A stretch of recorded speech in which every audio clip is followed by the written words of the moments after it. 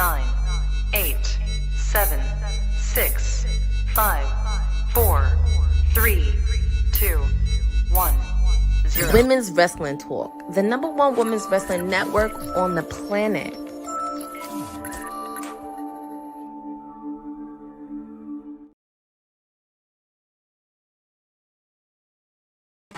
I was on mute for a minute, but this is your timeless elite, your PR princess with you on a Super Stack Sunday. And we have AEW Forbidden Door happening. And it looks like we're going to kick off a tag team action. We got the Young Bucks. Obviously, we have New Japan. And also, we got Mystico and Mascara Dorada at CMLL. And technically, you could call Mystico because he has 2-3 belts on him, because if you follow Ring of Honor, him and Mascara Dorada are the new Ring of Honor tag team champions, where they beat the Beast Mortos and Sammy Guevara. So Mystico has a lot of multiple belts, if you could tell. So this guy has just been so fun to watch. But this is from San Jose, California. We see the team from CMLL, and obviously, of course, on commentary, we have Nigel McGuinness, Excalibur, and Walker Stewart. You may have heard of Walker from commentary from New Japan. So, but we have a big match, and we're just kicking it off with tag teams. Good opportunity to showcase some of the tag teams, and it's no surprise the Young Bucks are in there, with the fact they do have good connections with New Japan. They wrestled in New Japan. You know the whole history of Bullet Club. Google it, search it, you guys can figure it out. And also with the fact too, I'm not the only person that's doing a live stream tonight. My other cohorts, Christina, Boss Lady TK, and Kyle, are also doing a live stream of NXT's Great American Bash. So there is a lot of wrestling happening. And you probably seen me earlier when I did the watch on for TNA. Solid show for Slammiversary. Solid show. And also last night we had Night of Champions.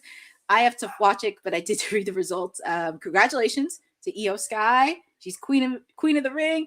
Obafemi, king of the ring. And we do have a new champion, which I'm pretty sure we'll get into during the week, during WWT and everything else. But get your butts in action, because we are opening the Forbidden Door tonight. We do have plenty of matches. We're also going to conclude with the Owen Hart Cup men and women's tournament happening tonight. Who's going to get an opportunity for Wembley Stadium against the respective champions. We're also going to have the tag team titles on the line. We're also going to have the AEW Women's Championship on the line for the first time ever on AEW programming. Starlight Kid from Stardom will be facing off against her familiar foe, Tekla. So it's this. That's it, everything.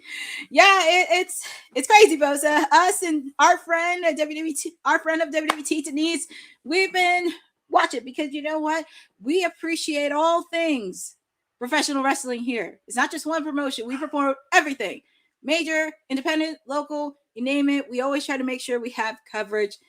I know I can't be everywhere all at once, because even though I do AEW, I like to browse around. And it was fun covering TNA today. I will say Slammiversary was a very solid show.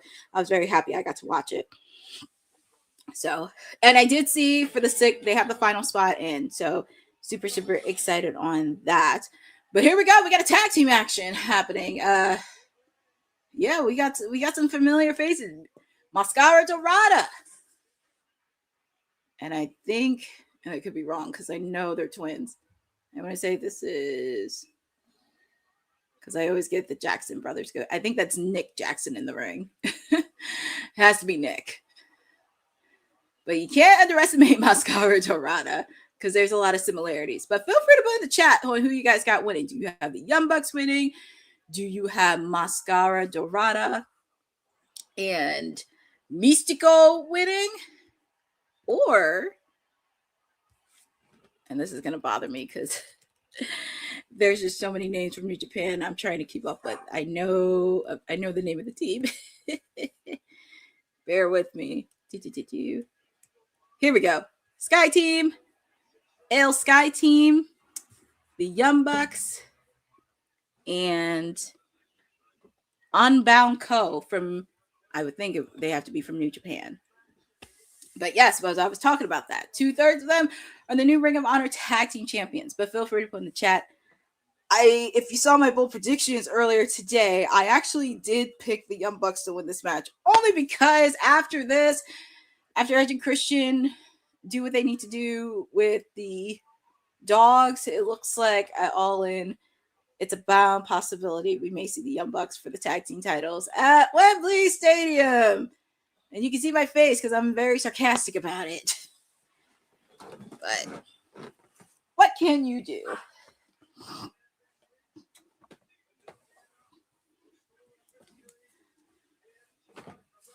But you're hanging out with me for the next couple of hours. You're hanging out with me and Sky Team.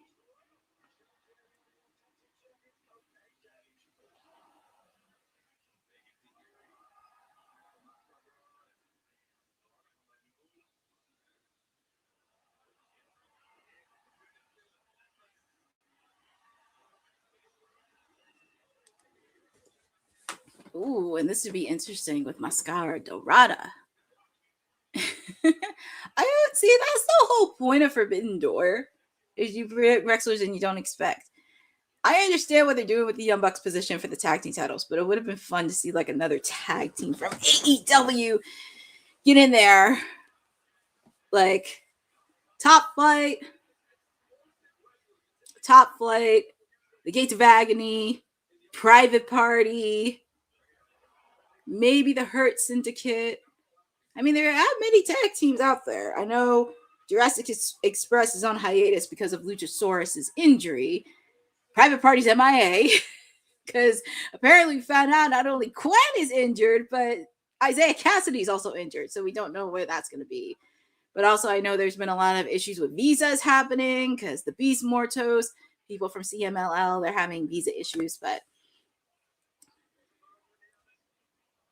also, it would have been nice to see somebody from Ring of Honor be a part of this because I know Ring of Honor's tag team division is pretty solid.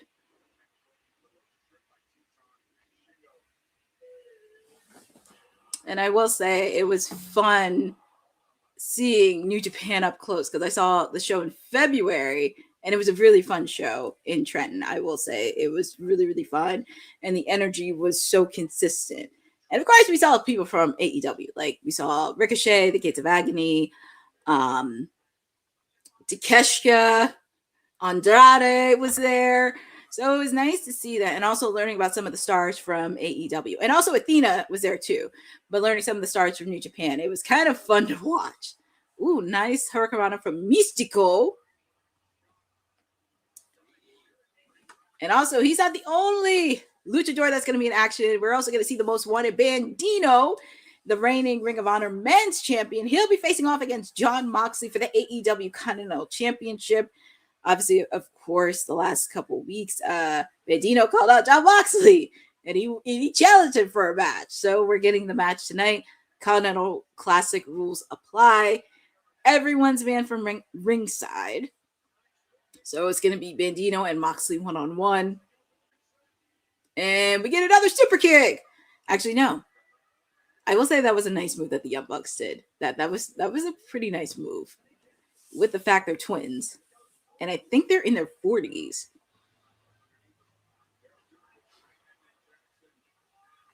But I do like it's a good opportunity to showcase all the other tag teams for the promotions. But like I said, if you're not familiar with the Young Bucks, they have wrestled in New Japan. They were in the Bullet Club. They also wrestled in TNA. Almost every promotion except the obvious, of course, because they actually turned down a deal. They turned down a deal, but they wanted to open up their business. And here we are. Oh, that was a nice move by Mascara Dorada. And every single team is down.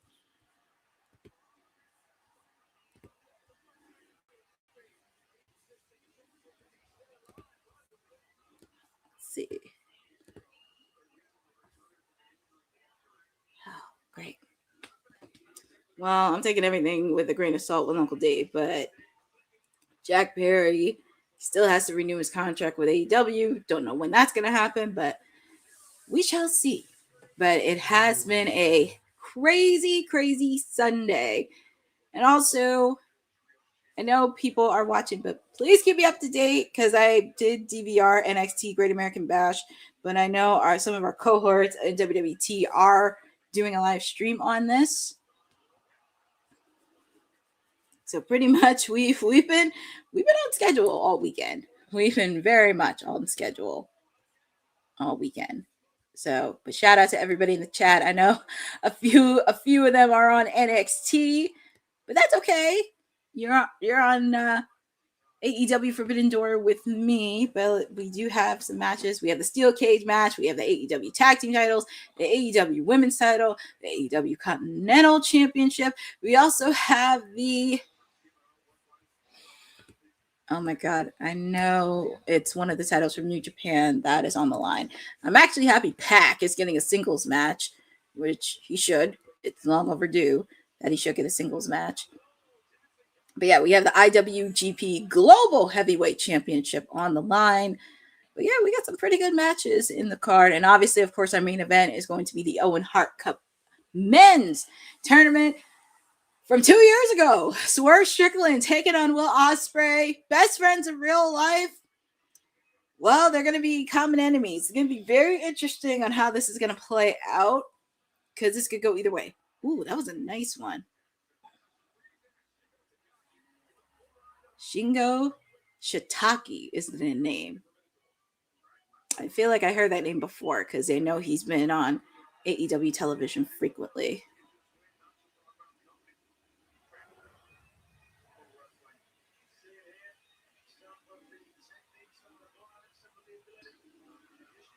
And also, I want to feel free to also put in the chat on what match you're looking forward to see at Forbidden Door, because there's a lot of good matches on it. But what match are you looking forward to see the most? And who do you think is going to win?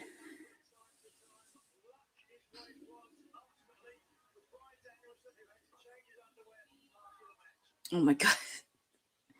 Nigel can't even get through one night without taking a shot at Bryan Danielson. He just can't. Oh, Nigel, what am I going to do with you? So Unbound Company is the last team.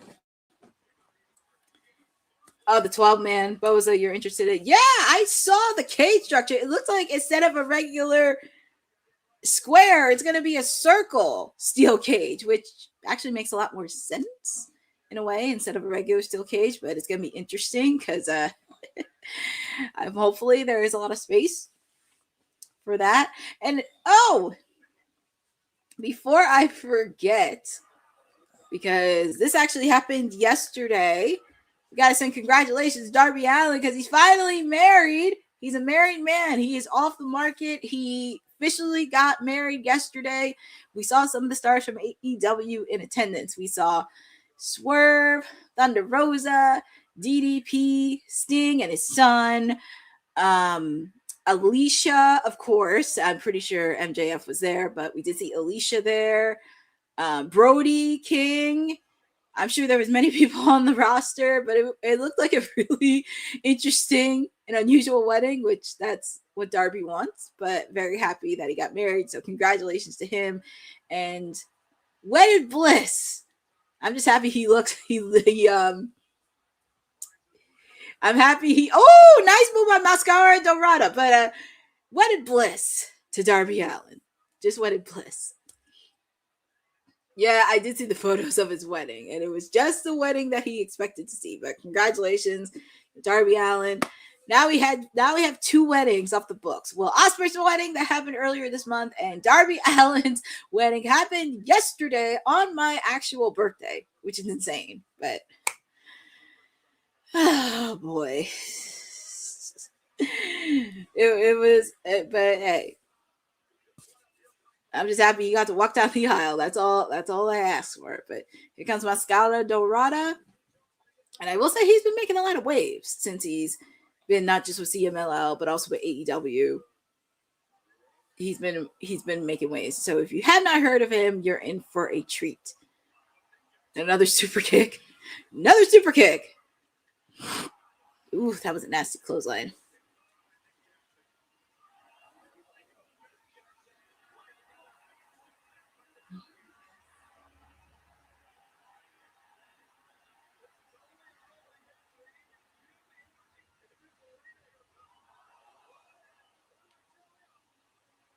Oh my god, multiple super kicks.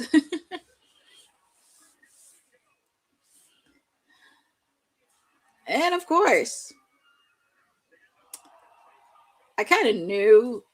It doesn't surprise me that they kicked off with this match because I guess they want to keep the energy up and the tag teams up.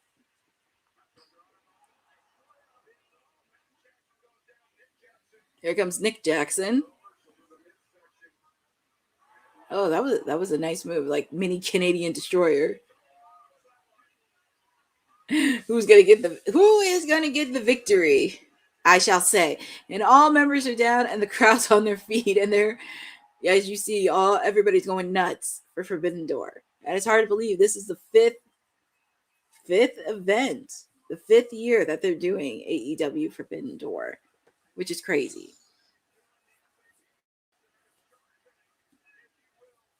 Fifth year.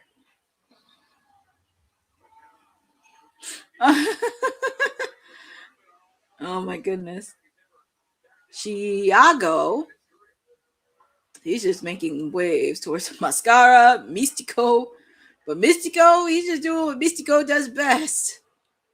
And I think he has like 2 or 3 belts, which, I mean, I'm not mad at Mystico for that. Spanish Fly.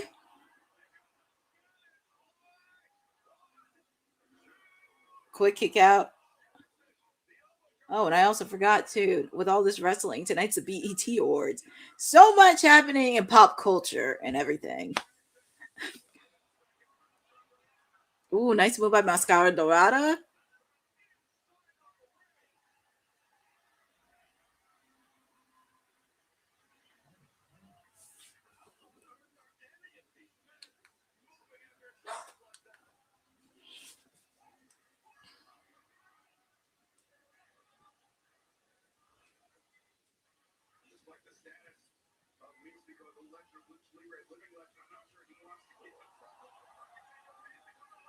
Oh my god, Mystico's putting the submission on.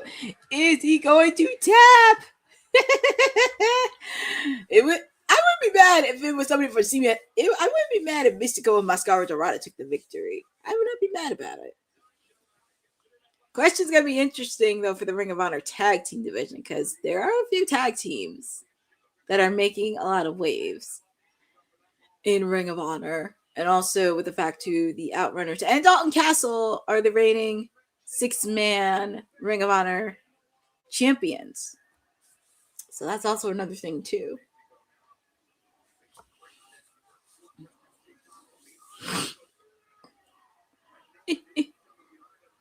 I will say, if you have not witnessed Unbound Company or Mascara Dorada and Mystico as a tag team, you're in for a treat. What are they doing right here? Oh, that was a nasty clothesline they gave to Mystico.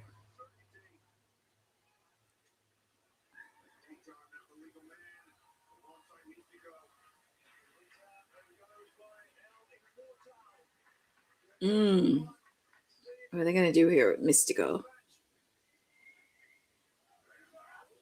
Nice DDT.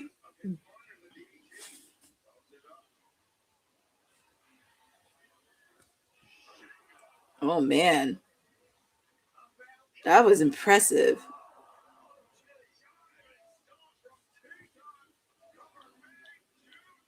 Nope. That had to be, because I can't even tell them. I know they're twins. I think that was Matt Jackson.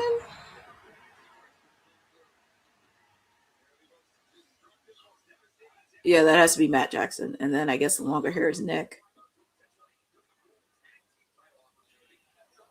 Yeah, it's gonna be interesting. That's the reason why I picked the Young Bucks, because of course they gotta be on the card for Wembley. Just how they're gonna do it. That's gonna be interesting. And also we know FTR is taking a break for now.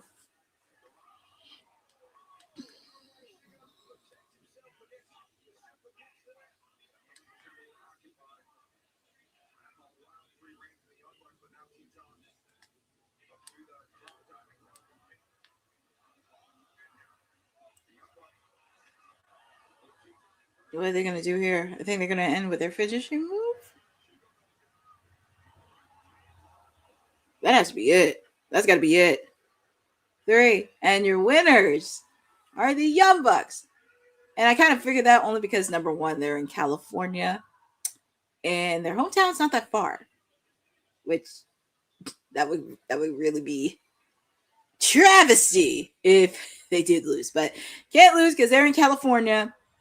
But your winners are the Young Bucks. And they're trying to make to their journey. They're trying to make it into their journey on being tag team champions. And I'm surprised. I thought at least they would be 3-time tag team champions, but they're 2-time AEW tag team champions. I'm surprised. I thought they'd at least be 3. But your winners. Sorry, it's kind of funny because we have 2 live streams happening right now. I'm handling AEW, and then my other cohorts are handling NXT. So I'm watching their live stream on my phone. But yeah, congratulations to the Young Bucks. They're just going on, whatever journey they have to Wembley. So congratulations to them. Very curious on what the second match is going to be. But as I mentioned, we'll see more Mystico and Mascara Dorada because they are the reigning Ring of Honor tag team champions. And we're just getting started because this is the first match. And we have plenty of matches to go. And it just keeps getting hotter and hotter by the minute because we're going to have Kenny Omega taking on Zack Sabre Jr. right now. Oh, man. You go from tag team action to like a somewhat wrestling fantasy dream match. Well, get ready, folks, because get your popcorn ready, get everything else, because this is going to be fun.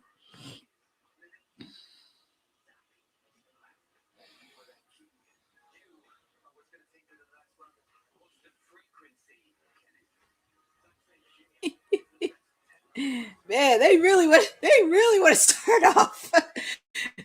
They really want to start off high. I mean, hey, I thought at least either the tag team titles were going to be first, and I know we have a triple co-main event. Obviously, of course, we have the Owen Hart Cup men and women's tournament, and along with the steel cage match. But we are going to close the show. Well, both obviously, I think almost everybody wants to start off high. I mean, honestly, if you watch TNA, they've had 4 title changes. They've had 4. So we have a new tag team champions with the Hardys. We have the new TNA Knockouts tag teams with Rosemary and Allie. We also have a new TNA Knockouts Women's World Champion, Isaiah Brookside. And we have a new TNA World Heavyweight Champion in Nick Nemeth. So, TNA had to start off hot after everything they've been through. So, whoo! And that too, they didn't announce the women's television title. So I think TNA wants to do good. I mean, what happened yesterday in Night of Champions, I guess they want to continue that hot streak. But it's going to be very interesting on AEW Forbidden Door. But here comes Zack Sabre Jr. We also have the announcer. We also have the announcer from New Japan, which is really awesome because they only come out, obviously, when Forbidden Door season hits. But Zack Sabre Jr., we should call him Mr. Forbidden Door because he almost competed in every single Forbidden Door. He faced off against my guy, Orange Cassidy, twice. He also faced off against Nigel McGuinness last year. So he should be Mr. Forbidden Door as of right now. He's Mr. Forbidden Door. But here comes Kenny Omega.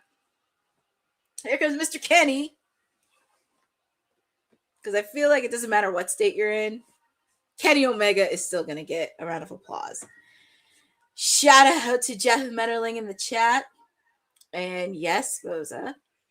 Apollo Crews, but he now goes by his new name. He made his debut on TNA as one of 2 challengers for the TNA International Championship against Mustafa Ali, which is a banger of a match. But here comes Kenny Omega, but feel free to put in the channel who you guys got winning. Do you have Zack Sabre Jr. or do you have Kenny Omega? I did bold predictions today. And I actually did pick Zack Sabre Jr. to get a win because it would be nice for Zack to get a win. Because I know last year he got a win over Nigel McGuinness. I know he faced off against Orange Cassidy twice because I think he beat him in one of the matches. And I think Orange beat him. Ooh, I do like Kenny's pants. They have a nice purple color. I do like his pants.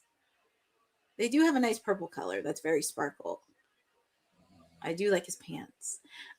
So Jeff Metterling, we just started AEW Forbidden Door. We actually started off with the triple threat tag team match.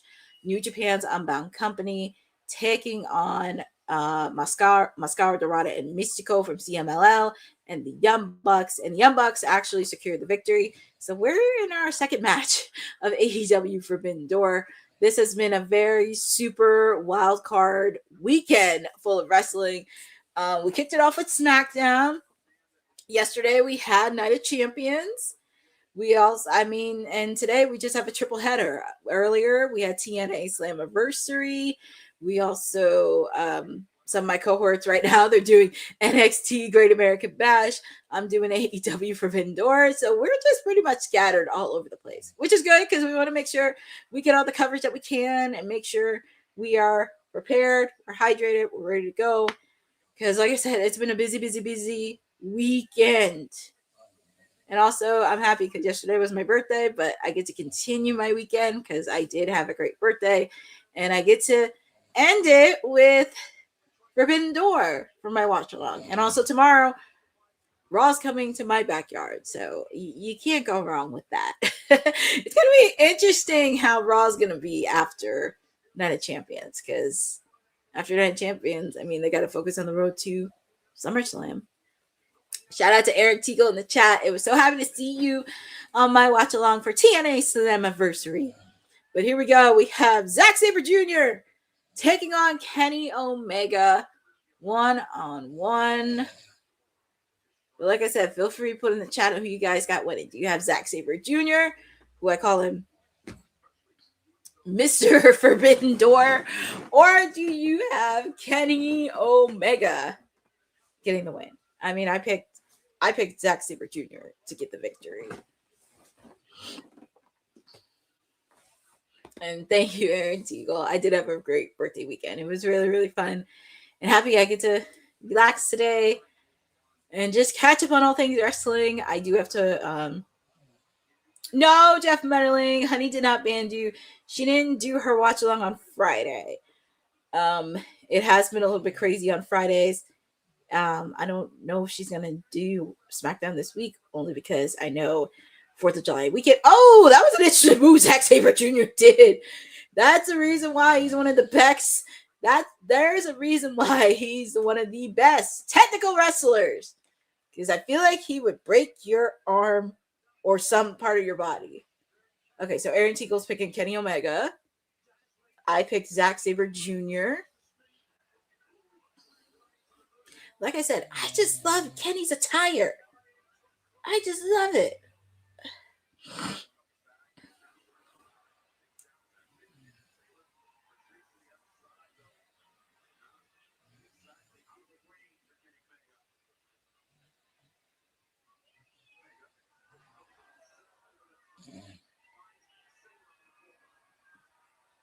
Okay, I'm going. Jeff Verley. Oh, you're going with Zack Sabre Jr. Okay, so we got one person going for Kenny. It's kind of crazy how things happen and we're in.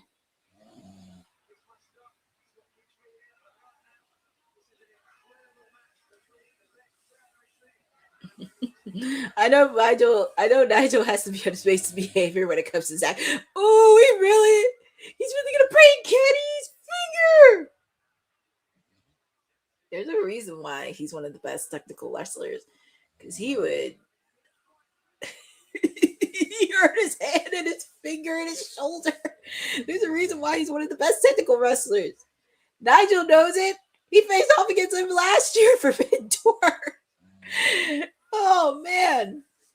And it was down to the wire between those two.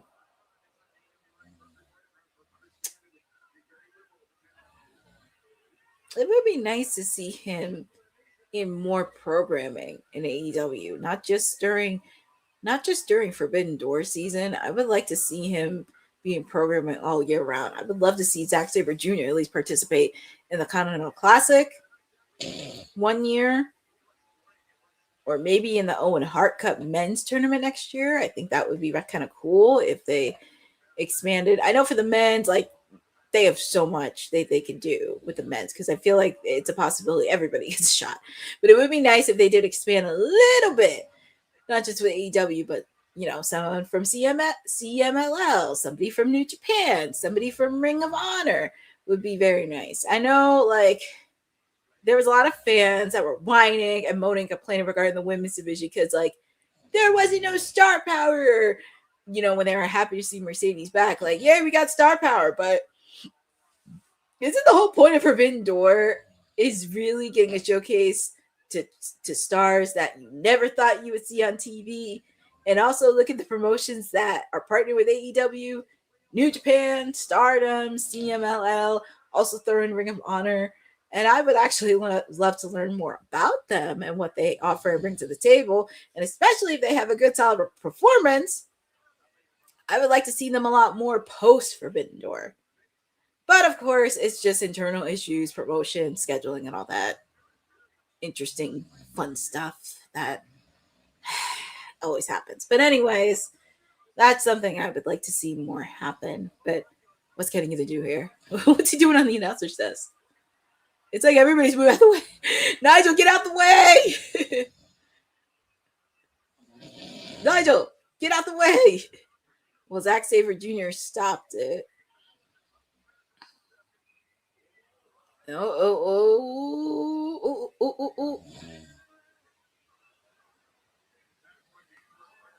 Oh. What are they doing here?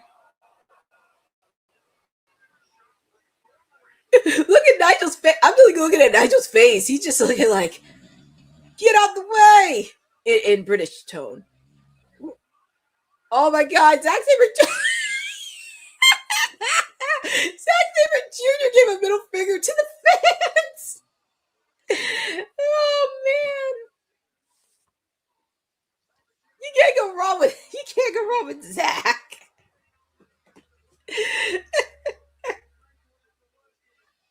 Oh my God.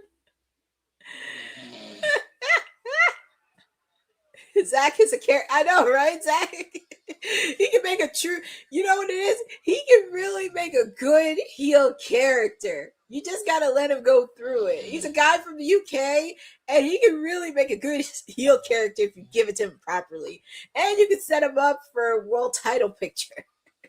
I feel like that needs to be addressed. I mean, a guy that's from the UK, that's one of the best technical wrestlers, and you can give him, like, a character.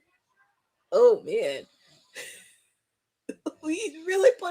Zack is really putting a stomp on Kenny, and he's doing it without a sweat. It's Tony Schiavone. Well, Jeff Metterling, Tony Schiavone is working. I'm pretty sure we'll see Tony Schiavone later on in the show, probably when he does commentary for any of the co-main events later on. So hopefully we get to see Tony Schiavone, but he may do some backstage interview work, which, he deserves some time and break. He can venture out to other things. But also, in related news, because I saw this, Jim Ross is actually out of the hospital. He's doing a lot more better. Mick Foley did a post about it, and I think another person from AEW posted. But JR was in the hospital, but he's doing a lot more better.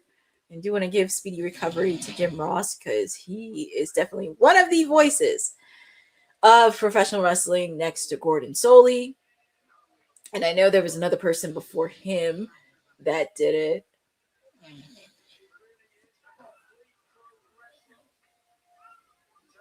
it. Your family won their match tonight. Well, we shall see. Yeah, Zack Sabre Jr.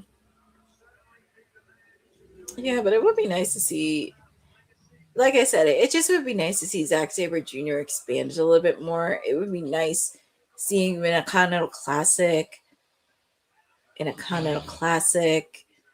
or even in an Owen Hart Cup men's tournament. It just would be nice to see him expand a little further outside of Forbidden Door. I know his title is Mr. Forbidden Door, but it would be nice to expand on it. Ooh, and a kick to Kenny. You get a kick. You get a kick. I do like Kenny's pants. I am not going to lie. I do love Kenny Omega's pants. They're purple. And they're nice and shiny, too. Yes, I would say purple is one of his colors. Yeah, exactly. Definitely. So, like, Tony Schiavone's there, but of course, he's probably doing backstage interviews and probably going to be doing commentary for the main event shows later in the show.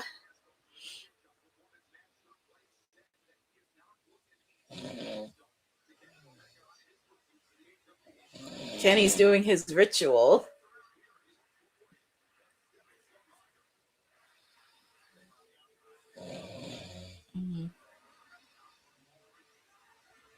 Here comes Kenny Omega. What's he going to do here? Man, he's leaping. And he actually, you know what's crazy? They're in California, in San Jose. It is 5 o'clock over there.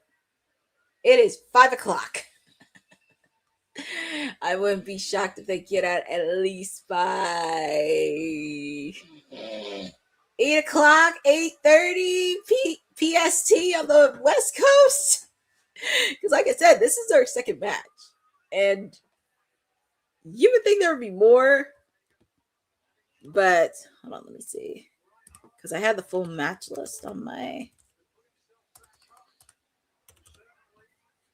I had the full match card on my computer. Because pretty much we only have... Hold on, let me see. Let me see. And now I have it up here. Yeah, because when you really think about it, we only have 1, 2, 3, 4. We pretty much only have 7 matches left. When you really think about it, we only have 7. I know, they're 2 hours. But yeah, when you really think about it, we only have 7 matches left. Which actually is not that bad. And we're not even at 9 o'clock match. Only a 9-match card by Andrew. That is low. It's kind of low in a way, but I'm trying to be optimistic, Boza, because there's only 7. There's only 7 matches left on the card. But if we get out of here at least, I'm not complaining either, but I'm just saying, if they get out at least by 8 o'clock, 8:30 on the West Coast time, I'm just saying. And they're going to be in California the rest of the week anyway, because I know they're going to be there for Dynamite in California, probably Collision. So, I mean, they get to spend a week in California. But let's go here between... All right, I'm focused on this match. I'm focused on this match because I feel like these guys have been going head to head. And Zack Sabre Jr. looks like he'll break somebody's finger or elbow or shoulder. That's why he's one of the best technical wrestlers right now in the game. And this match is pretty much even. But someone's got to win. Someone has to win. And also with the fact, too, they added another pay-per-view for next month. That's going to be in Montreal, Canada. So you know Kenny is going to be... Oh, man, Zack Sabre Jr. gave a rough hit to Kenny. He gave a rough hit. Kenny doing what he does best. Both men are down. And even the crowd's on their feet. I can't even tell you what's going to be match of the night. It's very hard to tell which one is going to be match of the night because there's so many options.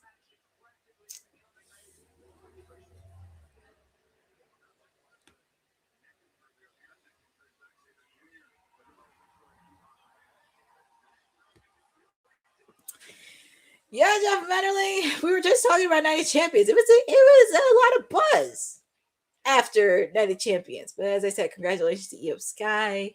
Congratulations to Oba Femi for winning King and Queen of the Ring. But Sami Zayn Sami Zayn is your new WWE Undisputed Champion. And it's about time. And also with the fact, too, if you watch the pre-show from NXT's Great American Bash, Kevin Owens was there. Kevin Owens looked great. He also had a heartfelt message to his best friend, but we don't know when Kevin's going to come back. But it's going to be very interesting if he does show up during Sammy's title run. Because that would be very interesting to watch. Kenny slapping Zack Sabre Jr. on the back of his head. Man, kick to the ribs. Kick to the ribs. Woo. Quick kick out by Zack Sabre Jr. Kenny just kept kicking Zack Sabre Jr. into the ribs. But someone's got to win. I don't think there is a time limit on this match, but something has to give.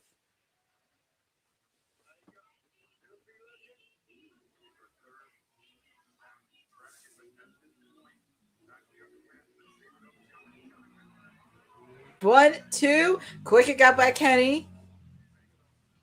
What's Kenny looked like he was putting a sleep on Zach, but oh, he's trying to put another submission on to Zach.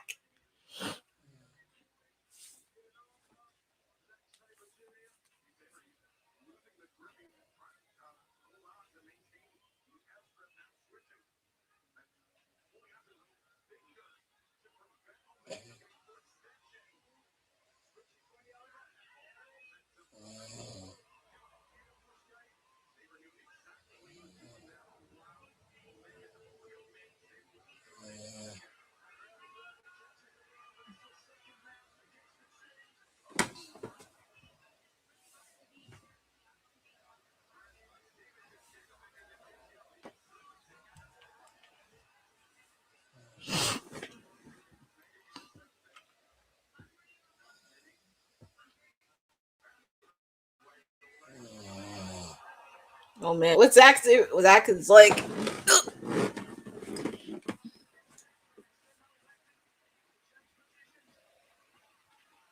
What's Zach gonna do here?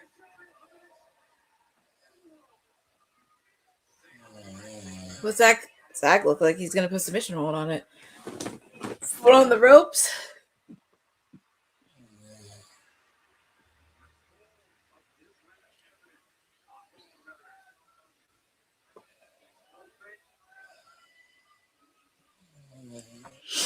Okay. Well, I don't know. Jeff Wonderling if Taz is doing the show. Because I only see Excalibur, Nigel McGuinness, and Tony Schiavone. So I don't know what's going on with Taz. I know he was on Dynamite. I think it was like either last week or the week before that.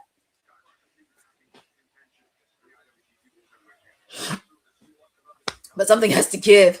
Someone's got to win. But Zack Sabre Jr., it looks like he's because Kenny is holding a part of his elbow and his arm like this. And I know that has to hurt. Oh man, but someone's got to win. I hope they at least get a victory before 9 o'clock because I have no problem with them giving match quality, but we got 7 more matches to go. And I want to make sure each get a fair share, especially the ladies one. It's no big deal if this match. It's no big deal. This match is a fun. Well, it's not a big deal, but hopefully we can get something before 9 o'clock. Because we got 7 matches. We just have to keep up with pacing. And actually, this is the first time they're ever meeting one-on-one. So this is actually going to be special. Man, that was a nasty kick Kenny did to Zack Sabre Jr. I hope his neck isn't in serious pain. But Kenny wants to end this thing, but Zack Sabre Jr. blocked it.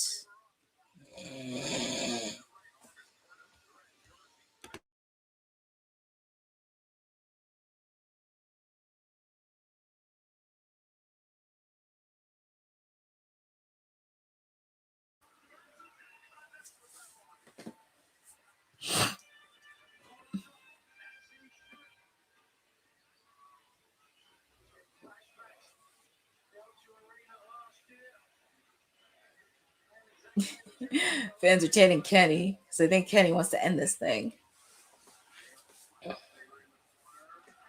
Oh, that was a kick. That was the trigger right there.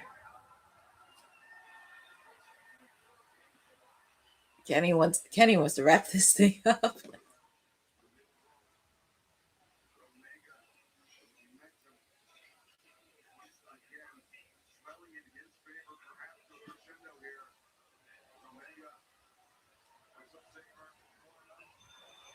What's Kenny gonna do here? He's on the top rope. What is he gonna do?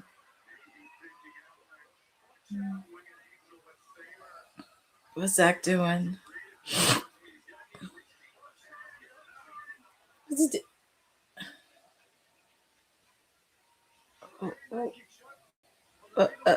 Is he trying to? Zach Saber? What's Kenny doing? Oh man! Wow. This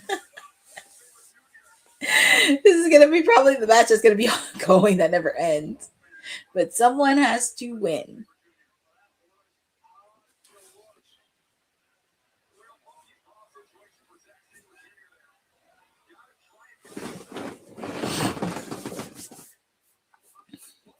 Boy, I will say this is a good match so far. I'm not gonna say it's match of the night yet, because we got some other matches in store later on in the show that I think is gonna steal the show. I do think Mox and Bantino are gonna have a bank of a match.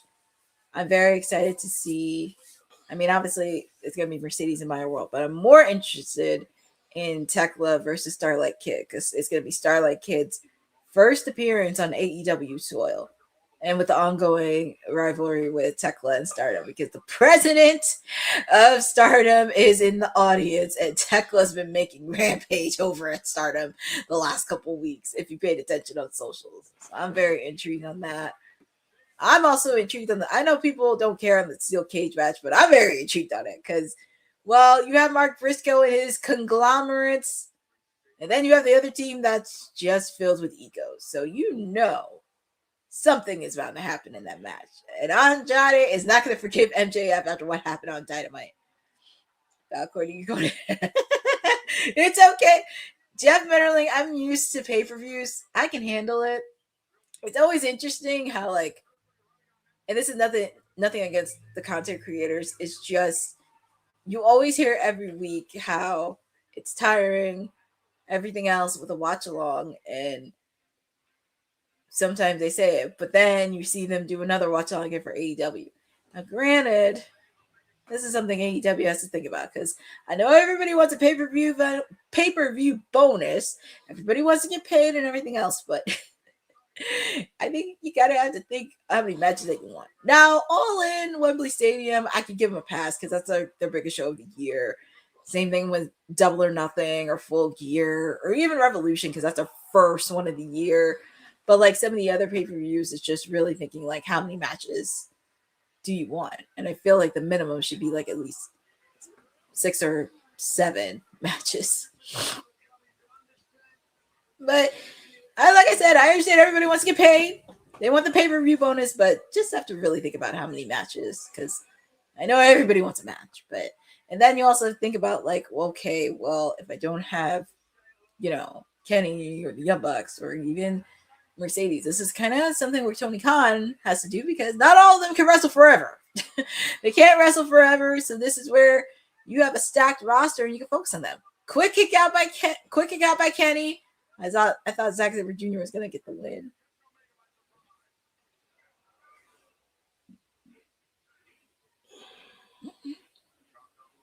Oh man, both men are down.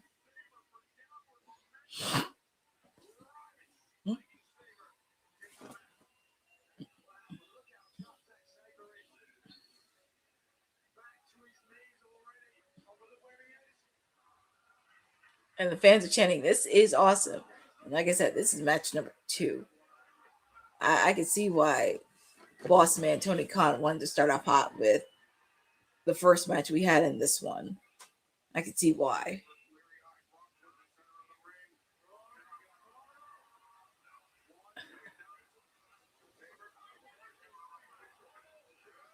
Oh, I really thought Zack Sabre Jr. got the victory. He was that close to getting 3. Well, he does have pinfall victories over.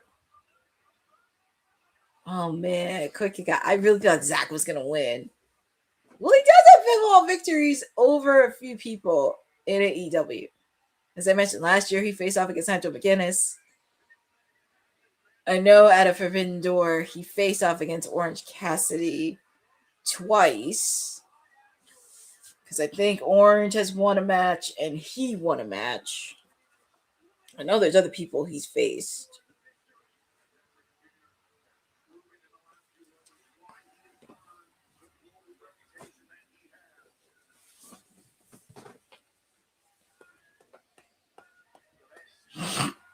Oh no, Zach, not the fingers. Not the fingers. You're gonna make Kenny get arthritis.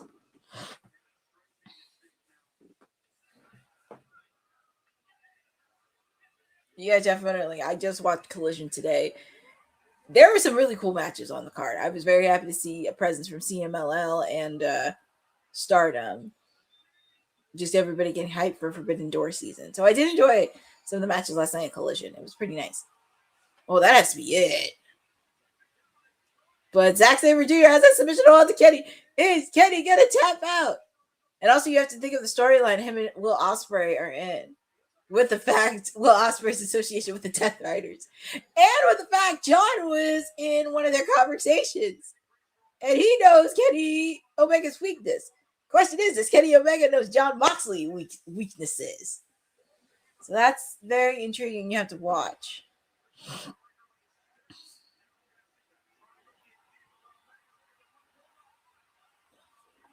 Oh man, Kenny. I will say, after having stomach issues in his lower abdomen, Kenny looks like he hasn't missed a beat, which is very impressive because I know we did talk about this a lot last year. It's very impressive to watch this man.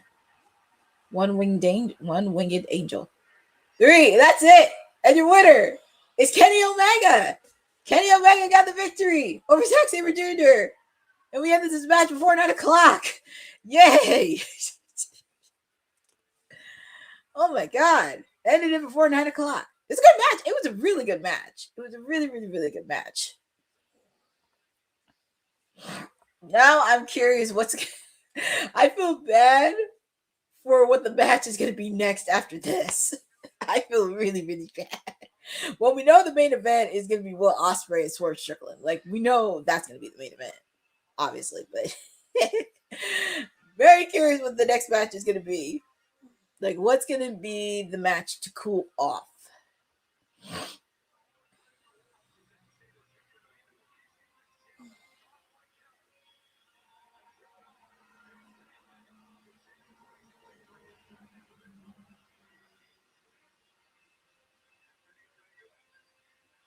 So congratulations to Kenny.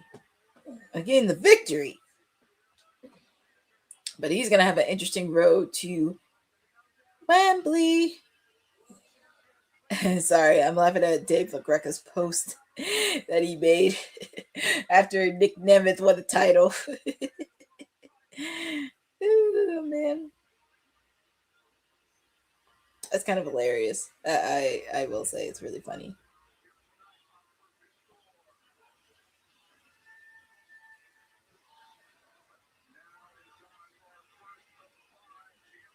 All right. Oh, Lordy. It just keeps getting hotter and hotter. Now, we were just talking about it. John Moxley and Bandito for the AEW Continental Championship match.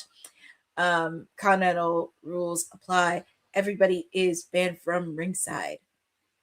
What a shocker. Yeah. And that's good. Kenny Omega gave respect where it's due with Zack Sabre Jr. And that's really awesome.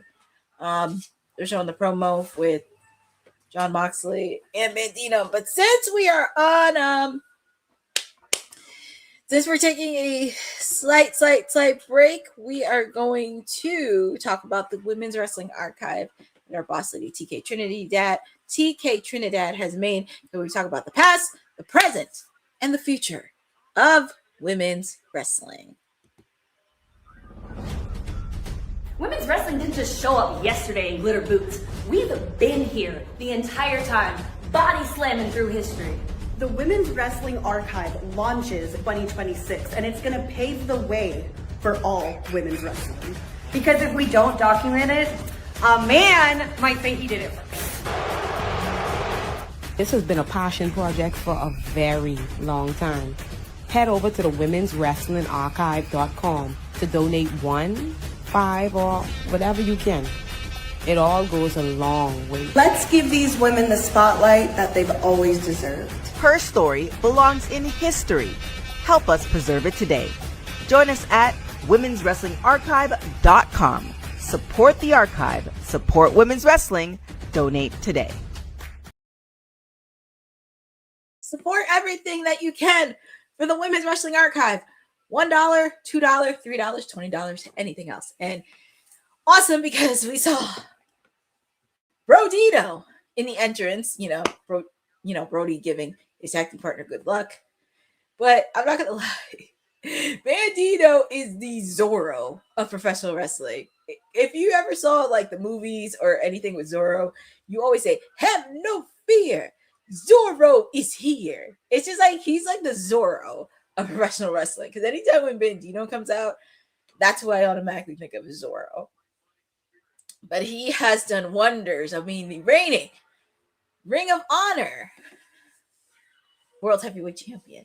Now the question is, because we do have some titles on the line, could we see one title change?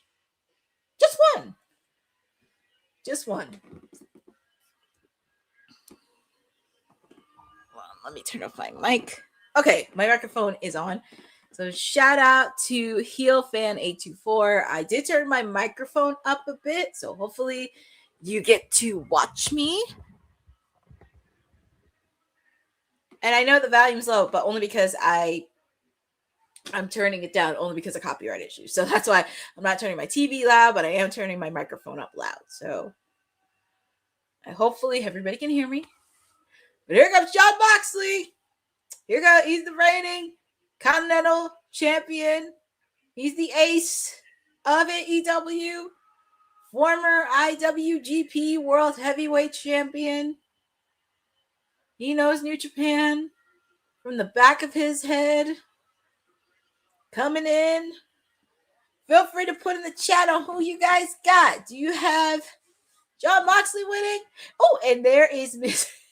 It's funny how with Renee. Well, Heel Fan 824, I don't know if you can hear me, but try. I don't know if something's up with your volume, but just make sure of it. But people in the chat, can you put in that you could, but people in the chat, please make sure to see if my volume's up and you can hear me.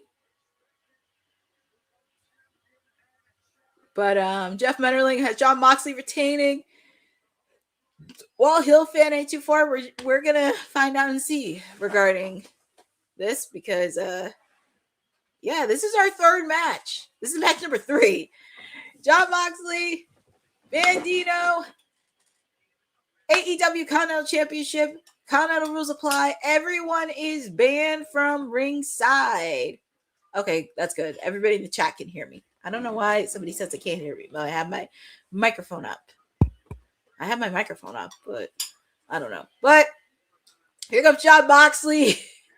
Of course, he's going to talk trash to the crowd. Talk trash. That's what he does best. Oh, all good. Heel Fan 824. All good. I mean, we always want to make sure it's all good.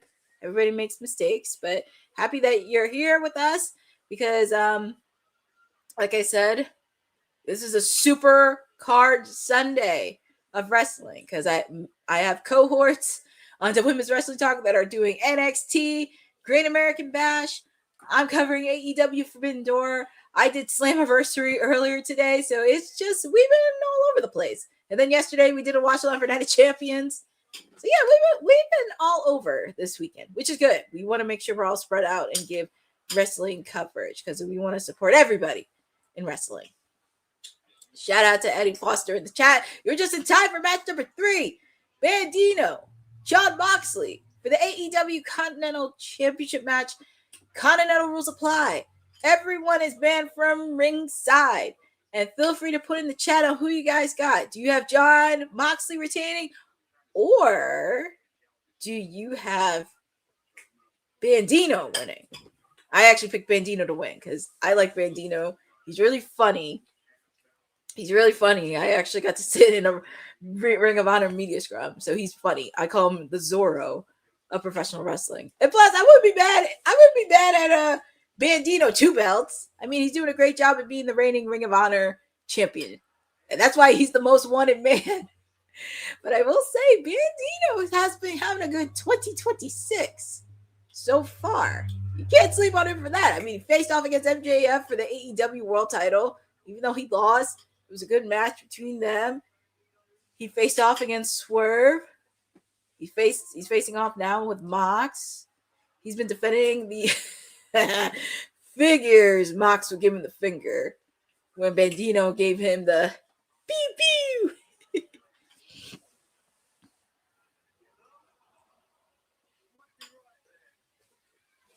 I'm looking at the tweets. Kenny Omega and Zack Juber, an instant 5-star classic. That was a good match between them. Fantastic match on the road to redemption, baby. Which that's the next pay-per-view after this. Redemption. That's the next pay-per-view after this.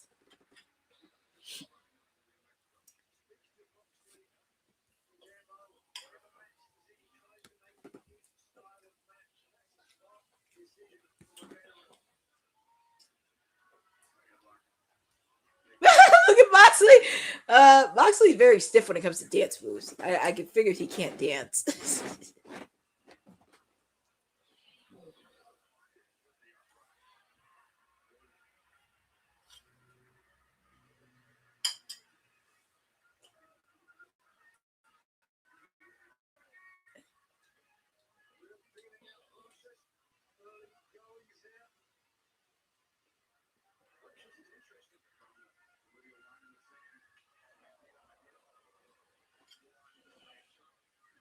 Bandito.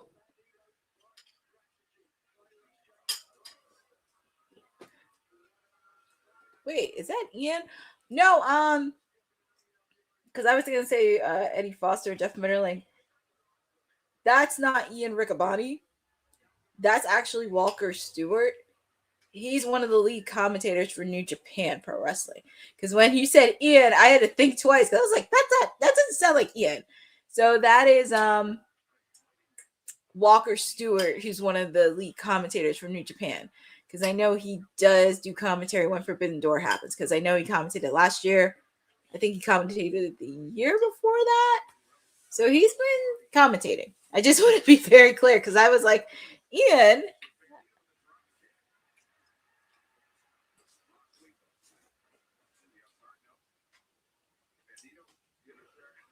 Oh man, Moxley. I wouldn't be shocked if this match ended in a draw, really. Oh, look at Moxley going off the top rope. Well, John's used to it anyway, so he's used to it. So it's like, eh.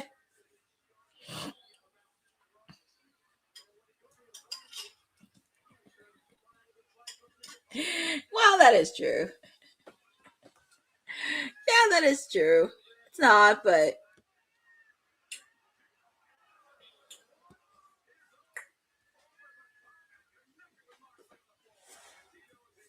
yeah, I know. Not really, but it's one of those things, Jeff Metterling. But it's not one of those things. But that might be.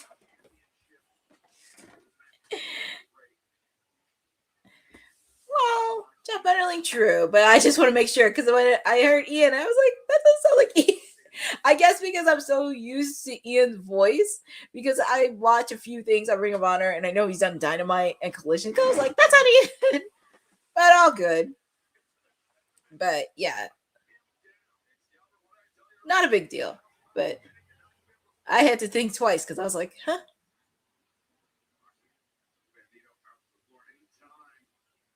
And they're showing the replay of what happened with Bandito. So John did a drop kick, and Bandito sort of landed on his head. So hopefully it's not too serious. But John's getting ready to do what he does best. And I would not be shocked if this ended in a draw. But I did pick Bandito to win. But it would be kind of cool to see Bandito 2 belts. Because I will say, since Mox's been holding the title, it has started to have a little bit of a relevancy.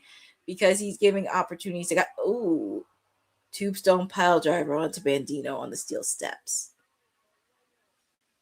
Yeah.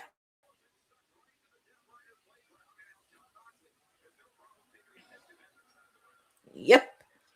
Typical Death Riders playbook.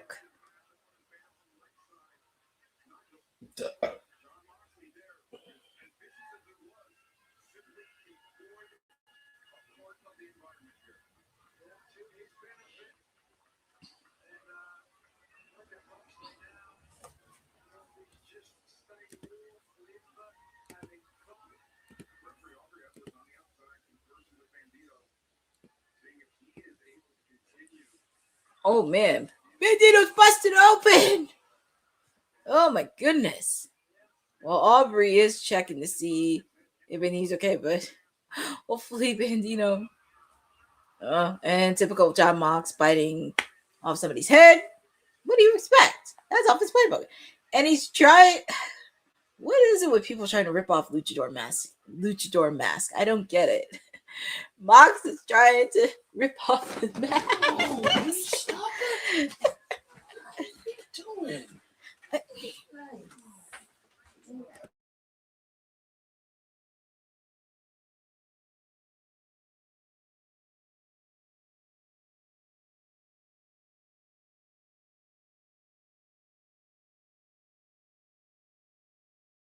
John Moxley's really ripping off his mask. This is the second time somebody tried to rip off Bandito's mask. The first time somebody did it was Takeshita. It was Takeshita. It was Jericho. What is up with ripping people's luchador? I mean, I know that's like a heel tactic, but I don't even know. It's just, and then Mox talking trash and everything else. Match for title. Well, it's not match for title, but it's just like, what is with everybody trying to rip off masks? I don't get it. Yeah. Bandito. And like I said, hard to believe we're at match number 3, and we only have, let me count, 1, 2, 3, 4, 5. We have 6 matches left. We have 6. I mean, I'm not counting or anything, but I'm just looking like, we have 6? Which is kind of crazy to see. But I would not be shocked after this match, it would be Pac, because they can segue like with the Death Riders. So at least they could do, after this match, they could do Pac's match. And I think that'll be it for the Death. Well, you would think it would be, but later on tonight, I'm pretty sure the Death Riders will be watching Will Ospreay's match very closely against her. No, Jeff Metterling, the match isn't over yet. The match is over yet. Continental Classic rules apply. Yeah, they do very transitionals very well. They have. I think the pace has been good. It's just hard to believe this is match number 3 and they only have 6 matches left.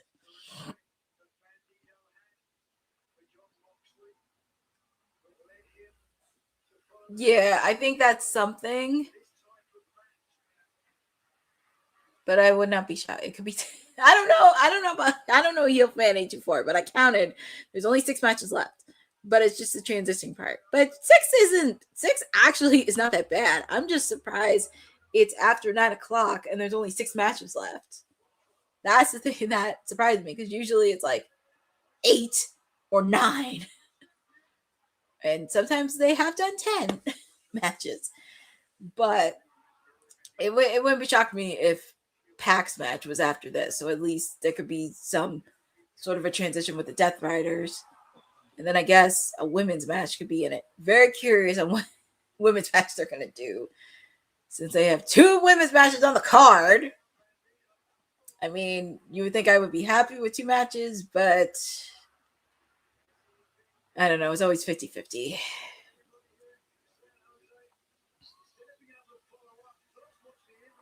Nice power bomb by Bandino onto John Moxley. I got to give credit to Bandito. He's hanging in there. He is hanging in there. He's hanging. Jeez. John Moxley just bite the head off Bandito. This is like the second time he's bit Bandito's head off.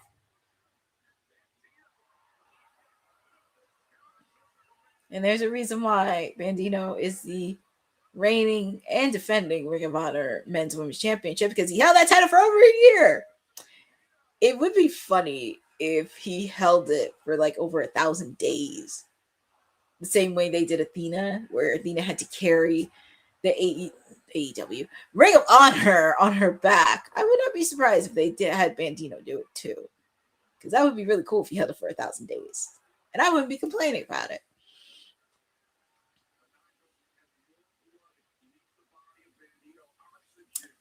Yeah, Bandito is busted open, but he's a trooper. He's hanging in there. You got to give Bandito his respect.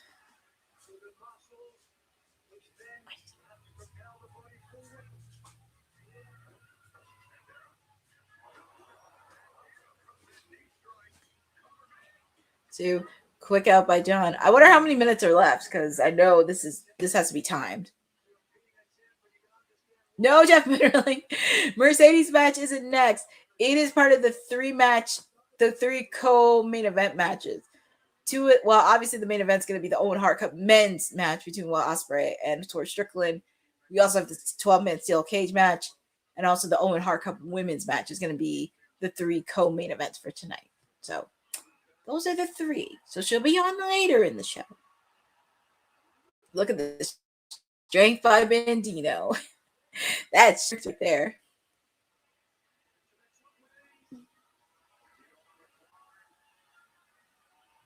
That's why he's the most wanted, because he does stuff like this. And I did see a sign that said Bandito's name. I love that he's getting so much reaction and signs, and he makes it likable. And also, Ring of Honor is not the only place he wrestles in. I know he does do matches in CMLL, which is really, really good. And I'm happy he's getting a lot of reps there. Poor John, his face is covered in blood, and he's not even bleeding. He's not even bleeding. That's all Bandito's blood.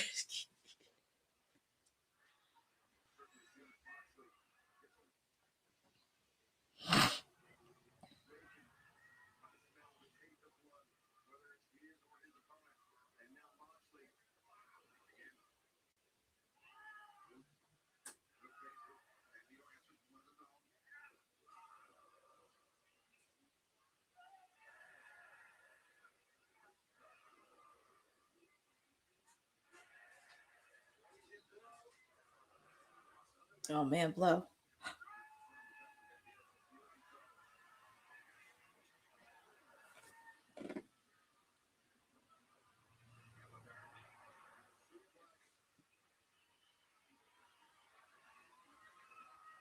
This is actually a good match.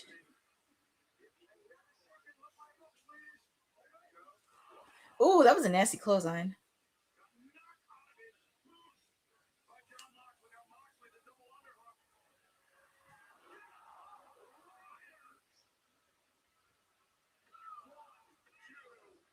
Ooh, kick out by Bandito.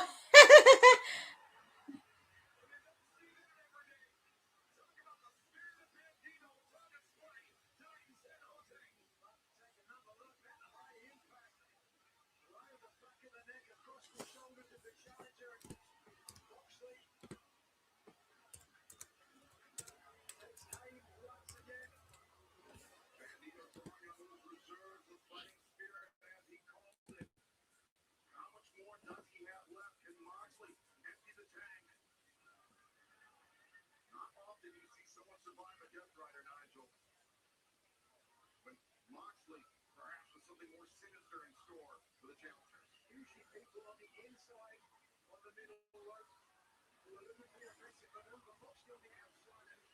Mox, what's Mox gonna do here?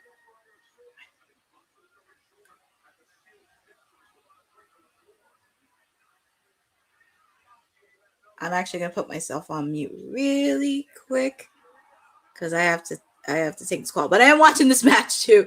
It looks like Bandino is biting off Mox's face. I'm gonna put myself on mute really quick because I have a phone call I have to take really, really quick. So I'm on the stream. I'm just putting myself on mute.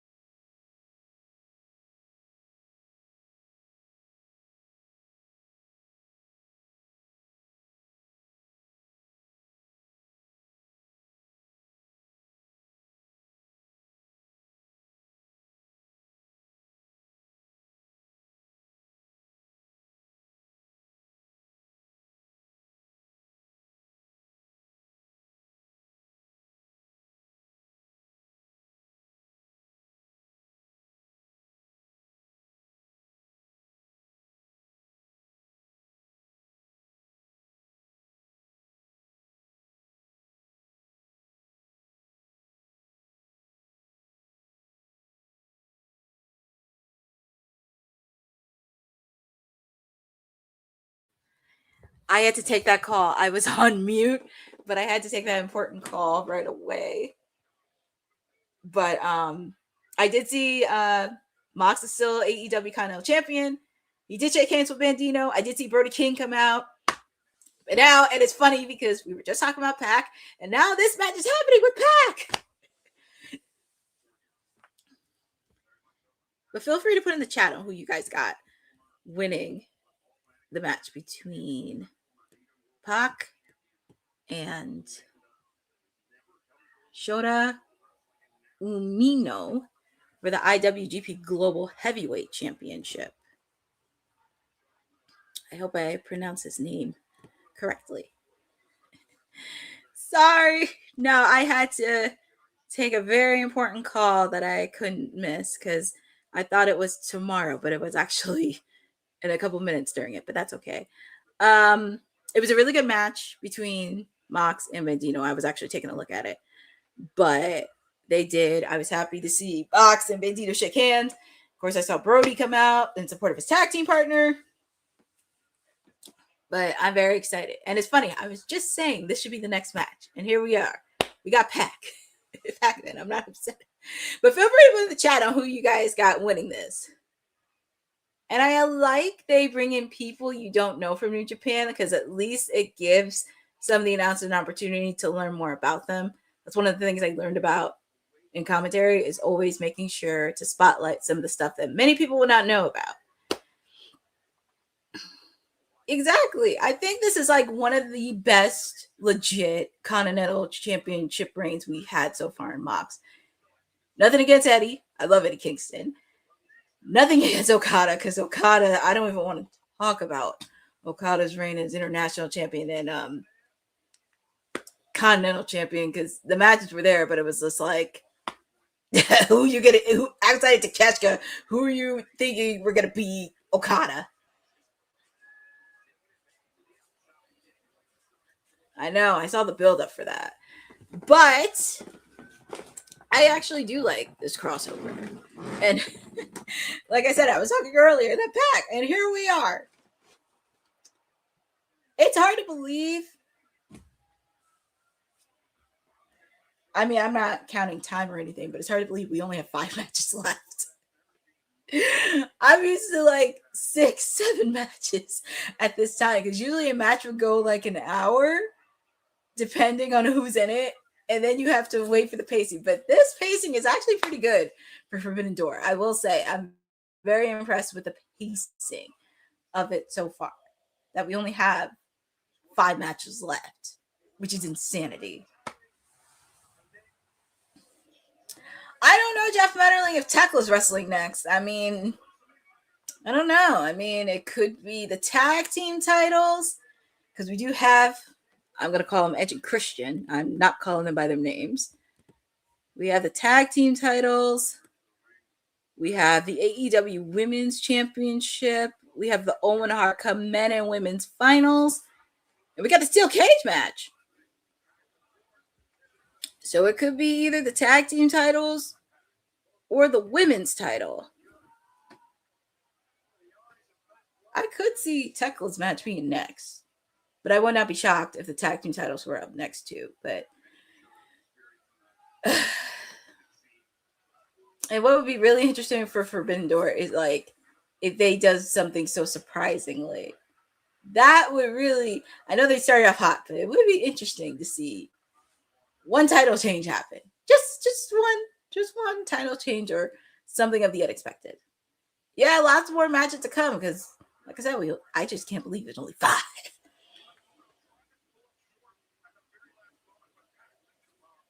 But I'm not going to get my hopes up really quick because I'm going to be quiet and I'm going to enjoy this watch along. And also with the fact, too, as I said, this is a Supercard Sunday.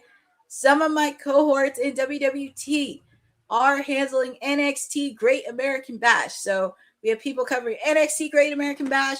I'm doing AEW Forbidden Door. I covered TNA Slammiversary earlier.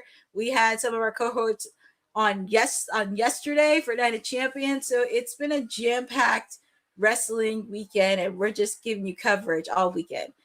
Us, our friend of the show, Denise, many other content creators, But we shall see on that.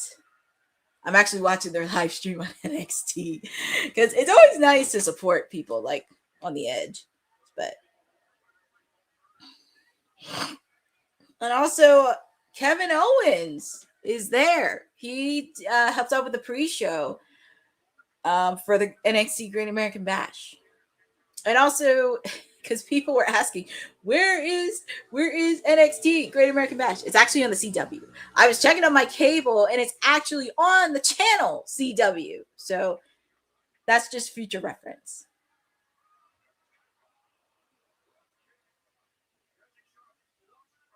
This is actually a good match between Pac. And I am going to get this guy's name right. Yeah, Shota is the name. Shota Umino. That's the name, Shota. Shota and Pac. I'm not going to lie. Since Pac made his return, he has been extra jacked than ever. And it looks like he hasn't missed a beat. And he's put on really good matches. I'm not going to lie.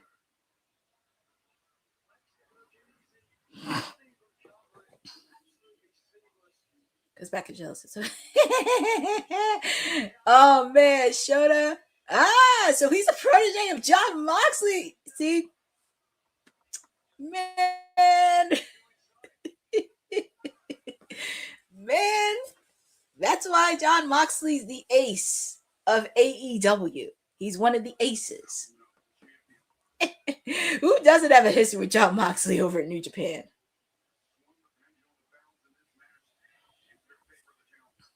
Pat Roninson. I know, right? He has so grown up. He's like, the minute I saw him return at All Out Toronto last year, he was just so jacked in a good way.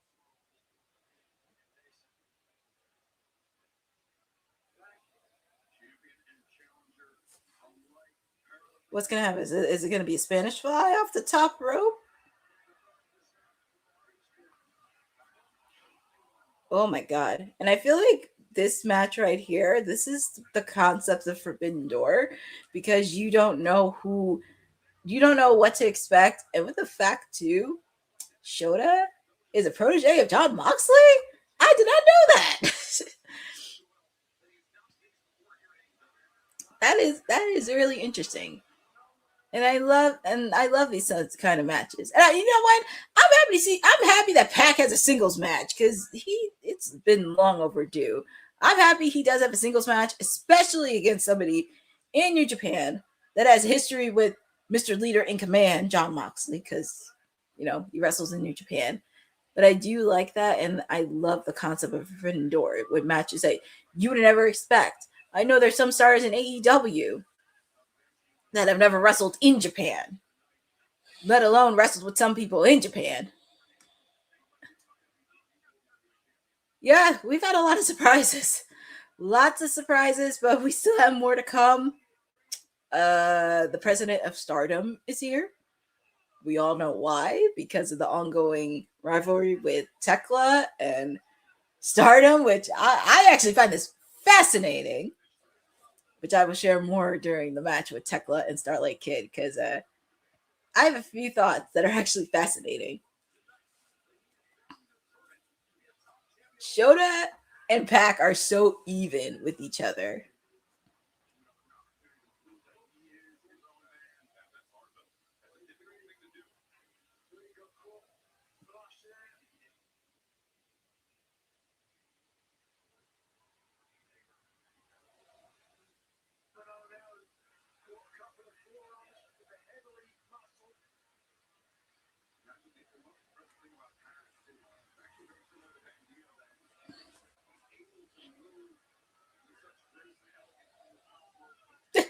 Pac doing Pac tactics onto Shota.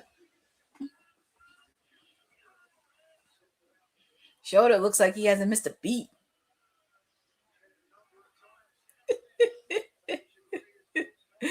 Shota looks like he hasn't missed a beat, and he's just like, he just has a cold stare.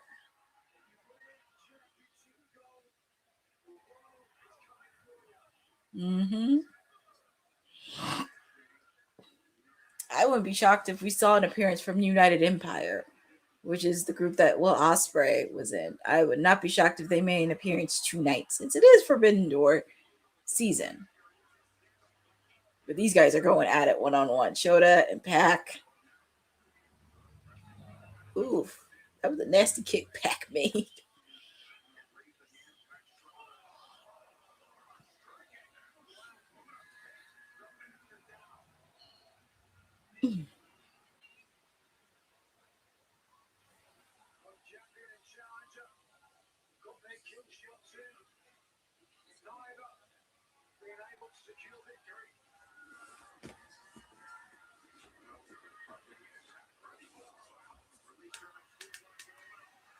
Shota is on fire. German suplex by Pac. Shota gets up again.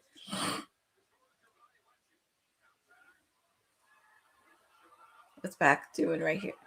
Oh man, he drilled Shota through a table. I will say this is really, this is match number 5. Do we have any match of the night candidates so far? Because I feel like almost every single match has been on fire. Any match of the night candidates outside of Kenny Omega versus Zack Sabre Jr.?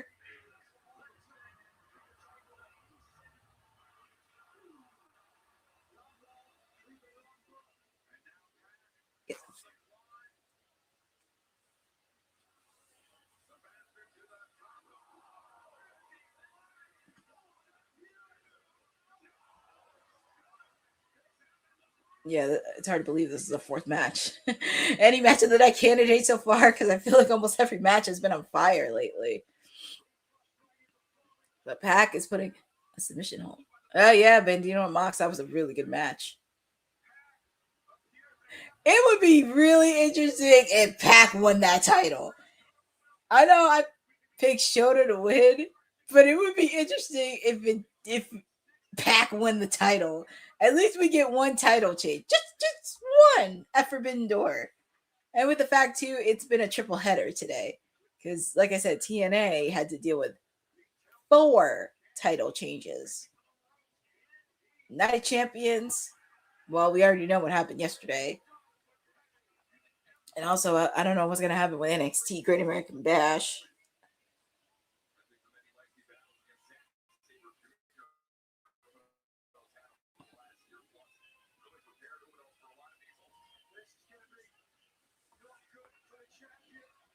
Like I said, I would be shocked if Pac won it because this would be very fascinating to watch. Oh, nice. Heel fan 824. I'm happy your food's back. You're just catching up with New Japan's. Ooh, that was a shot that Shota took on Pac. Headbutt. Because this is for the IWGP Global Heavyweight Championship. Shota from New Japan taking on Pac. Really? I don't think it's boring. I gotta take a look at the Great American Bash. I don't think it was boring. I'm not gonna say boring, but it would be kind of funny if Pac won the title. Just like one title change, because as I mentioned, Slammiversary had 4 title changes.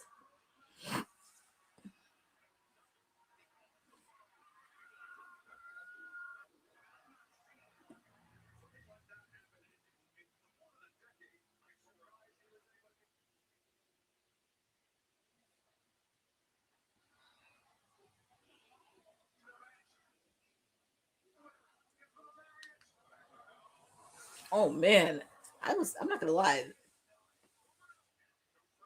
This is sleeper match of the night for me. I'm not gonna lie. This is probably. Ooh, that was a nasty close. I showed it. Did I Pac? This is probably my sleeper match. One of my sleeper matches of the night so far.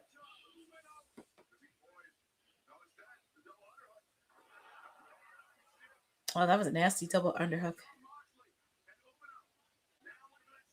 Well, heel fan 824, to be fair, I know with WWE everything else up happening, but they do have some Oh, 3. So your winner and still IWGP Global Heavyweight Champion, Shota. Okay, August 30th, it will be AAA. Oh, okay. It'll be...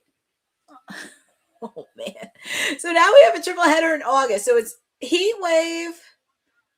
Let's see. We have Heat Wave. Hold on, let me see. AAA, Heat Wave, and All in Wembley Stadium on one day. Oh, boy. Triple header. Triple header.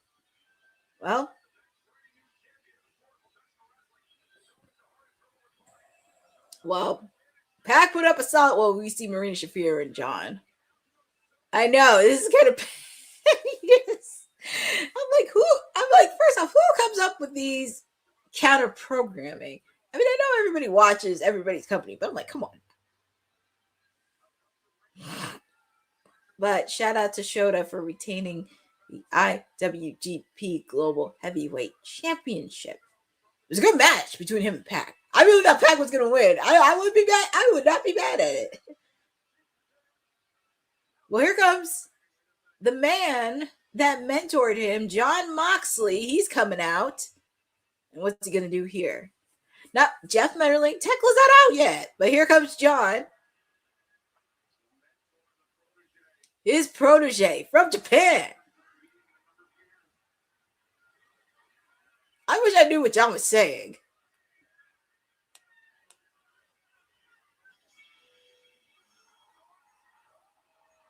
Who's that?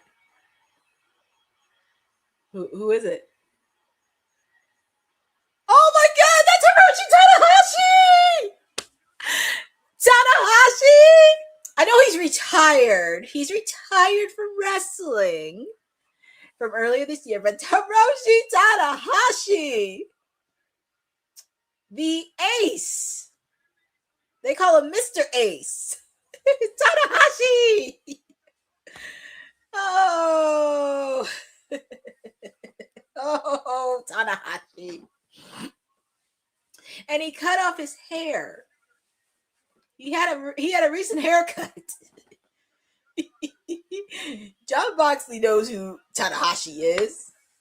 Well, we know earlier this year in January, he had his final match against Okada at Wrestle Kingdom. Yeah, technically. Where's Tanahashi? But always happy to see Tanahashi congratulate Shota for his title defense against Pac, being the IWGP Global Heavyweight Champion. Always nice to see the Ace. I know he is retired from the ring, but that doesn't stop him from making appearances. But this is a surprise seeing Tanahashi.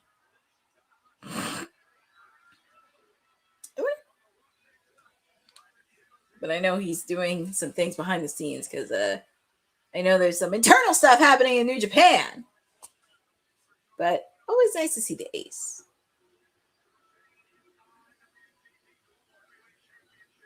But it was a good match between Shota and Pac. I think that's sleeper match of the night for me. One of my sleeper matches of the night. Very curious on what match is going to be next. What match is going to be next? Yes, tomorrow. Oh my God, it's going to be interesting tomorrow at Raw, especially after Night of Champions. Because as I said, we have a king and queen. Oh, and we were at Jeff Minnerly. We were just talking about Tekla too. It'll be the AEW Women's World Championship. Tekla taking on Starlight Kid. Her first time in AEW programming. And I'm not going to lie. I will say throughout the last couple years, this is like the most I've seen of presence of Stardom. And it actually makes sense. It makes sense. And I love that with Tekla Tekkla's first. I know, right? And with the fact that the president of Stardom is going to be at ringside in this match. But I love that this is Starlight Kid's first appearance on AEW programming, and also bringing the history. And I'm not gonna lie, I kind of want this feud to be ongoing because I want the presence of Stardom and the feud to continue post Forbidden Door. And I know with the winner of the Owen Hart Cup Women's Tournament, it's gonna be very interesting to see. But we see Tekla, and that's what you want. And some of your AEW stars, have them continue the storyline with Stardom. I mean, I'm not going to lie. She attacked the Stardom president during WrestleMania week. And then recently, not this past weekend, but last weekend. And it's like, oh my God.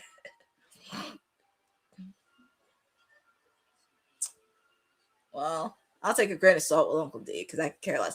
But here is, we see the full presence of, well, that is true with the fact that Sky Blue had 2 chances. Well, yeah, that is true. Well, I don't know about that.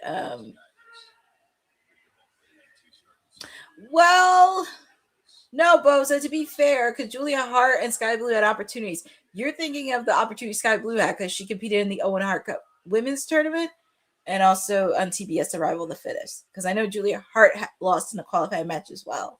So it's going to be very interesting how this is going to play out because there's a lot of avenues I could go with. But here is the presence of Starlight Kid from Stardom making her appearance on AEW programming, and we see the president of Stardom who apparently got attacked by Tekla. Well, John F65Q, to be fair, she will get her beating. It's just a matter of time on when it's going to happen with Tekla. But when I see the signs for Starlight Kid, but I'm not gonna lie, I can't say anything bad about Tekla only because I actually met her at WrestleCon last summer, and she actually is a very cool person. She's a very cool person, and she was just starting to get into the US. But Starlight Kid is waiting for a nemesis. But feel free to put in the channel who you guys got winning this. Do you have Tekla retaining, or do you have Starlight Kid pulling off the upset?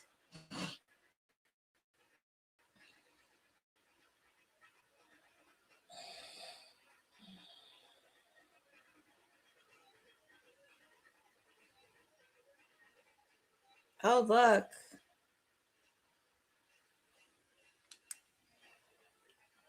Oh, I'm looking at Tekla's entrance. This is really interesting with Tekla.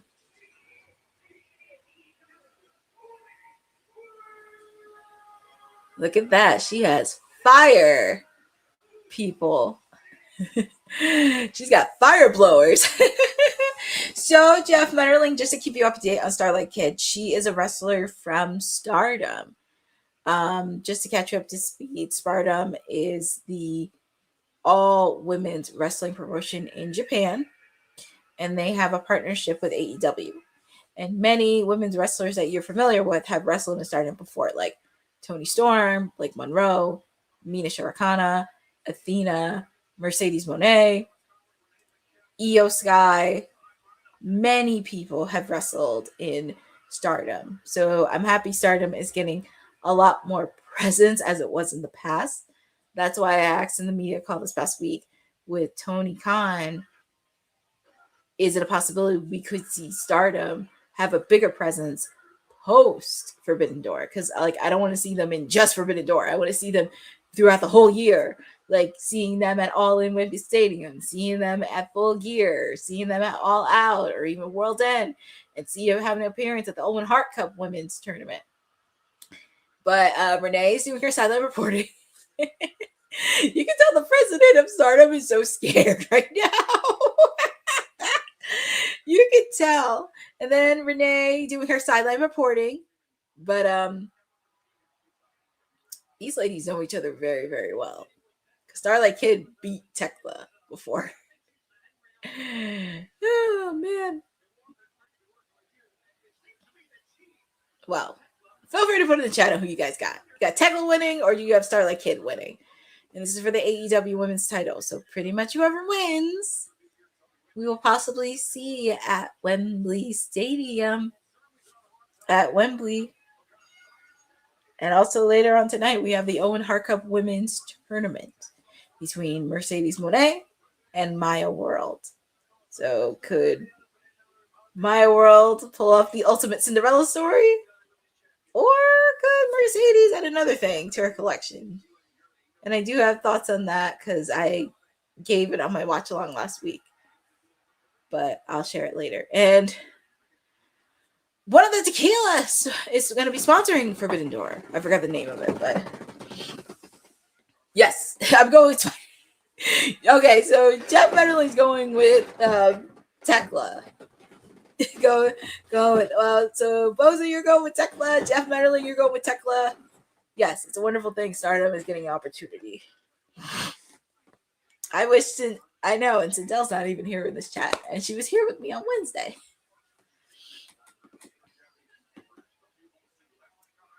I've been looking forward to this match. I mean, yeah, the Owen Hart Cup Women's Tournament, that's fine, but I've been looking forward to this match in particular. Only because of the representation with Stardom, and I love it.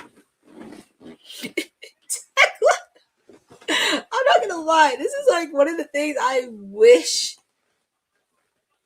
outside of Boss Man, Tony Khan, and everybody else, I don't know who's booking some of these ladies in the division, but you gotta stand out above in the crowd, and I think there's a few things that could work booking wise.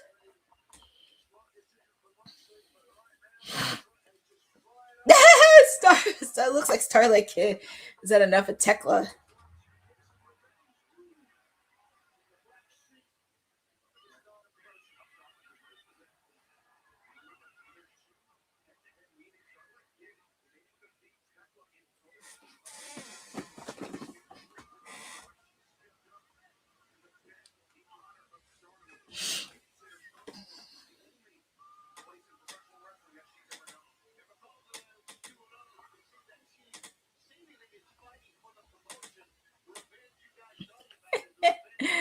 And I'm pretty sure we'll see an appearance from the president of Stardom sitting in the audience. Because I would be scared too. Tekla had to beat the crap out of me the last couple weeks. Look at that's the one thing about Tekla is like the charisma and she has. And I think that's like with AEW, there's not that many strong heels in the women's division. Like you have her, Triangle of Madness, obviously Marina with Mox. Technically, Mercedes is a heel, even though she gets rooted on, but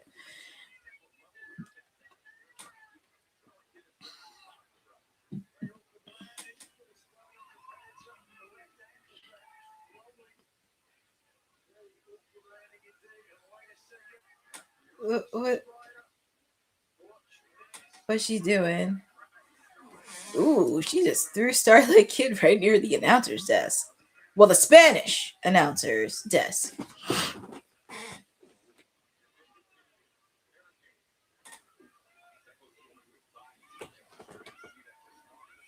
It's very interesting. Because as I said, we only... I know, I'm like a broken record with this, but we only have 1, 2... We only have 4 matches left, which is kind of insanity. We have 4 matches left. I think after this match, it should be the tag team titles that should be out, because after the tag team titles, we go into our triple main event. Yeah, after the tag team titles, and I think look, Tekla is with the president of Star. He looks so scared. What's she doing? She's really putting a threat. And Starlight Kid's like, Man, she slapped Tekla in the face.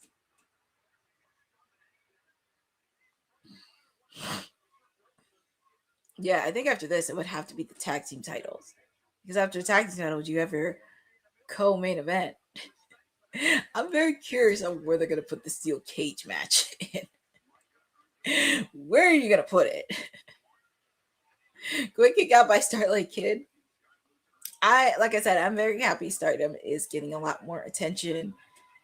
With his partnership with AEW, the recently announced strategic partnership between Stardom and MLW, which I love, and I got to see a glimpse of the ladies from Stardom because they had a meet and greet earlier.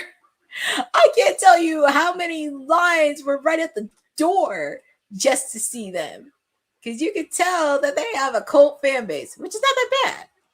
It is not that bad.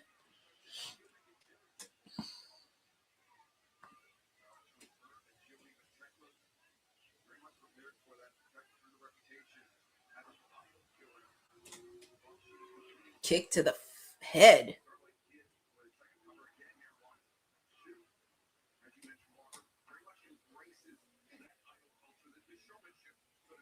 No, actually, Jeff, she knows Starlight Kid very well. There's a lot of history between Starlight Kid and Tekla from Stardom. They fought in matches. That's one of her nemesis, and also one of the few women that actually beat Tekla in action. So that was just a little note, and I think they did mention about this leading up to this match.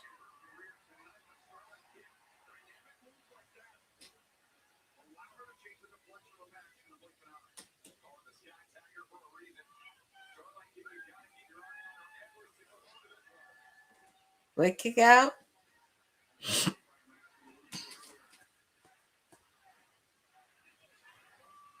I love that she's getting, and you know what's crazy? This is her first time on AEW soil. This is Starlight Kid's first time on AEW soil.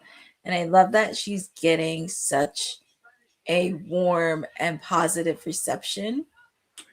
And I saw a lot of signs that were towards Starlight Kid, which I love to see.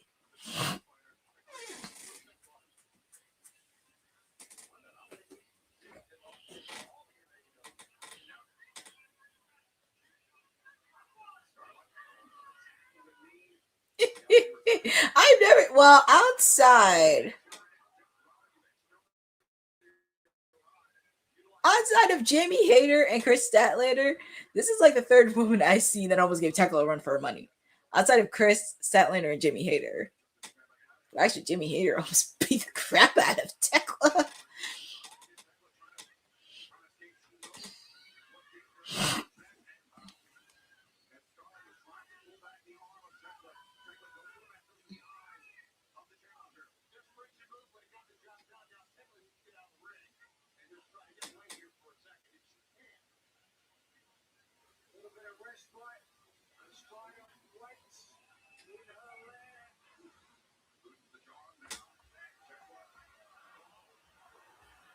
Oh man, she's doing her toxic spider does best.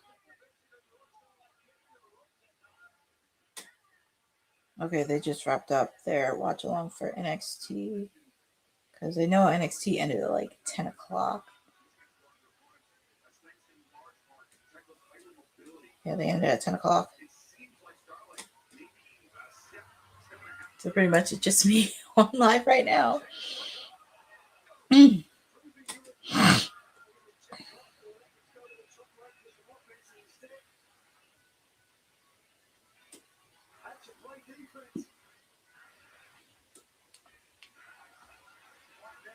I do like the warm reception Starlight Kid is getting. I love it. I love it.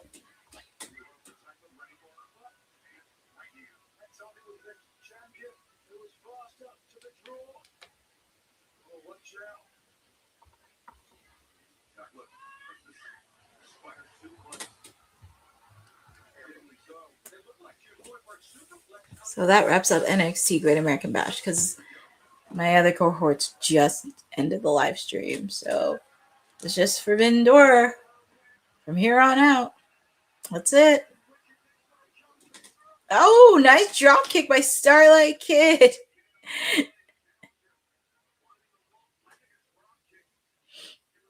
I wouldn't be surprised. I would not be shocked if the president of Stardom screwed Tekla in this match. Ugh.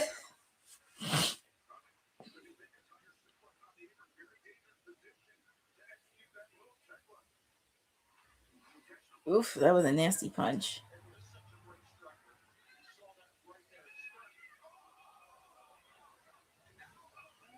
Oh, and just to let you know, Tony Schiavone is now commentating this match. So nice to see Mr. Tony Schiavone.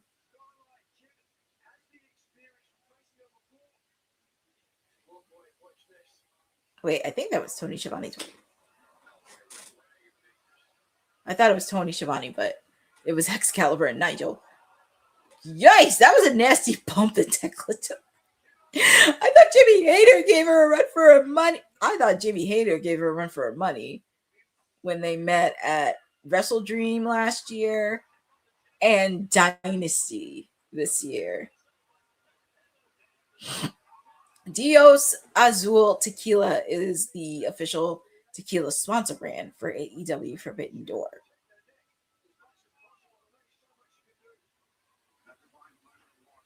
I thought it was. I thought it was Tony Schiavone, but who knows? We may see Tony Schiavone announcing the co-main events later on the show. Quick kick out. Yup, it is Tony Schiavone on there. I had to be right because I was like, is that? Nope. Jeff Metterling, you got your wish. You got Tony Schiavone calling the AEW Women's title.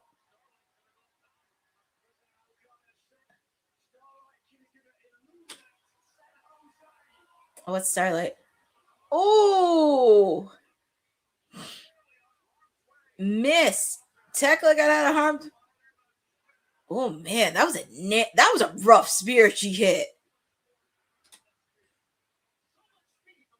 That was a lot of speed, and whoop.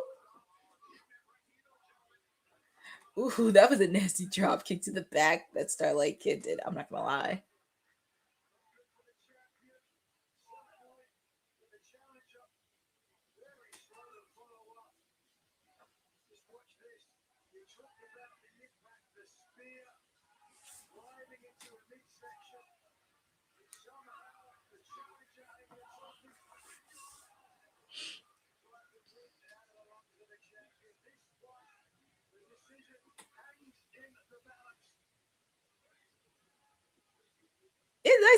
It's nice that Nigel is on the whole night because usually he's there for 1 or 2 matches.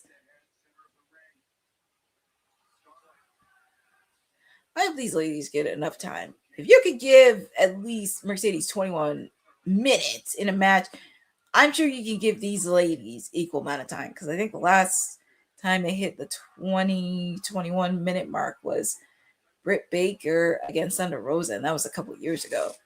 Because I don't think Tony Storm has ever lasted 21 minutes. I think probably for All in Texas last year, but other than that, didn't hit that much. But I think you can give these ladies equal amount of time.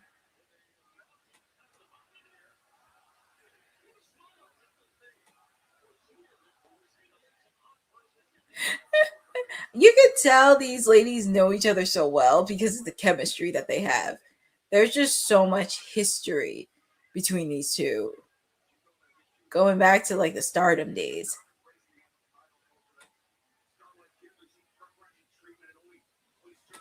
I know. That's what I said, both of that. I think the last time we've had a 21 minute match was Dr. Britt Baker and Thunder Rosa in the Lights Out match, which was good.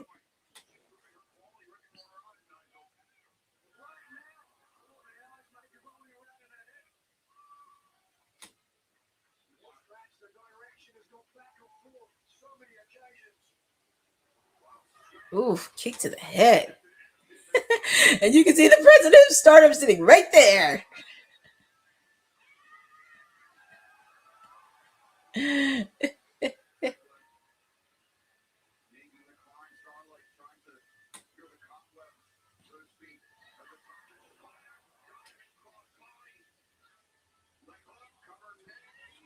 Quick kick out by Starlight Kid.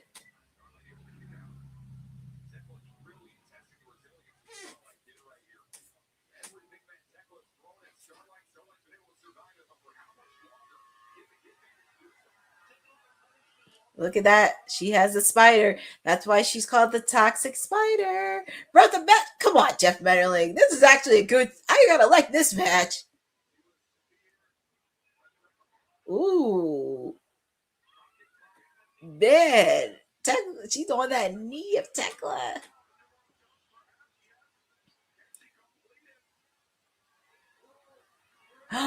Oh, that's her submission hold.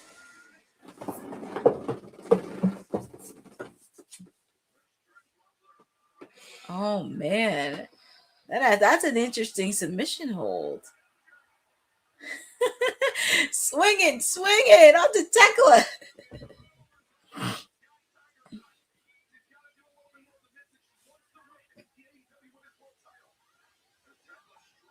I'm not gonna lie.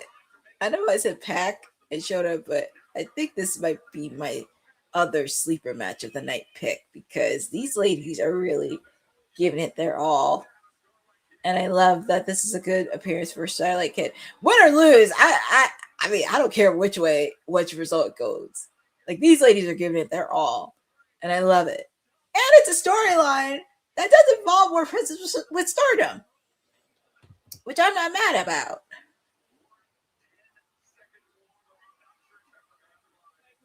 And Tekla's holding on to that knee that's been bothering her all night.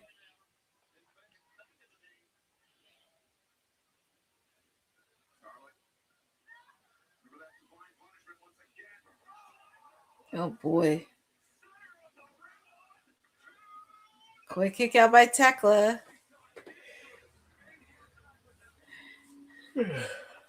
Yeah, I have a feeling better go after it. Better go. I know, that's what I'm saying. Going after the knee. Yeah, because after this match, it'll be probably the tag team titles, and we have our co-main event. Interesting part is which one's going to be the co-main event? Which one's going to start? 3 kick out by Tekla. Oof. No matter what happens.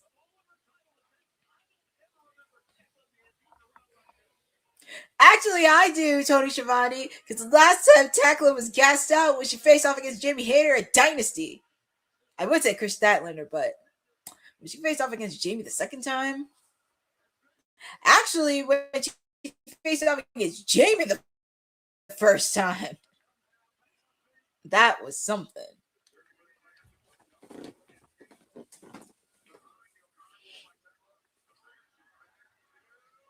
Oh, I thought that was 3, but it wasn't. Is somebody bleeding? Why does the ref have gloves out? Is somebody bleeding?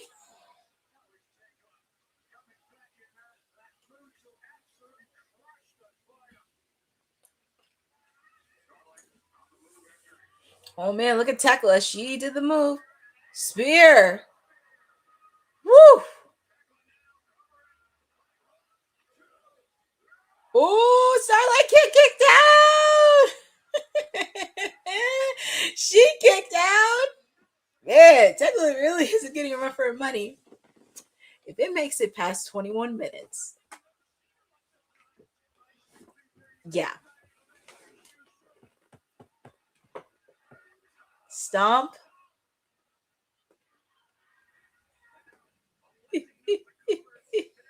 Man. Man, look at that. The president of Stardom. And he did it on the president of Stardom. Second, man. 3, man. That's over. And your winner and still AEW Women's Champion, the Toxic Spider, Tekla. Really? This went against Kendall Gray and Lola Vice. Interesting.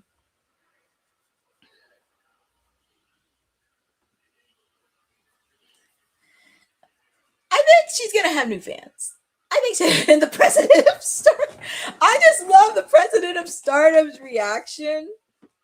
I just love his reaction. And just the ongoing storyline. Oh, Tony Dean evil.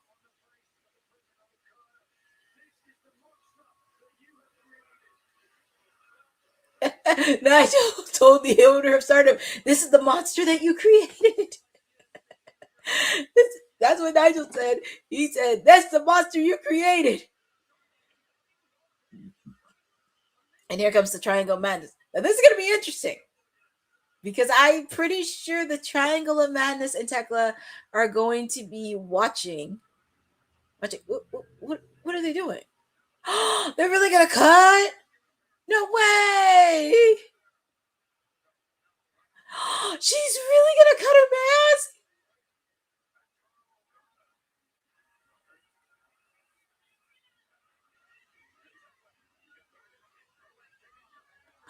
She took off her mask. Wow. She took off her mask. It's going to be very interesting. Ooh, she spit in her mask too. Hey, man. That's what you need in a strong heel. Actually, that's what I wanted in Mercedes as a strong heel. That's what I want. That's what you want in a very strong... Man, she's in it. She's in the president of Stardom with the mask. That's what you want in a strong heel in the women's division. That's what you want. And I will say this. If Mercedes wins, she's going to need...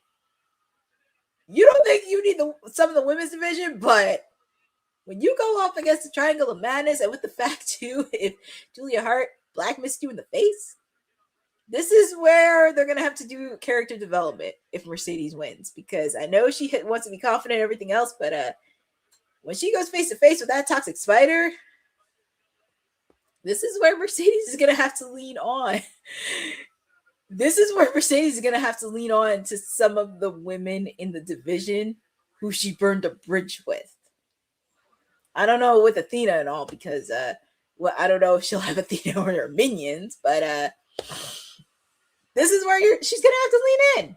She's gonna have to lean in to some ladies that she burned a bridge with, because you're not facing off against Tekla, you're facing off against the Triangle of Madness.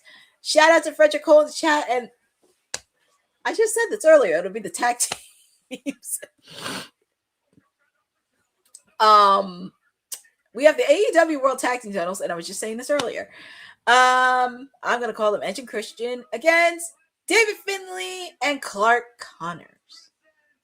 I think it's gonna be a good match. I think it's a good opportunity to showcase Finlay and Clark Connors. And after that, we have our triple co-main event. And it's 10:22. 10:22, folks. I hope you guys are enjoying. Well, I hope you guys are enjoying Forbidden Door so far. It has been a very, I will say, it's been a very paceful show. It doesn't feel like it's lagging or anything. I'm just surprised after this, we only have 3 matches left. That's just crazy. I'm just very surprised. That's what I'm saying. I'm very surprised there's only 3 matches left. Shout out to Honey in the chat.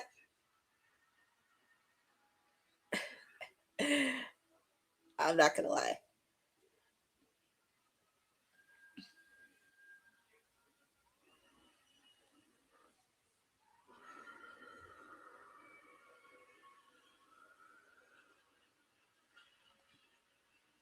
I know it's kind of crazy. So shout out to Honey that's in the chat too, because I'm sure, like I said, we've been having wrestling all day. NXT Great American Bash is happening. I think the main event is right now. It's Evil versus Tony D'Angelo. Oh, look at that entrance! Look at the dogs. They're getting the paparazzi and everything. The cameras on them. They're doing the 5-second pose of Edge and Christian. Well, that just showed you how influential they are as a tag team. That just shows you how much influence they have.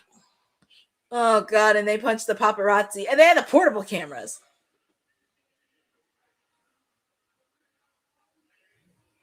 Oh, okay, Boza. I was going to say, because I was like, wait, I know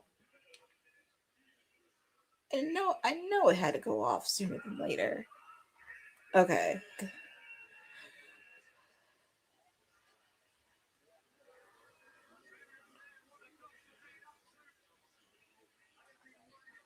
But I feel like the pace has really changed for Forbidden Door. Pace has changed. Yeah, thank you for that. Because I was like, I know it ended at 10 o'clock. So, yeah, we had some of our cohorts happen. But yeah, we just had some wrestling. But now, since NXT Great American Bash is over, now we have Forbidden Door we can focus on. At least you can focus on one thing in wrestling. But Tekla retained the AEW women's title. She beat up on the president of Stardom. That, I will say, that is true heel work. That is true heel work. And that's what you need in their women's division. You need a strong heel. And she is doing that. And I got no shame in that because that's what you want. You need a strong heel to do that. But yeah, we have the tag team titles happening, and after this, we have a triple co-main event.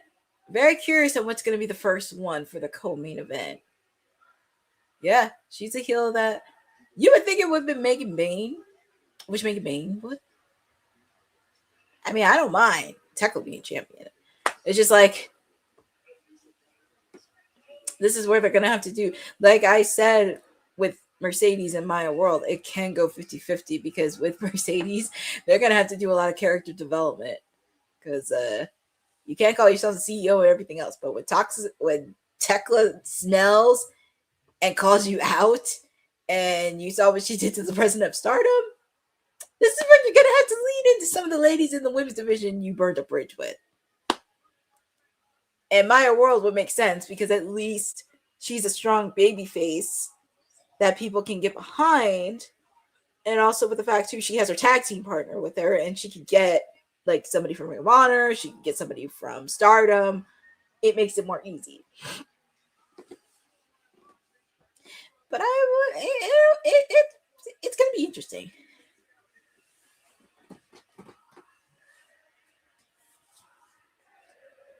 But here's the sing along with, I'm going to call them Edge and Christian. I'm not calling them by their names of AEW. But look at them. They're singing the theme song of Edge.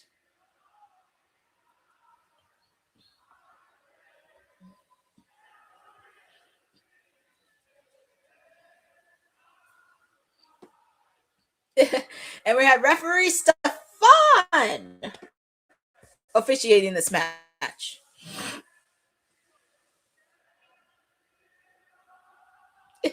Look at that. We had so many sing-alongs between Edge's theme song, Mystico, and Chris Jericho. Yeah, I'll never forget when they were in Sydney, Australia. And here comes his tag team partner. His so-called, I would say friend in a way, Christian.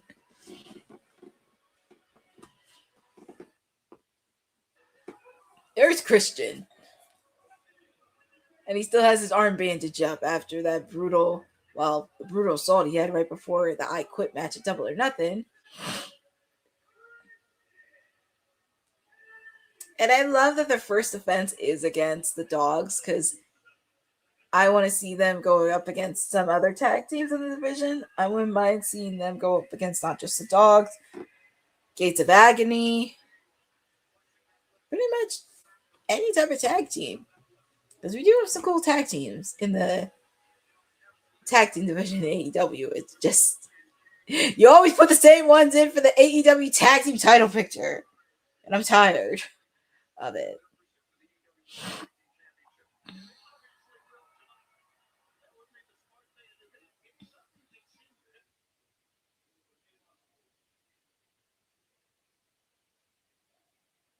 Here we go.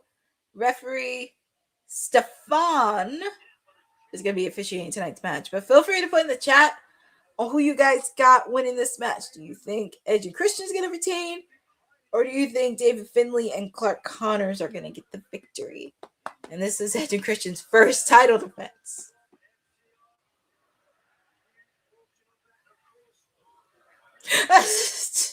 The fans are chanting, "Who's your daddy?"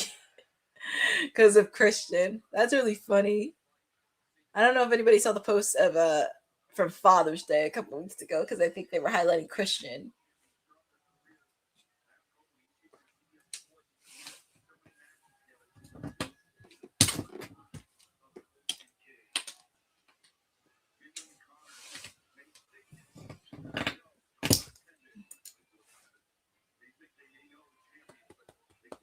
All right, here we go. So we have Clark Connors and Christian starting off this match.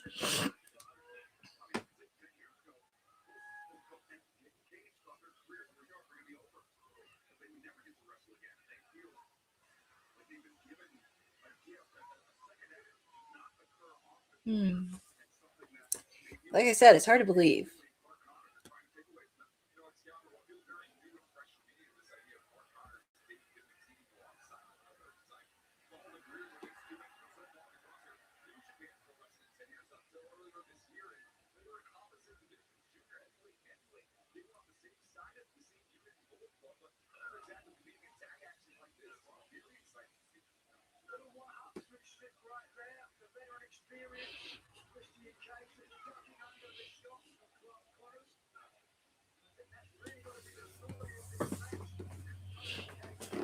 All right.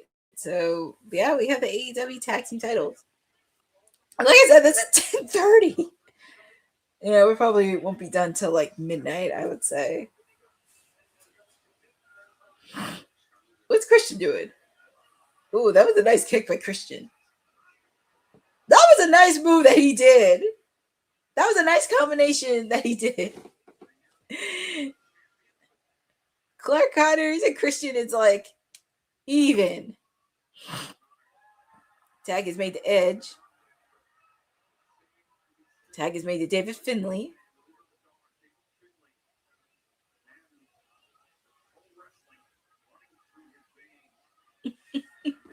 I'll never forget the comment Big Christian made about his dad. That was pretty hilarious.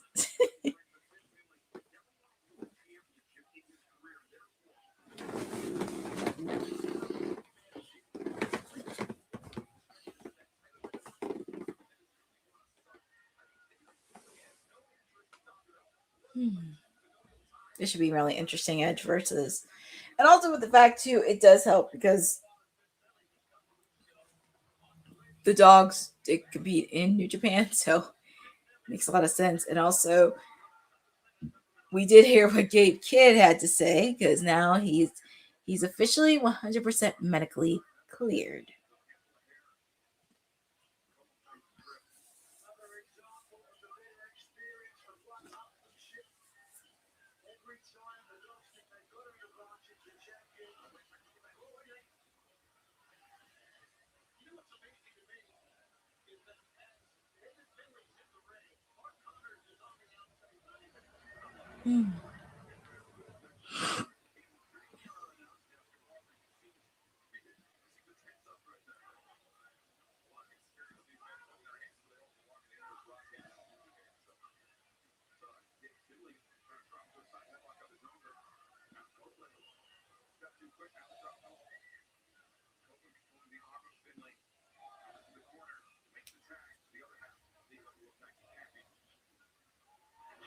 Ooh, that was a nice tag team combination by Edge and Christian.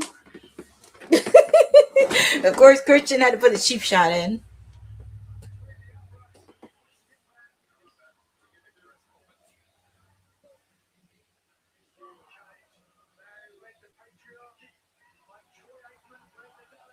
That's funny. Now I just put an analogy. Christian, the patriarchy is like Troy Aikman winning the Super Bowl for the Cowboys. Oh my God, Nigel, how do you come up with these analogies during commentary? Oh, Nigel. He's come up with some interesting commentaries throughout the night. Well, it looks like David Finlay and Christian. He slapped Clark Connors in the face. Oh, Christian has to be careful because he has a cast in his arm. Hopefully he doesn't re-injure it because that would really suck. That was from the attack FTR did on them weeks prior before their I Quit match at Double or Nothing. So Christian has to be very, very careful.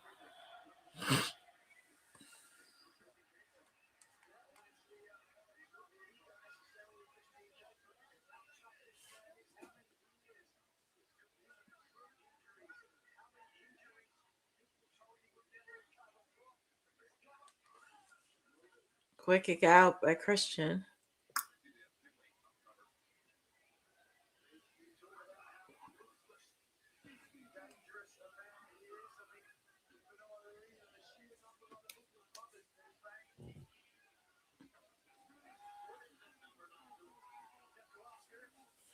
Oh man, David Finley is really that's a really yeesh. I know that has to hurt. Referee Stefan is checking on Christian.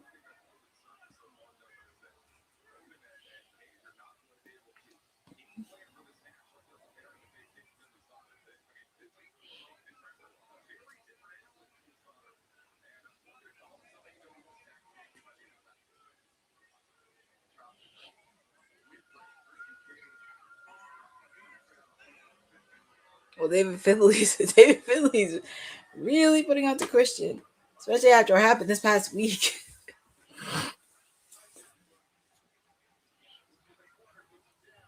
Ooh, they're really targeting. I mean, that's the best way to do it, is target a spot and take advantage of it. Oof. Clark Connors.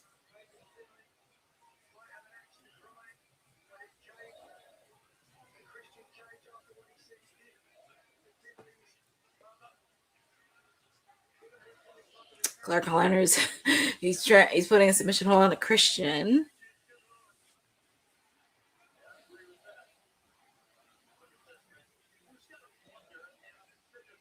It looks like Christian's fingers are bleeding. And Edge is pacing back and forth on his somewhat tag team partner.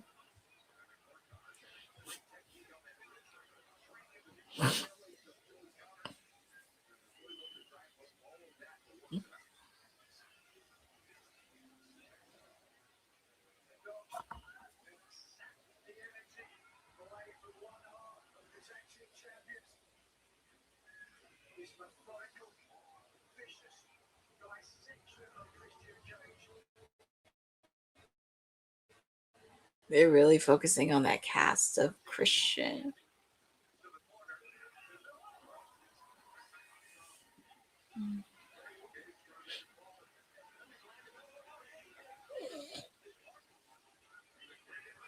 Oof, they're putting it. I will say, David Finley and Clark Connors, they are really putting a challenge on the Christian, and I love that their first title defense is against them. But as I mentioned, we're probably gonna see the Young Bucks at Wembley. Yay! And probably FTR at Wembley Stadium.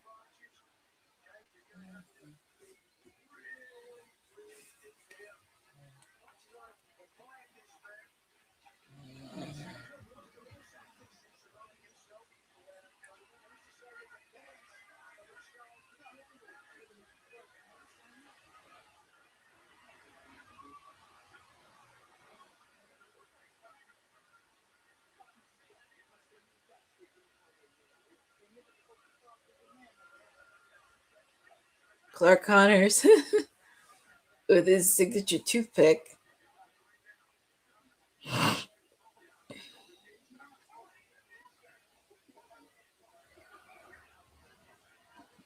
And like I said, the BET Awards are on tonight too. So it's a lot for wrestling and pop culture. Oh man.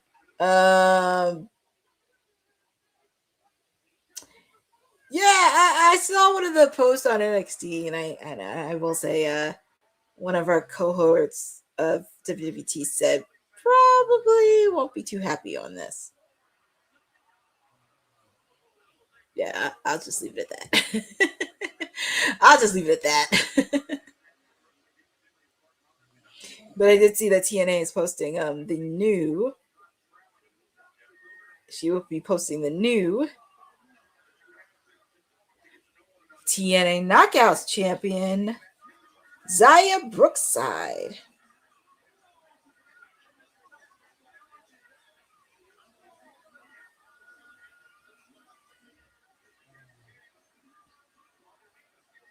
Man, they really putting her as a Christian. Oh, Edge made the save, thank God, because that would have been more damage.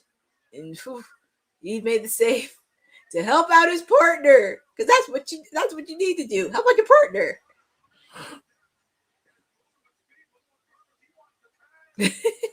He put Christian in the ring so he can make a legal tag.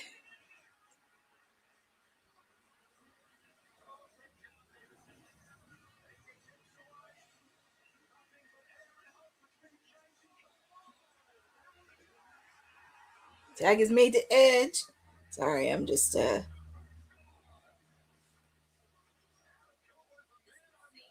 I'm posting some stuff on social because a lot of stuff. Oh, she didn't like our story. Sorry, I'm just like.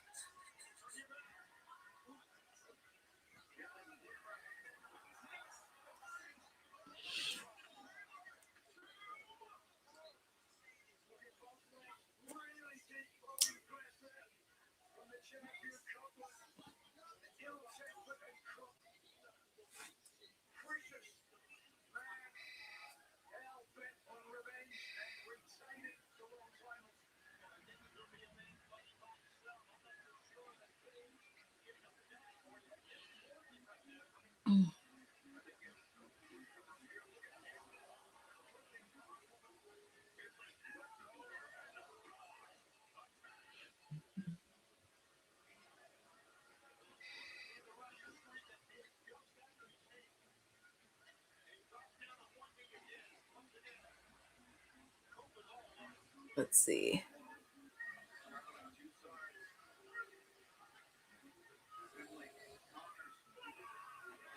Oh, oop, there's Christian.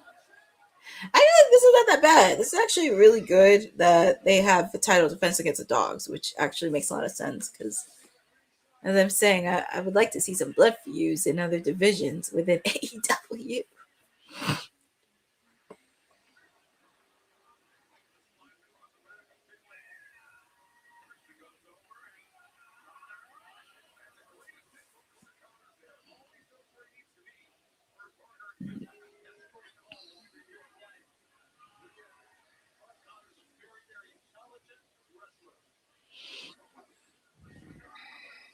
Oof, that was a double. That was a double team made on the edge. 1, 2, quick kick out.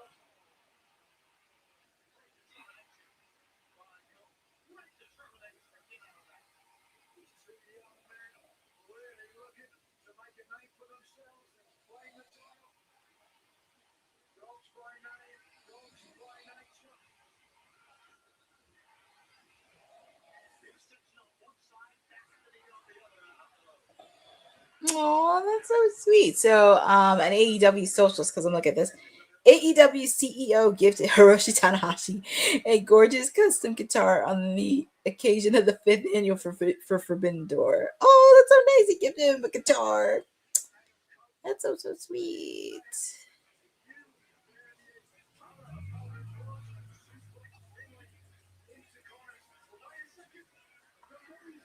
What are they going to do here? Oof.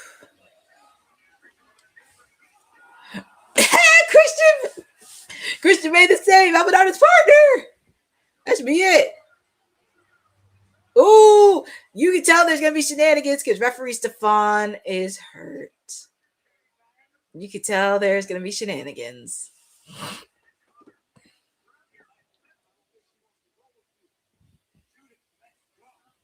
I'm very nervous on this because I feel like there's gonna be shenanigans.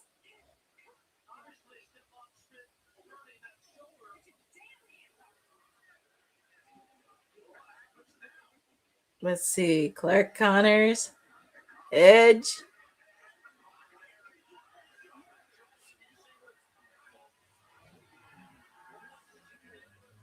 What the heck?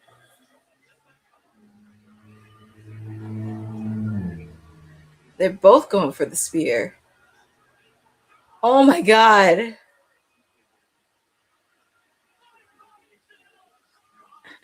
Edge and Clark Cutters are down. Everybody. Oh, David Finley. He got the shillelagh. Because the first time they attacked Edge and Christian, he used that shillelagh. And he's targeting Christian. Ooh. Laid out. I wouldn't be shocked if Gabe Kidd made an appearance either, since technically he's 100% healthy. And we have referee Stefan injured. Well, injured, but he's laid out.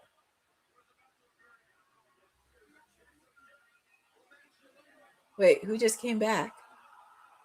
Who just came back? Who came back?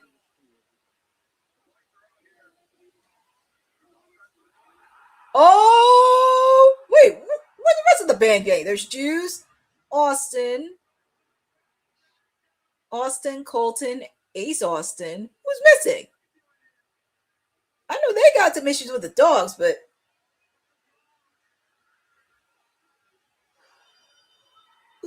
oh, Jay White made a return. He's back, Jay White. We haven't seen Jay White until God knows how long, and he has some issues with the dogs. Switch blade. We haven't seen Jay White because I know the last time that happened was with the Death Riders. Because he has a score to settle with the Death Riders. But yeah, them and the Bang Bang Gang. All like everybody.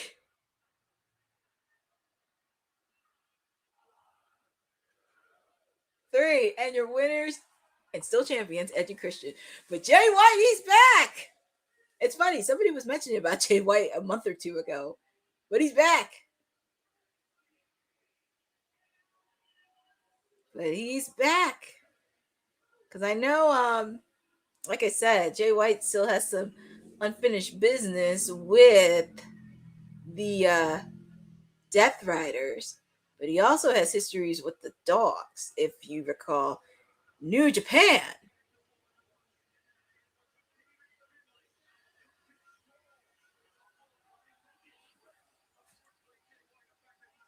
But it's going to be very interesting. So I would not be shocked if someone from Christian. Oh, yeah, because Christian and Jay White have a lot of history together, too. Because Christian said some things. Well, he says a lot of mean things to everybody. So what do you expect? But it's going to be very interesting to see what Jay White's going to do. Because the tag teams look really well. I mean, obviously, of course, the Young Bucks are pretty much en route. But Jay White's reunited, and we see the entire Bang Bang Gang reunited. Everybody reunited. So everybody's reunited. They're healthy, ready to go. It's going to be very interesting how this is going to look like. Because as I mentioned, Jay White still has some issues with the Death Riders. They have issues with the dogs. And this is where I guess Clark Connors and David Finley are going to bring in Gabe Kidd. And who else what they have? Because there's a lot of people they know from the Bullet Club days in New Japan. So every single member of the Bang Bang Gang is healthy. And let's keep it that way. Let's keep it that way. Let's make sure they're healthy. But that was actually a nice surprise. We had some nice surprises. We got to see Hiroshi Tanahashi make an appearance. We got to see the return of Jay White.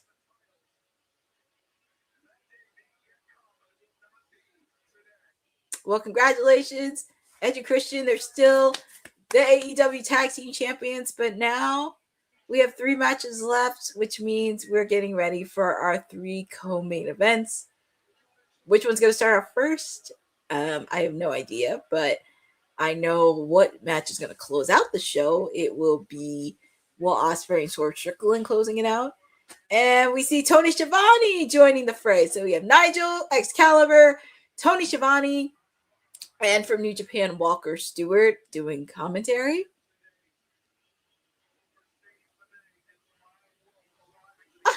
There's Maya World and her tag team partner, Hyon. So earlier today, and Mercedes, well, no pun intended, she looks in pink. So we start off with one of three, our co-main event, the Owen Hart Cup Women's Tournament Final. Mercedes Moné taking on Maya World. After what we saw with Tekla earlier. Oh boy. Oh boy. But it's going to be a good match between these two ladies. I mean,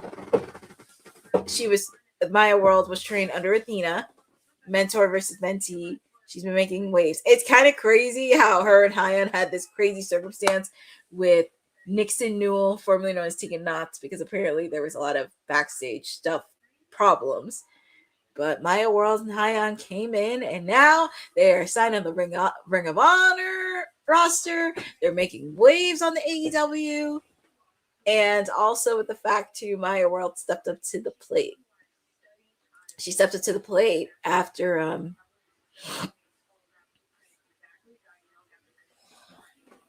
she stepped up to the plate during the tournament, and I was very, very impressed by it, and I have very respect for her. It's going to be very interesting because this could go 50-50. I said this on my watch along. This can go 50-50 with the fact because Tekla, she's not like other female wrestlers. She is a heel. That's what you want in a heel in a women's division. Ripping off the mask of Starlight Kid, pushing the president of Stardom, spitting in their mask. That's what you want in a heel. That's what you want. But here is Maya World in her biggest match. Of course, she has her tag team partner, Hyon, with her. She's going to be in the back. That's her tag team partner. Well, it's good that she has her tag team partner, but I think it's definitely going to be good. But like I said, it can go 50.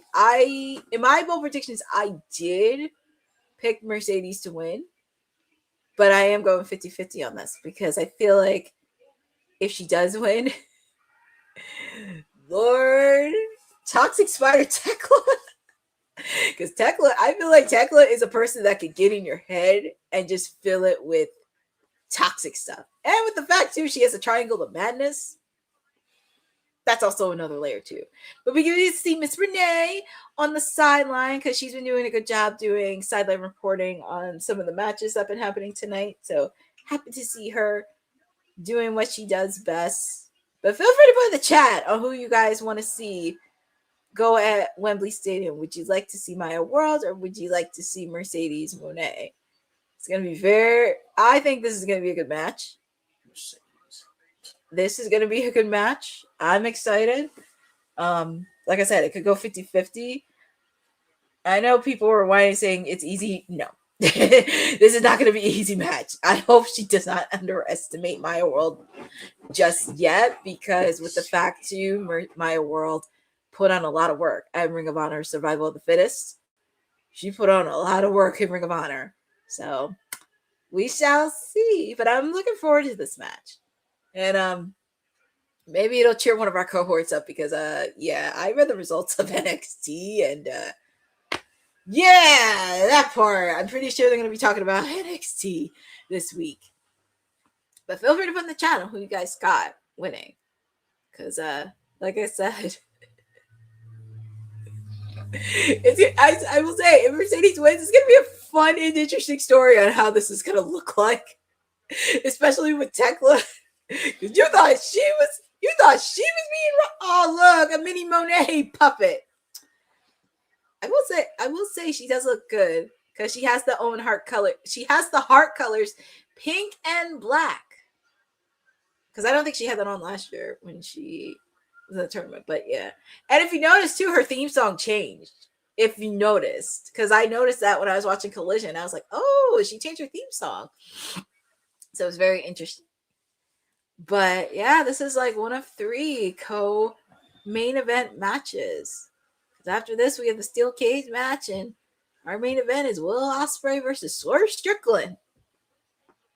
But feel free to put in the chat on who you guys got. Who is going to get a championship opportunity at Wembley Stadium, because I think this is going to be a banger of a match. And you can see, you can see. I know Mercedes is trying to be cocky, but I still think of her as a heel because some of the best work she's done has been a heel. I'm not gonna lie, it has been a heel.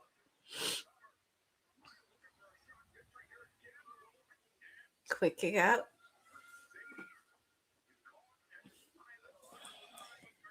And I don't think it's going to be a squash match either. I think this is going to be a physical match between these two ladies. It's going to be a very physical match because, like I said, I've been following Maya World since she's been coming here, and she's not somebody I would not sleep on, especially with the fact she pinned her mentor Elite Athena in the tournament, which I don't understand. You had her pin her, but you won't let her be Ring of Honor Women's Champion. I don't get it, but that's just me. But here we are at the finals. Ooh. she's oozing some confidence. I love that. I think that's what you need to do when you go up against Mercedes. You gotta say, hey, anything you can do, I can do better. You gotta ooze that with confidence. You can't just go in scared. That's what Toni Storm did. That's what Mina did. Jamie Hayter when they met at the finals last year. Gotta show some confidence when you go up against the CEO. Because she'll smell your weakness. She'll smell it.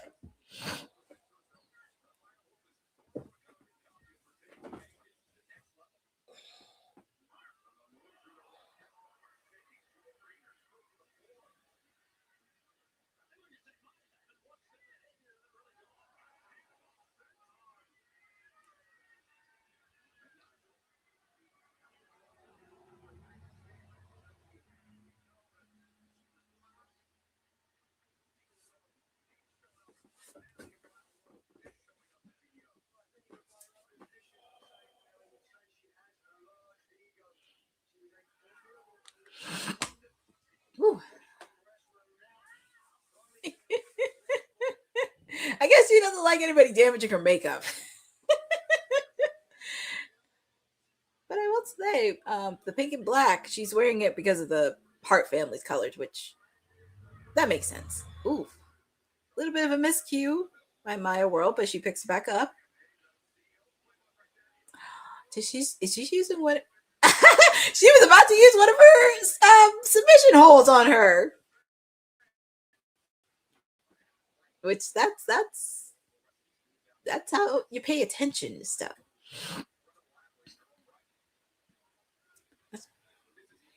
That's what you need to do. You got to show some confidence when you go up against Mercedes Moné. You can't just like go in with doubt against the CEO. That's inhuman.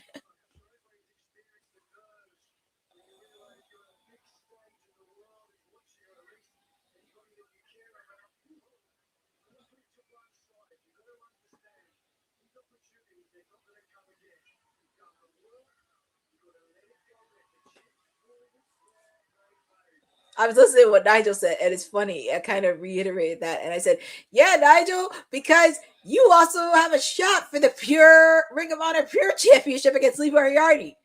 Do not mess that up. Don't mess it up against Lee Moriarty. I don't know when's he gonna face him, but don't mess it up."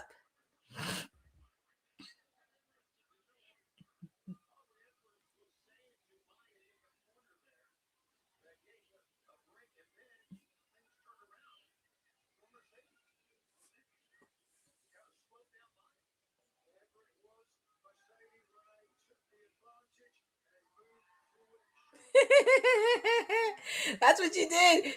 You know what's funny? She used the same confidence when she faced off against Toni Storm last July in Texas. That's what you got to do.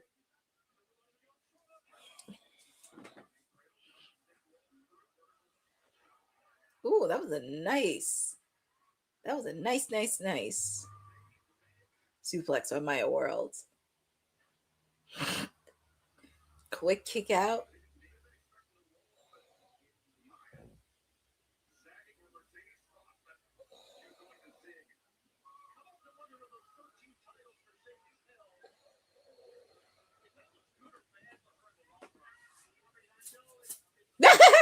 Tony Schiavone wants to answer that question. Was it good or bad? He wants to answer that. Well, actually, Bryan Danielson gave a good answer last year at Forbidden Door when he was commentator. He gave a good answer. Let's see. What's up, Boza? You say that? Anybody else? I mean, feel free to put in who you want to win in this match, but we shall see. Because like I said, I could go 50-50 on this. 50-50.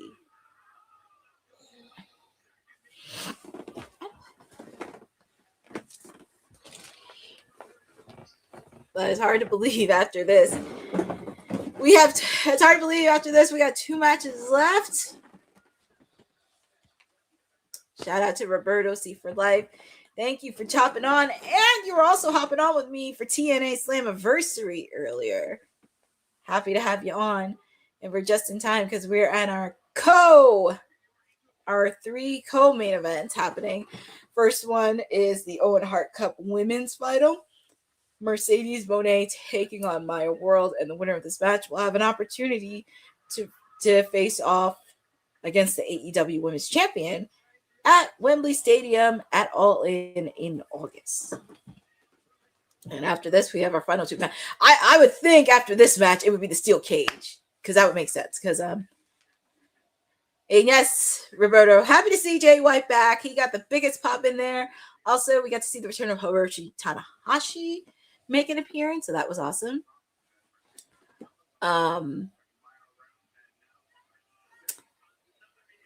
Well, so far the show has been really solid. Like, the matches have been really good. There's been some really good matches. For a match of the year contender between Zack Sabre Jr., Kenny Omega, Jon Moxley, and Bandino. Also, we had Shota defend the IWGP Global Heavyweight Championship against Pac. That was actually a good sleeper match. Oh, they're showing the trophy of the Owen Hart Cup tournament. I just hope they have a good finish, because last year's finish was I will say last year's finish, because I love Jamie Hayter. Last year's finish was so tacky when they had the finals between her and Jamie. It was just so tacky. It was like a roll up, and that was it. Yes, Shota, that was a sleeper match. Like I said, Jay White returned during the tag team. Where's Maya? Oh. Yeah, I was like, I hope they have a better finisher, because I love Jamie Hayter. And it was a good match, too, between her and Jamie. She's there's no way they're going to let her win on a count out. There was no way they were going to let her win on a count out. But, wow, she's letting the people have it. She's letting the people have it. She's running around.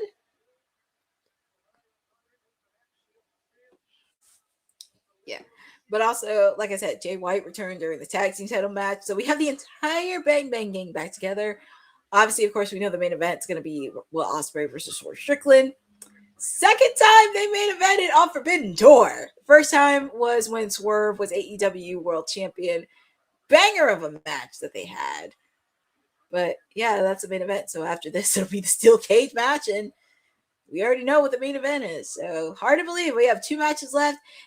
And it's after 11 o'clock, which is crazy. Crazy, crazy, crazy.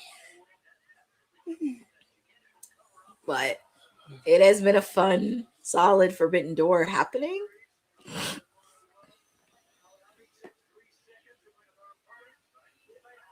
Ooh, nice counter by Maya World. I will say, I admire her spunk. I admire her spunk and her tenacity that she doesn't quit. And I hope she does take that energy, because I do see her having gold.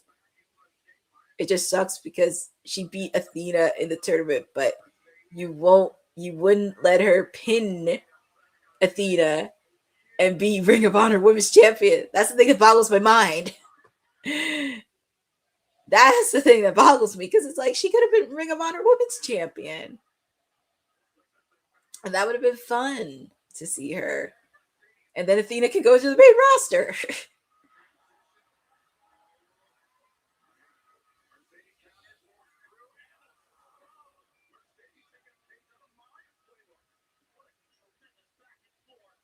do like the back and forth with these ladies. I'm not gonna lie. Maya World is showing a lot of spunk. I admire her spunk, her tenacity, her energy. She just keeps going. And I love the tenacity that she has. Because those are the things I'm starting to notice when she first came in. She's saying, "You'll never be." You know, it's funny. She said the same thing to Tony last year when they faced off against All in Texas. And she said that about, she said that about Jamie Hayter too. And I was bummed about that. But you can tell the crowd loves it. Exactly. You know what? What's really crazy? I was watching the match last year. It was between Jamie Hayter. Well, I mentioned it many times. It was Jamie Hayter and Mercedes last year at the Owen Hart Cup Women's Final. I can't tell you how many times people were rooting for Jamie Hayter. Like, I know people love Jamie Hayter, but they were rooting for Jamie Hayter like crazy. In Arizona, by the way. I was like, I see Jamie get cheered, but that was like, wow, that was the most I've ever seen Jamie get cheered.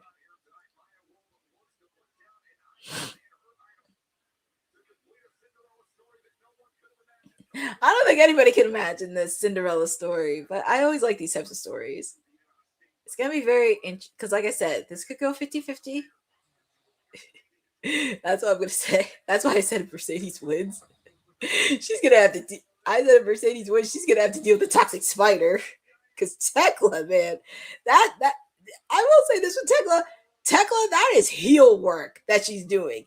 True, pure nastiness heel work that she's doing.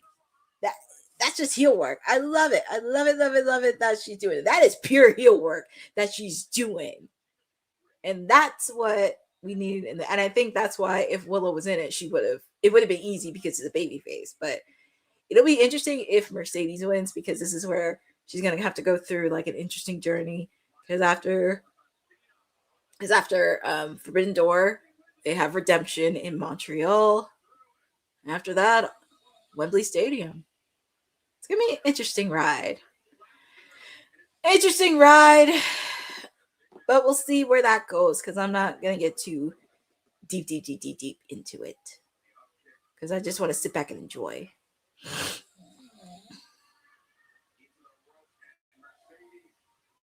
Let's see. It's a good solid match between both of these ladies. And she's doing the Three Amigos because of her all-time favorite wrestler, Eddie Guerrero, Latino Heat.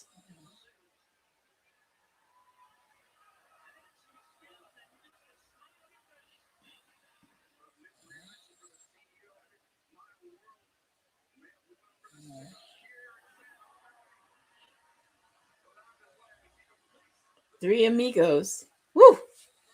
And her makeup is still intact. Her makeup is still intact.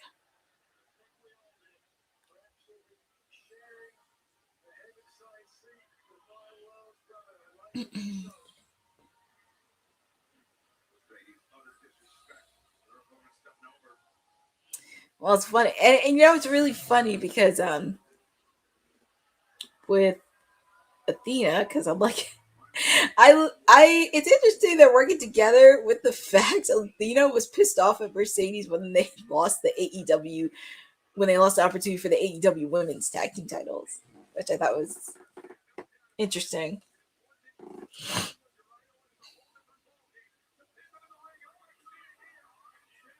Quick kick out. She's putting in her submission. Yeah, the story.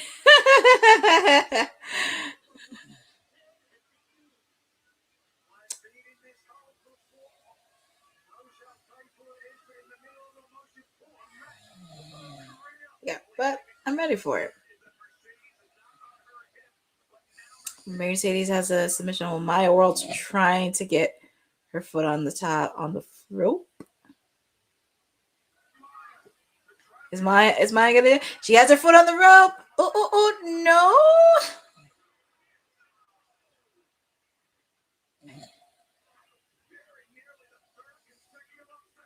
Oh man, Tekla had got 18. Well, thank you for that, Boza. 18 minutes. Well, they were almost there with 20, Boza. Almost there with 20, 21 minutes. Almost there. Almost there. And that's what with Maya World. I want her to ooze that confidence. I want her to ooze confidence. I'm not going to lie. The fans are really going nuts for her. And doing that move, that's very impressive. The fans are really rooting for her. Oh, man! She threw Mercedes outside the ring. And I hope she didn't hurt her back.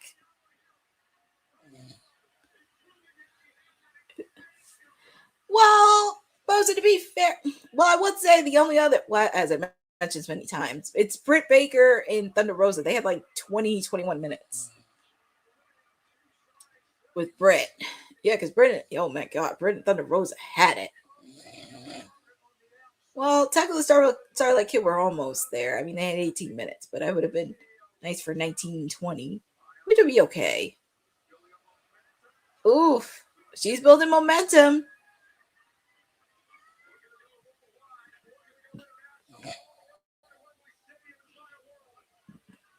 Who is going to Wembley Stadium? Who is going? Who is going to Wembley Stadium? Who to face possibly the Toxic Spider? Oh my God. I can imagine Tekla doing some stuff from one or the other. Actually, at this point, she doesn't even care who she faced. That's just the beauty of Tekla. She doesn't care. That's just the beauty of being the Toxic Spider.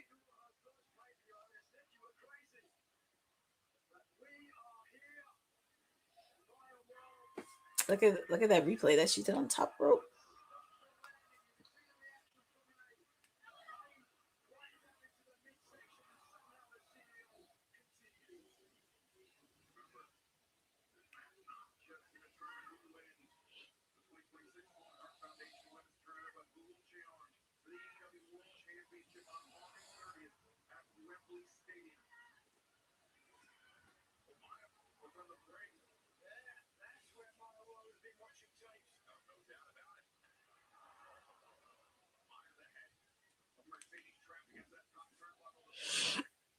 What's my world thinking?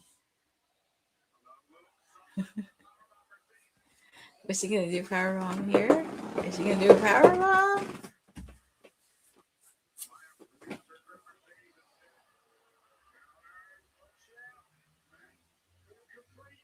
It was incomplete. I guess there was a little bit of a miscue there. What's happened? Yeesh. What?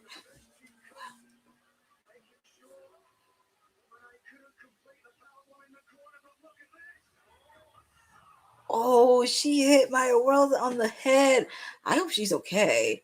Because that looks like a pretty nasty hit. I hope she's okay. All right, good night. Quick kick out by see, she ain't quit. She's not quitting. She ain't gonna quit. I really thought after she got her head hit by the back of that turnbuckle, because I know that's a hard hit.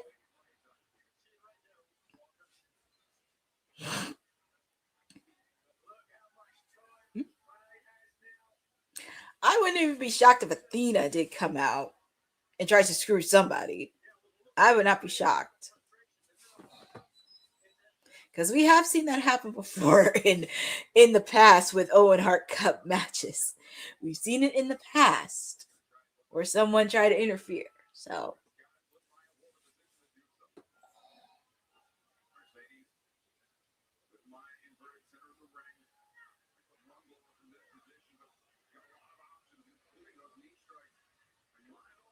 ooh, that was a nice move that Maya did.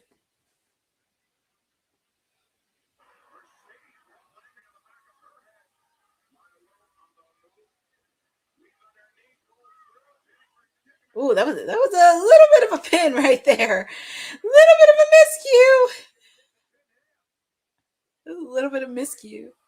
Money, or she calls it Moneymaker. Moneymaker. Quick up on my.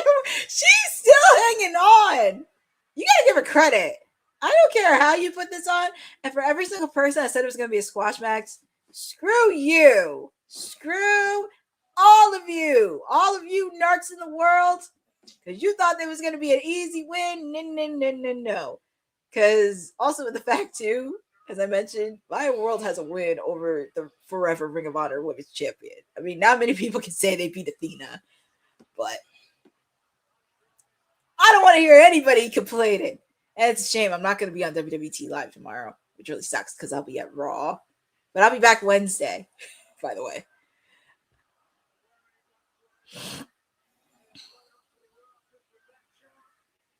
All right, she's going to do Moneymaker again.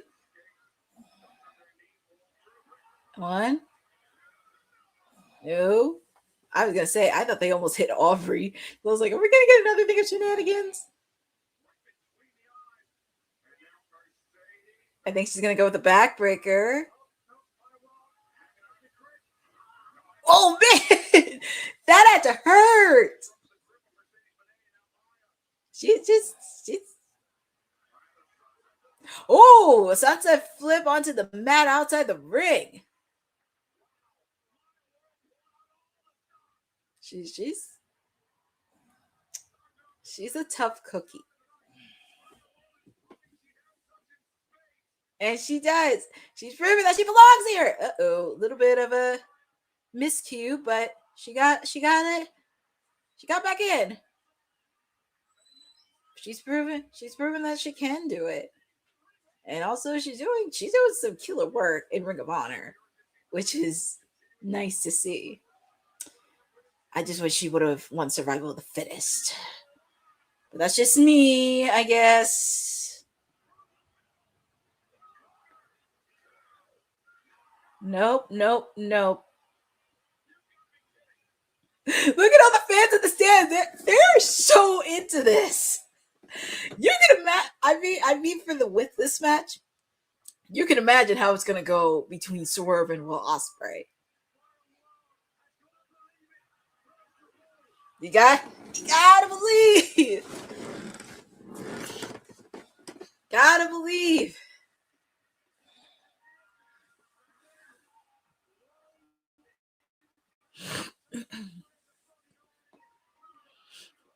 I really thought that was it, but I was like, wow, this is actually a good back and forth match. Even you got Nigel McGuinness into this match. She's taking a playbook out of Mercedes. Wow, I've never seen anybody use Mercedes submission hold. Man, she's taking that submission.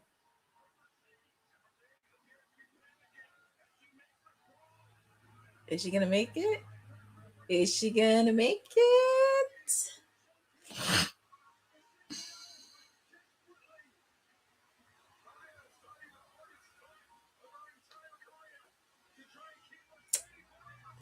She's fighting. She is fighting. Oh boy. I just hope she's not gassed. Yeah, she has to be. I hope she's not gassed. She's not gassed, is she? Ooh. Can she make it? Can she make it to the ropes?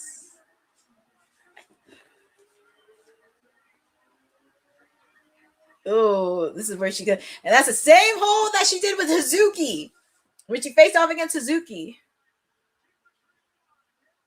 I love Nigel saying, "Keeping the dream alive. You can do it." At least Nigel has some encouragement to say. She just needs to get her feet on the ropes. But oh, 2.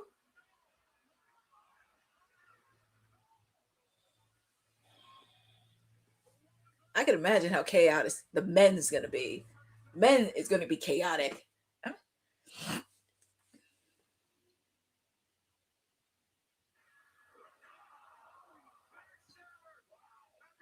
It's over.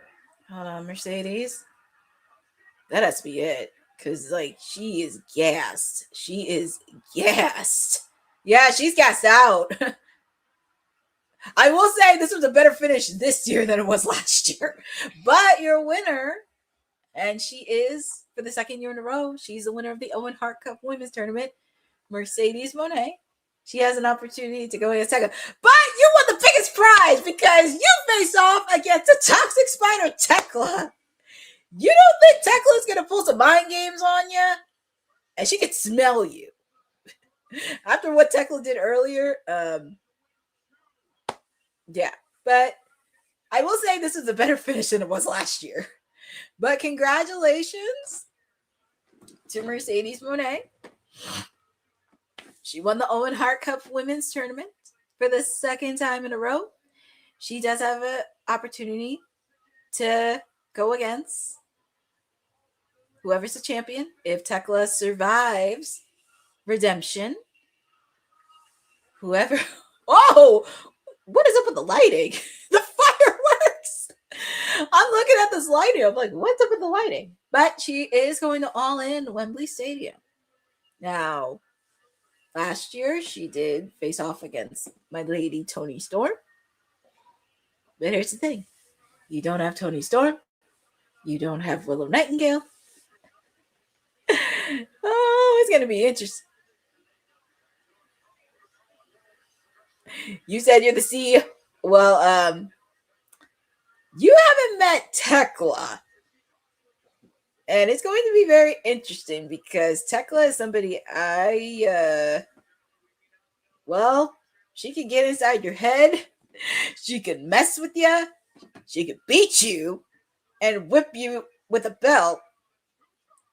But it's going to be very interesting how this is going to play out. Because as I said, it can go 50-50. And it's going to, what was that? I know, but like I said, I'm very intrigued by this because it's going to be very interesting. Athena.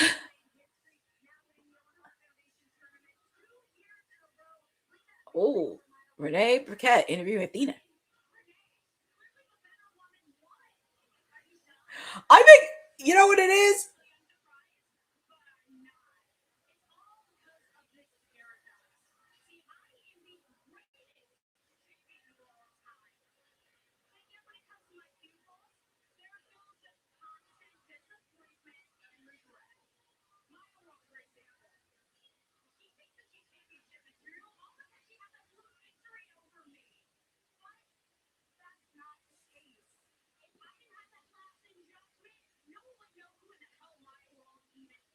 Oh.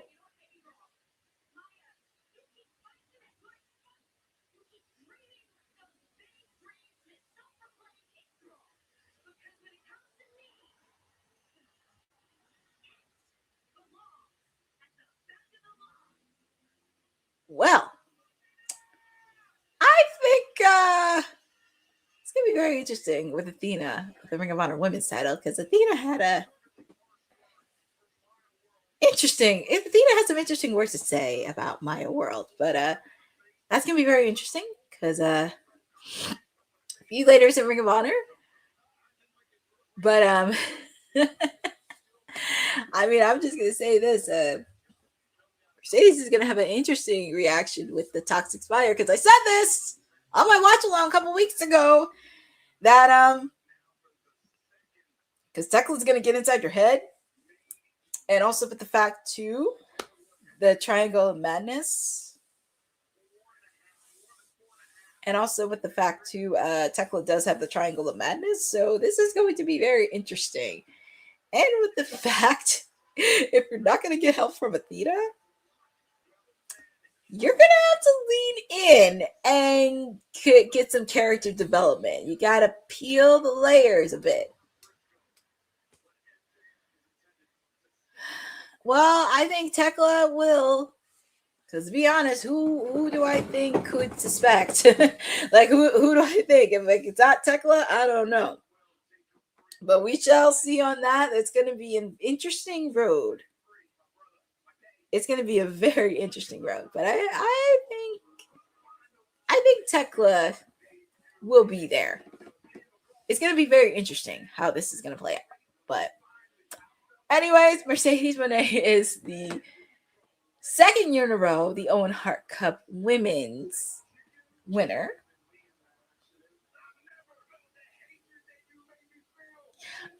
Well, and it's funny, Boza. I said this too. I wouldn't be surprised if she paid someone to take out Toni Storm, but like,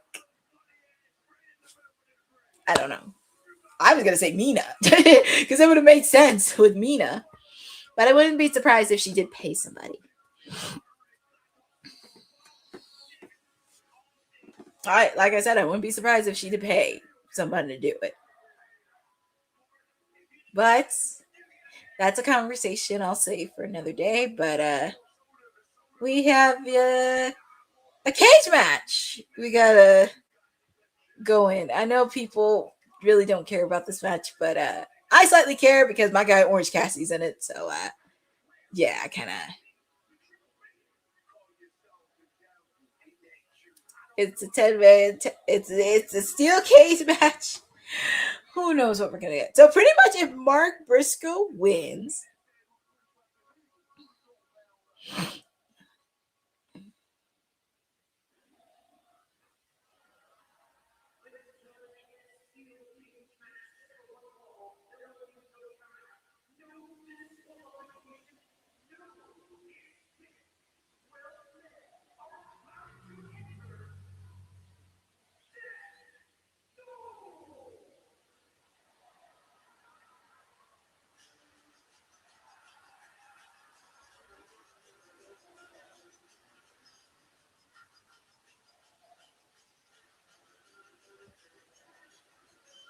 yep.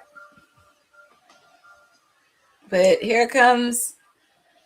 Well, here comes the reigning and defending AEW World Heavyweight Champion, MJF.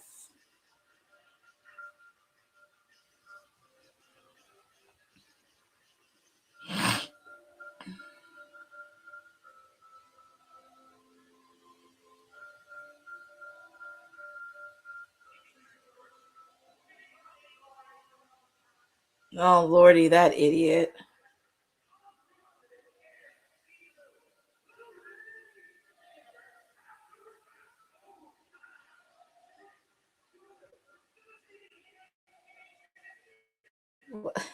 It's funny how, like.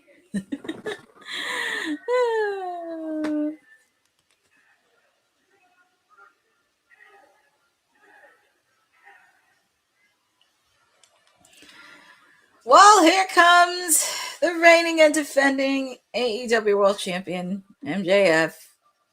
Whoopee.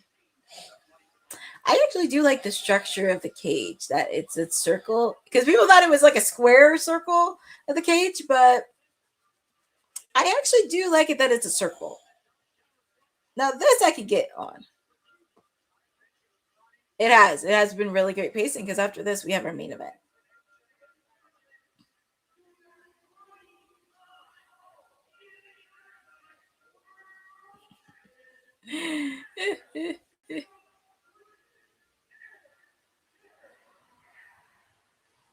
Yeah, I actually do like the circle part of the cage. It has definitely nice structure to it. So, oh, of course he's gonna say 3-time champion, but who is that? Counting. There's so much ego on that team. I can't even explain. Too much ego.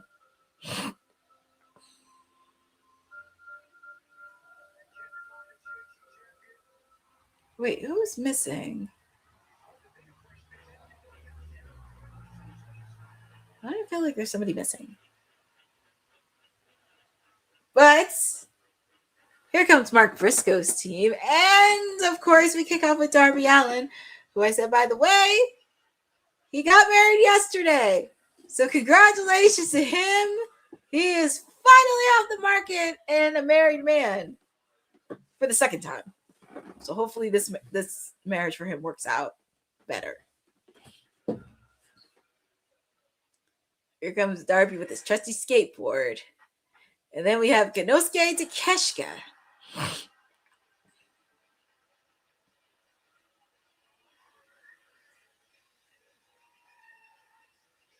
There is Mr. Takeshita. Oh my. Does everyone have a backpack? Oh, goodness. I think everybody has a backpack. Oh my god, that is so funny. Even Darby has a backpack.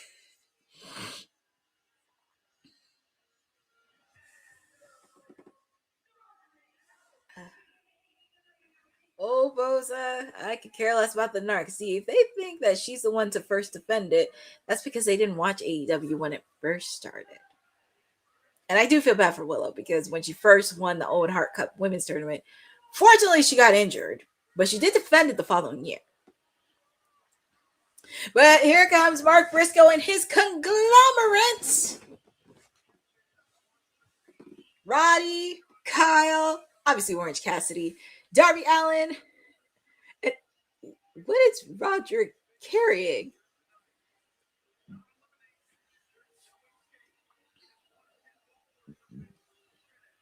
What is Roddy carrying? What is in that bag that Roddy's carrying? Oh, there's I can't believe he has a backpack. Everybody has a backpack on Team Conglomerate.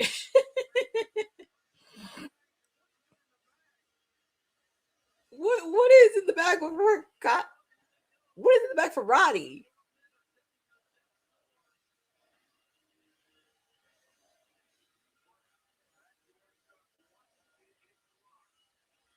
Well, I do like the structure of this steel cage. I think it's better than the square one, but pretty much, well, it's gonna be interesting how this goes. Okay, so the door is locked.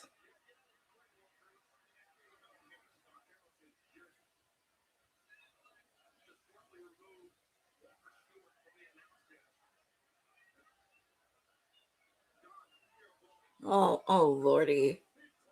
Oh, lordy, that jerk is on commentary. No surprise there. There's so much ego on MJF and the Don Callis family team, but here we go. There's a lot of chaos here, but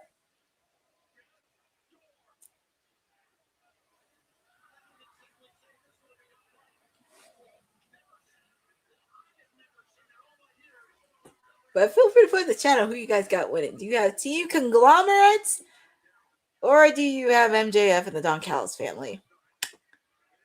DC.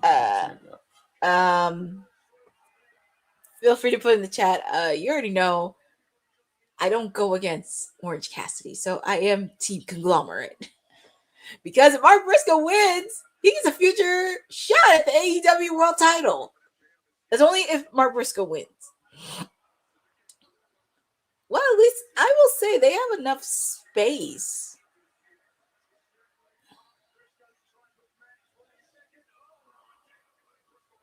Clothesline onto Mark Briscoe.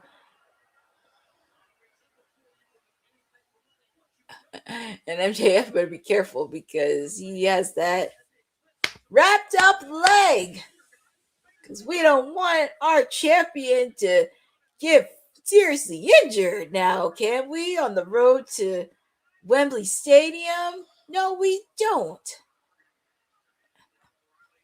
But as I said, congratulations, Darby Allin. Darby Allin is a married man. Make sure to check out the post from his wedding yesterday. Oh boy.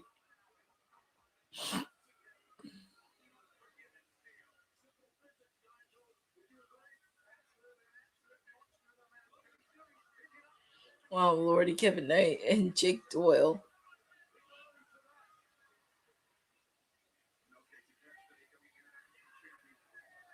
Oof, Okada with Roddy.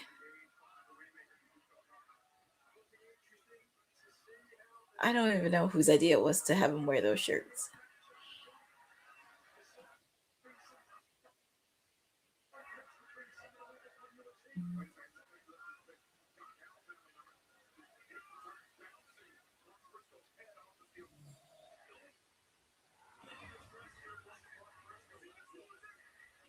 Why is he gonna call? Did he really call Darby Allin a loser?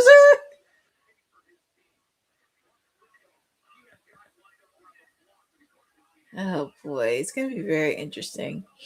You can tell there's gonna be a lot of egos, and also I wouldn't be shocked too if Andrade punched MJF after what happened on Dynamite. That's Wednesday.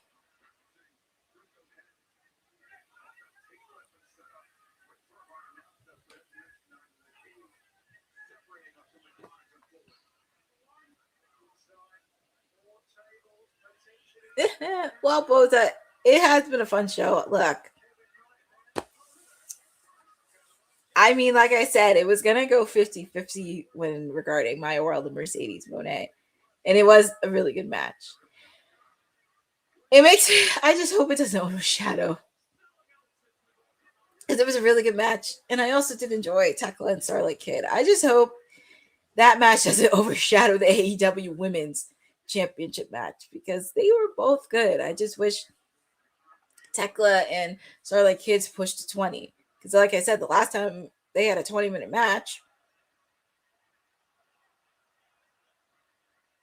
because I said the last time I think AEW's women's division was 20 minutes was Britt Baker and Thunder Rosa. Look at Andrade! Oh boy. It's only a matter of time. Egos are gonna blow. That's why I'm Team Conglomerate all the way. Team Conglomerate. Oh, this is gonna boil over. You're supposed to go against the other team. You're not supposed to go against each other. And this is a good opportunity for the conglomerates. What is in the bag for Roddy? What's in the bag?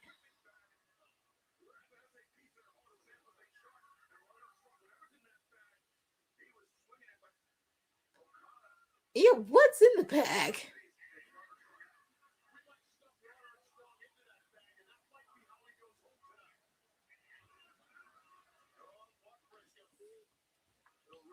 What is in that bag?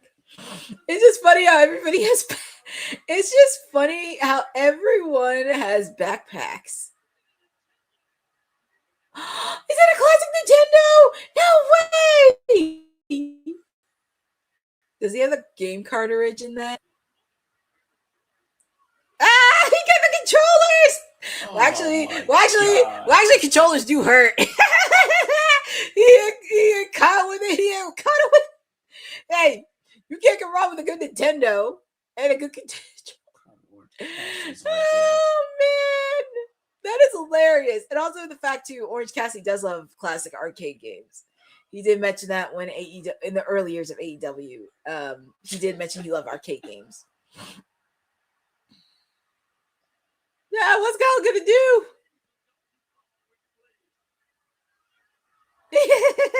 You can use the Nintendo system as a weapon.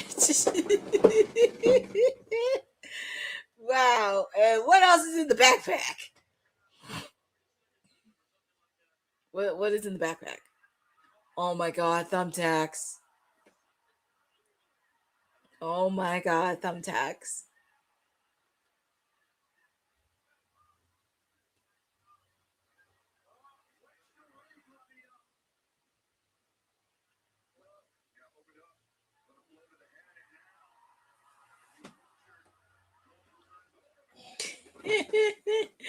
That's funny. In the backpacks, we have Nintendos and we have thumbtacks. Who's gonna get a taste of thumbtacks?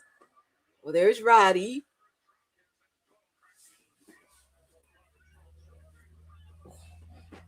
What's Jake Doyle doing?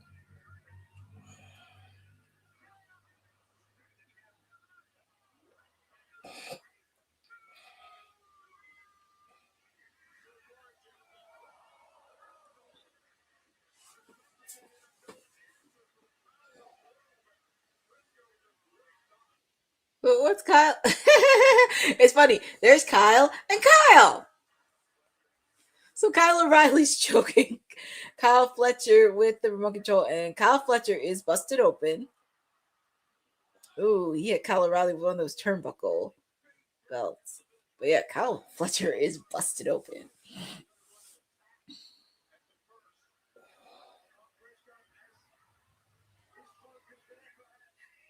Yeah, Bart Briscoe. You know, it's funny when people saw this on paper, they said like, "I don't care," and this match is nothing on my eye. But I will say, with the way the cage is strapped, ooh, Mark Briscoe had some thumbtacks, but that doesn't. Good. But that doesn't surprise me one bit because he's used to thumbtacks. Well, there's Darby, and he got his trusty skateboard. Oh, and then MJF with Darby.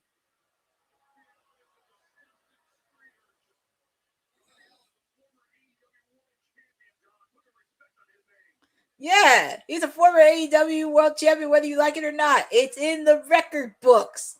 Whether you like it or not, it's in the record books.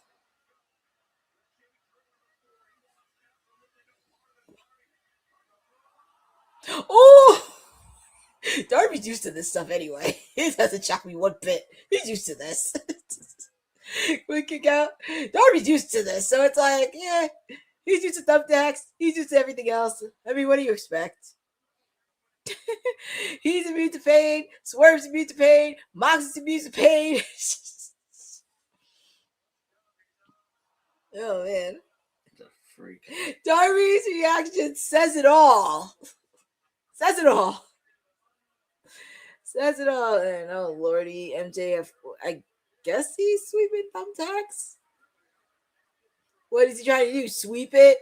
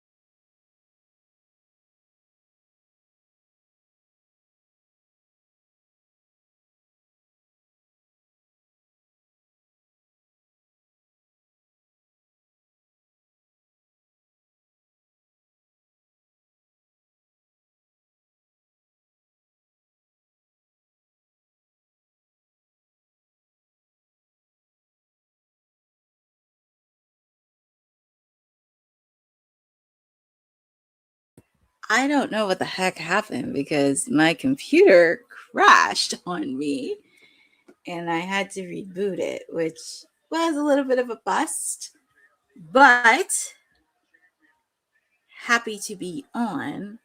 Yeah, for some odd reason, my computer just like, it decided to crash out on me, but I'm happy to be back. And I did see that Willow left a bag of oranges for Orange Cassidy. It's fine. Eddie Foster. Well, it is fine. Because I guess my computer just like completely crashed. But I'm happy I was rebooted. No, I didn't. It was just it's just like I had this weird thing because I never had that happen before in a watch along. I was like, okay. But we're back on. I'm happy to be back. And I did see some of it. And I will say the steel cage is pretty. And oh my God, that's Leo Rush. Leo Rush was inside the bag. Well, he has been somewhat with the conglomeration a little bit. He's been with the conglomeration. So he's somewhat, and Leo Rush. He is a weirdo. Well, I will say it was very interesting because he does associate with the conglomeration, and it is those qualifications, by the way, too. So he can get in. Technically, he's kind of a somewhat, I don't want to say member, but he somewhat is with the conglomeration a bit. Him and Andrade. How you know? Because remember when he tried to take a photo, he took a photo with Orange Cassidy and Andrade. He's like, Andre's like, how you know? Well, I can't believe it was him in that bag. Because I kept thinking, who was in that bag? Take it out, Kevin Knight.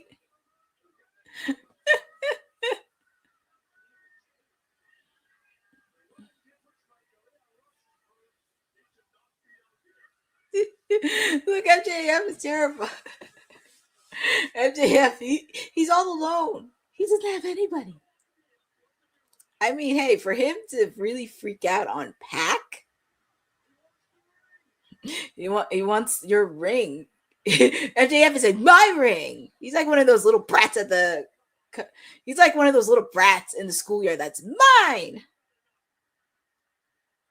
He wants the ring. He wants MJF's ring. Rainmaker. I was so surprised to see Leo Rush. Well, looks like Jake Doyle is taking away Leo Rush. Are they really putting him in the bag? They're really going to put him in the bag. Oh my God. I will say this is a really entertaining match for a steel cage. I will say I am entertained. I know people thought this is going to be a boring match, but this is pretty entertaining.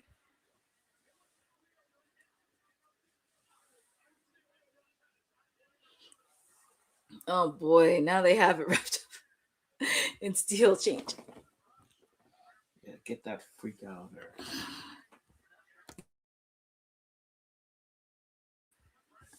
They're wrapping him up in chain. Oh no, and Orange Cassidy. Orange Cassidy's trying to save Leo Rush. But I guess he threw him under the ring. Mark Briscoe, I will say this: the steel cages match is really entertaining. It's really, really, really entertaining.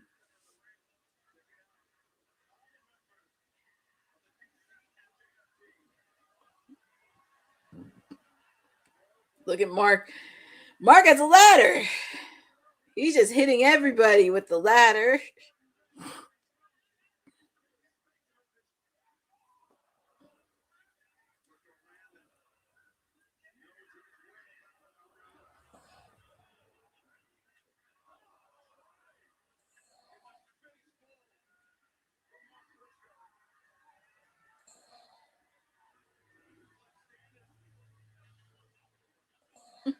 MJF looks, sir, you put yourself in this mess.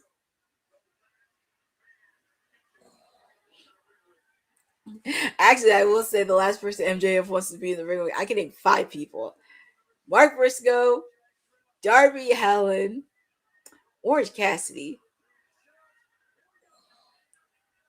John Moxley,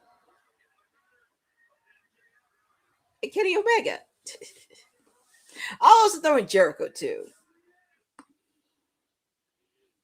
So what's Mark Briscoe gonna do here? Jake Doyle. Here comes Kyle. Kyle's already.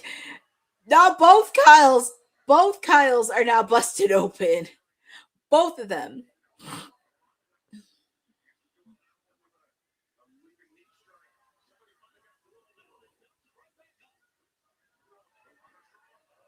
What's Roddy gonna do here? They're gonna take out the big guy. So both Jake Doyle and Roddy are out. Andrade with the chair, but Kyle and Roddy with the kicks.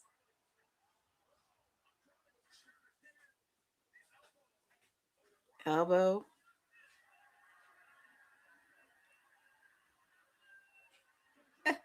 What's Andrade doing?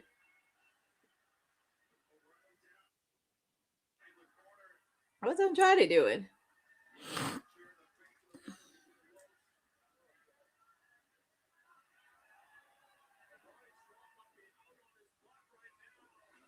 Oof. Yikes. Both Kyles are bloody. Ooh, nice move by Takeshita. Shout out to Frederick Cole. I actually picked Team Conglomerate.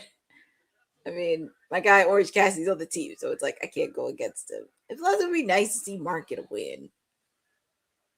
So I'm going Team Conglomerate.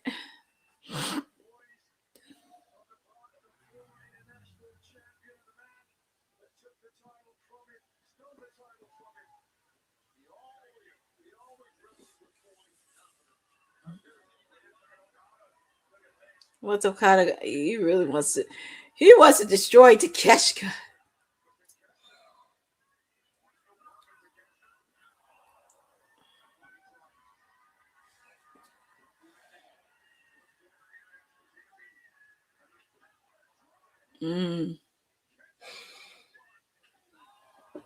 Kyle Fletcher kick to Takeshita. I don't have a finishing move, really. Don't have a finishing move when it comes to wrestling. Kyle was getting ready to do the brain buster. You should have named the Austin brain buster. Oh, Blue Thunder Bomb! Kyle Fletcher and Takeshita went through a table. I'm not gonna lie, this is a pretty entertaining match. This is pretty entertaining. Go back to your seat, Mr. Bald Peanut Man. Go back to your seat.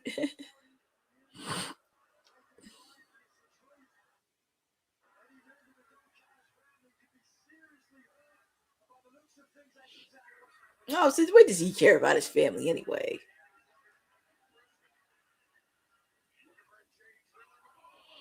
Well, low blow, it's no qualifications. What do you expect? So he's a diamond ring, but here comes Orange Cassidy. You know what's crazy? It's not the first time that they met. Look, Mono. Hey. Dip. Orange is going to get him sooner than later. He's going to get him. Darby, coffin drop. Love the coffin drop. That was a miscue. You know, it was only a matter of time. Egos were going to get in the way of that T. Did you really think they were going to be in a unit?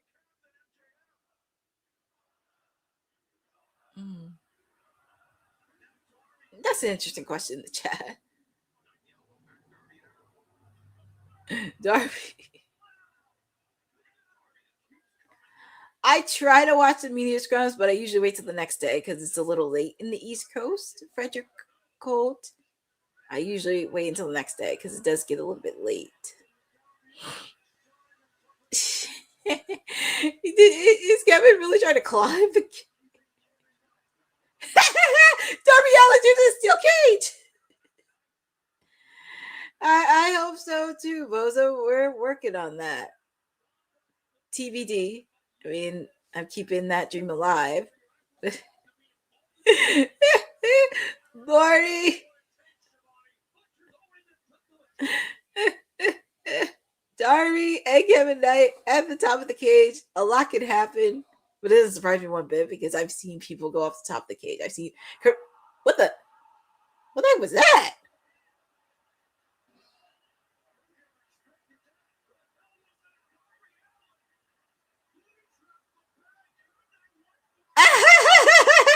Darby went there. Coffin drop. Well, that was a nice spot he did. So hey, I can't.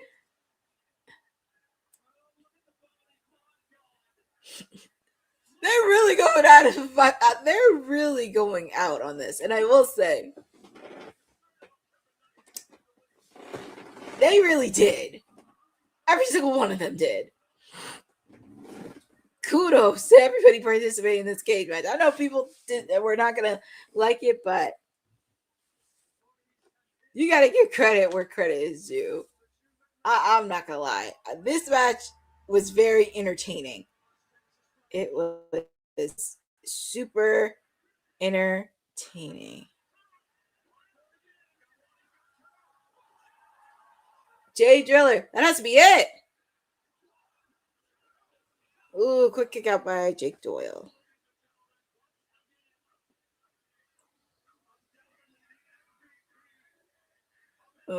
Jake Doyle's taking out Mark Briscoe.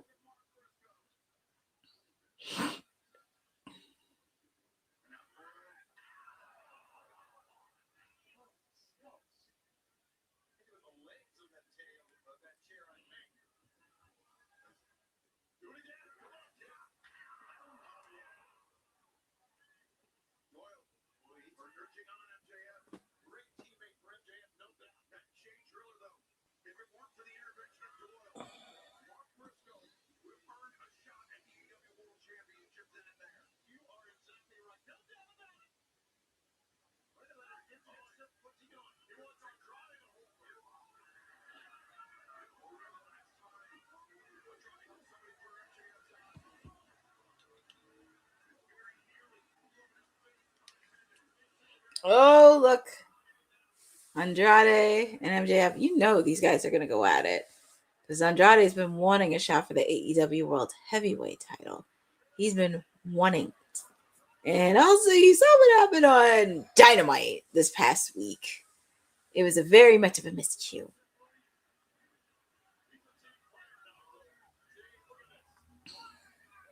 And Mark is all by himself. All his conglomerates are out. Out, out, out. Ooh, you knew it was a matter of time Andrade was going to turn on MJF. It was only a matter of time. And he wants that belt. Just a matter of time.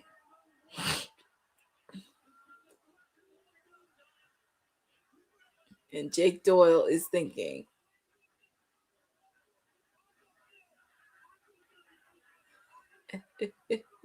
Jake Doyle trying to put, see, it's only a matter. Oh, Andrade gave a low blow to Jake Doyle. Took off that shirt. That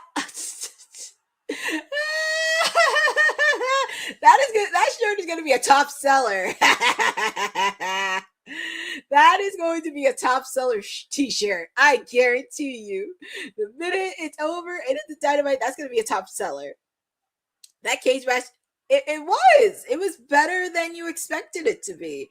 It had entertainment. It had everything, suspense that you need all around. 3, and your winner is Mark Briscoe, Orange Cassidy, Roderick Strong, Kyle O'Reilly, Darby Allin, and Konosuke Takeshita. Which means Mark Briscoe has earned a feature opportunity for the AEW World Heavyweight title. I will say it was a very this the one yeah, but it was definitely an entertaining match. It did what it needed to do, got the crowd on the edge of their seats, and now, well, we just have one match left, and that's our main event for the Owen Hart Cup Men's Tournament. Will Ospreay, Swerve Strickland. Well, what was it regarding that question? And I think so because like you don't want your champion MJF to be injured too seriously. So I think it's kind of like to protect him in the way because if you saw the bandage thigh, it's one way. I think there are other ways to protect him. I don't know if we have redemption. Don't worry, heel fan 824. Swerve is coming up next because our final match, the main event, is the Owen Hart Cup Men's Tournament. Will Ospreay taking on Swerve Strickland. It's going to happen shortly. And, oh, Lordy. They're taking that big backpack. I hope Leo Rush is okay. I think he should be okay. But it was very nice surprise to see Leo Rush inside the bag. Wow. Congratulations to Mark Briscoe. Oh, yeah. Swerve was going to be in the main event. Yeah, but was that I would say not Marina. I would probably say everybody from the Death Riders is going to be watching very closely in this match. But congratulations to Mark Briscoe, the entire conglomeration, Darby Allin, and Konosuke Takeshita. And Wednesday on Dynamite, we're going to have a TBS Championship Survival of the Fittest.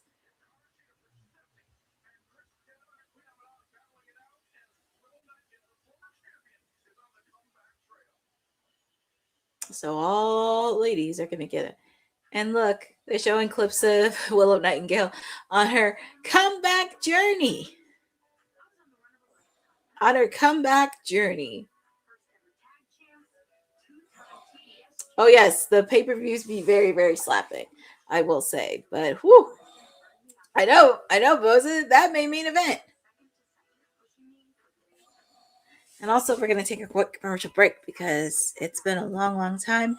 And if you did not catch it, we have the Women's Wrestling Archive celebrating the past, present, and future of women's wrestling.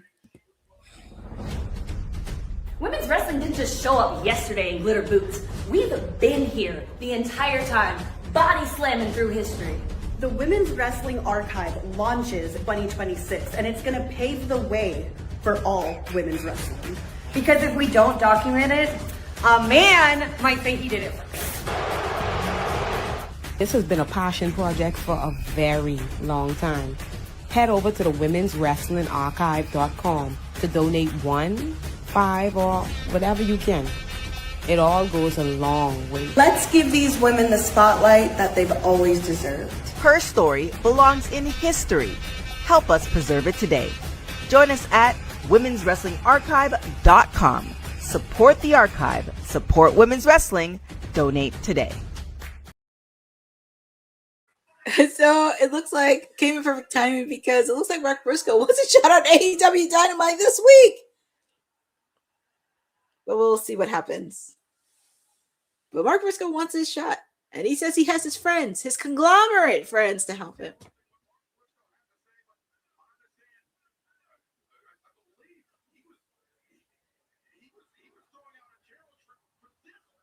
He was throwing out a challenge for Dynamite this week.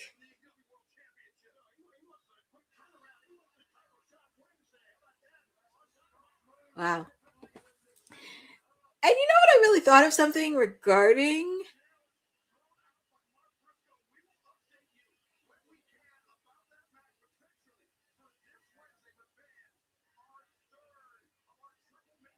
yeah, but it's our main event time. We're at the final match. I can't believe it. The Owen Hart Cup Men's Tournament. Will Ospreay, Swerve Strickland. Who I mean, this is the second time they met actually in the main event at Forbidden Door from 2 years ago. There's a lot of history between these two, and we'll see who wins, like who gets the opportunity at Wembley Stadium. Who's gonna do it? Put it in the chat. Hold on, let me.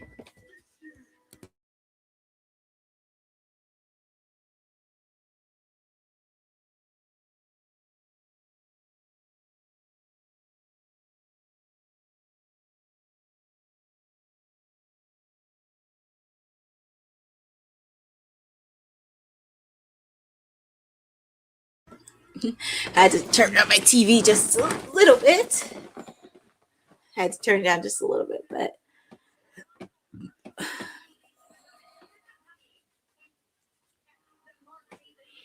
but they're showing the promo from the Owen Hart Cup men's tournament. But oh my. And also, I did see that Fightful was having a report that Willow may be making a return in July.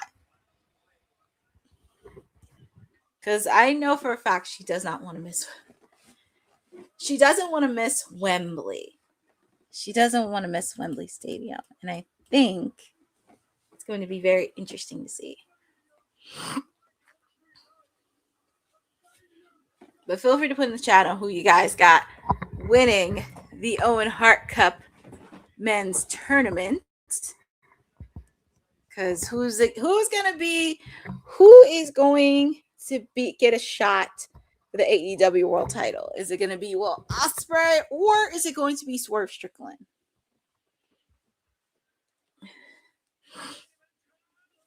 But it's main event time. It's main event.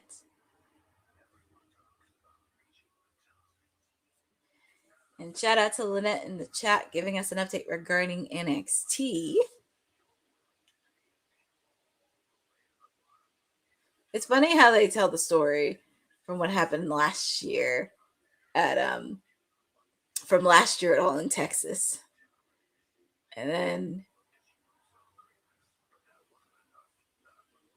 then you go right into Forbidden Door last year when they had the lights out steel cage match.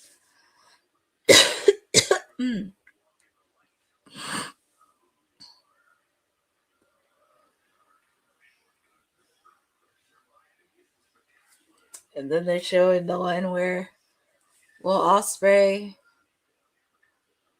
somewhat, I don't want to say aligning, but like somewhat with the Death Riders helping him get back to his strength.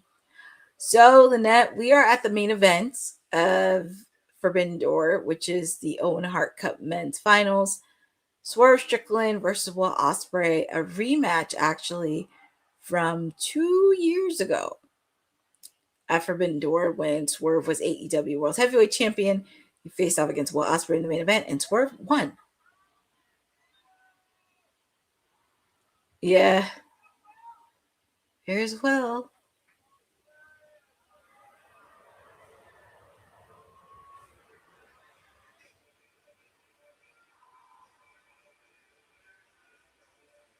That's funny. Here comes Will Ospreay.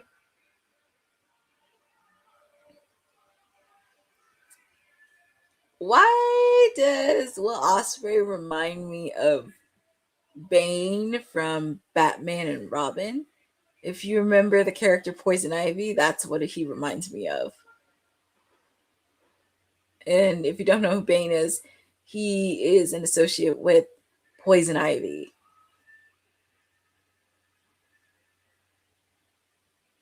But the Owen Hart Cup tournament, and it's crazy because I was saying this last year, like the end of last year, that Will Ospreay will be World Heavyweight Champion at Wembley Stadium. But we shall see. I'm not gonna lie, his theme song is really fire. Ospreay, Ospreay, Ospreay, Ospreay, Ospreay, Ospreay, Ospreay, Ospreay. Okay. You can just feel the electricity in the building.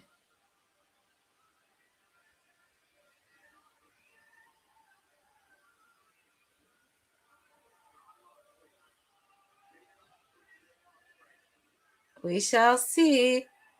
I can tell you, this is going to be something. It's crazy how 2 years ago they met in the main event when Swerve was champion. Fast forward to 2 years later, they're meeting at the Owen Hart Cup men's tournament, and they have an opportunity. One of them has an opportunity to get championship golds at All in Wembley Stadium.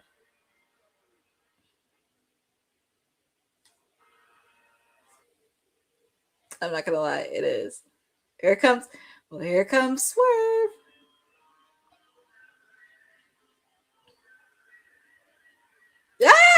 Look at Donna. You got the headphones on. Oh, Swerve is coming in with a motorcycle, and he got a cigarette. He's got a cigar in his mouth. I'm not gonna lie, that's really dope right there. I'm not gonna lie. He came in with a motorcycle, and he has a cigar in his mouth.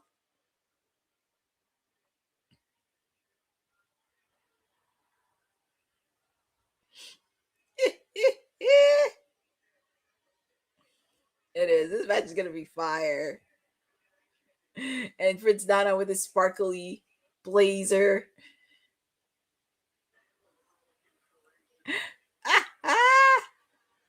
And you see the headphones with AEW and Heavies. It's a new brand collaboration. We've seen Swerve Strickland wear them. We've seen Harley Cameron wear them. And I think that's really dope. That's super dope that they got headphones. He's got a signature chain.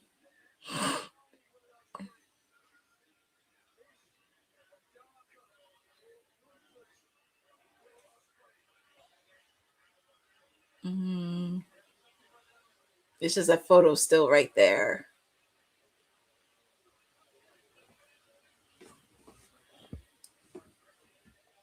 This match is going to be fire, but this is our main event. One of these men is going to Wembley Stadium to face if MJF survives.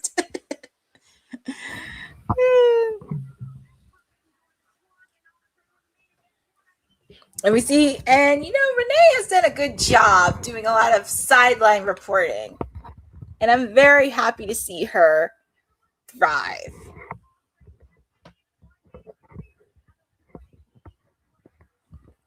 Very happy to see her thrive.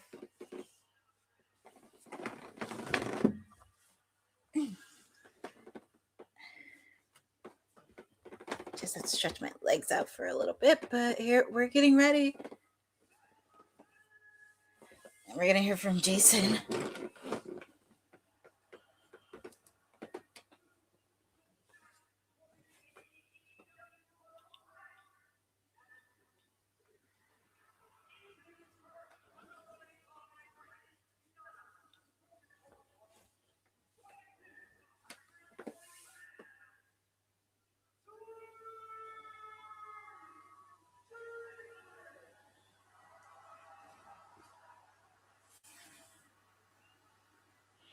Here comes Swerve.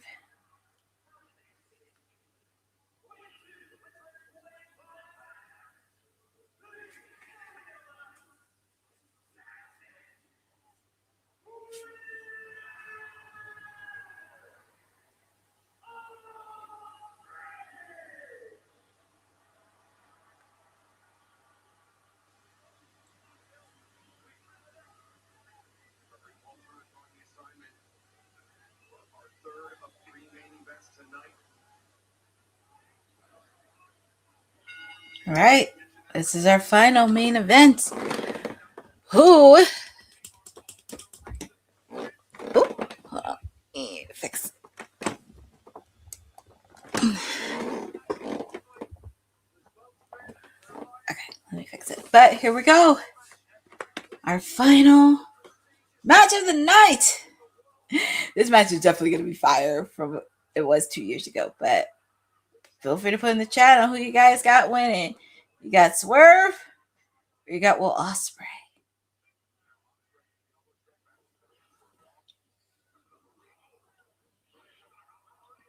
They have been pretty even. This has been very even. You kind of know with the intensity of this match, because you can tell there's a lot of growth with these two from 2 years ago, the first time they met.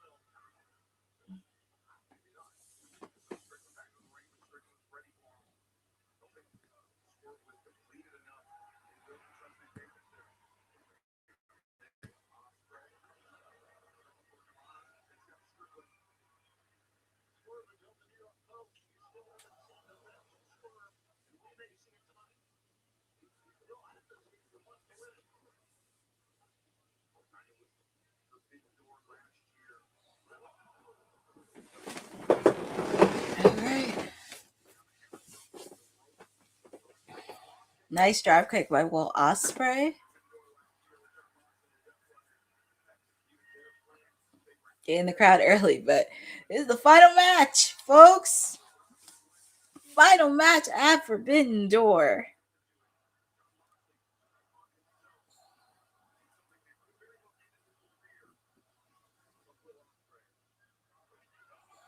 Oh, that was a nice move that Ospreay did on the Swerve.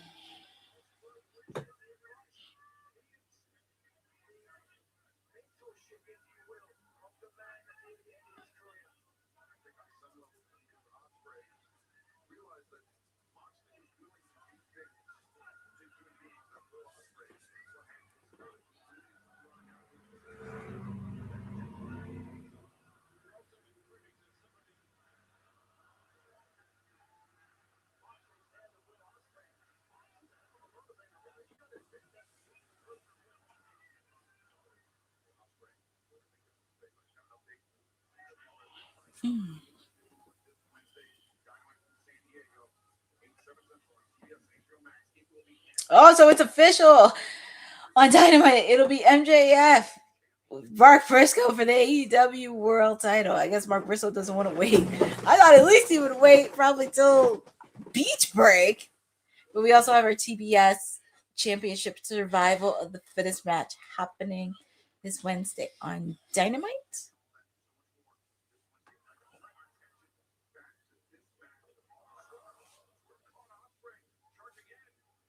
So we do have some matches announced for Dynamite. I'm pretty sure we'll probably have some announced after Forbidden Door concludes and probably between now and Wednesday.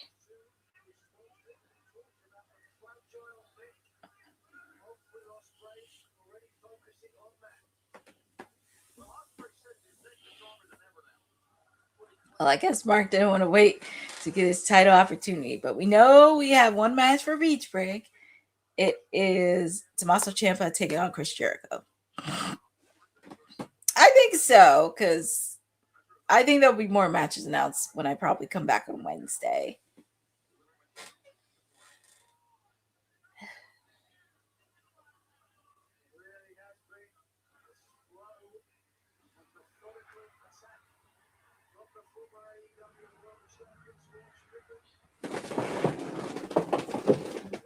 It's Swerve, really. I will say there's not many heels in the men's division, but the men's division has been intriguing because it's like there's a variety of opportunities on who has potential of being champion.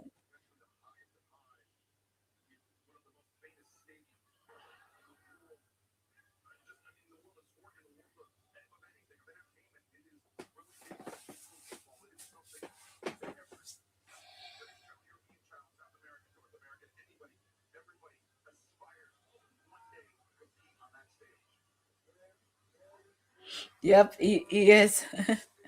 And I think that's the thing, because we need some stronger heels in the women's and men's division of AEW.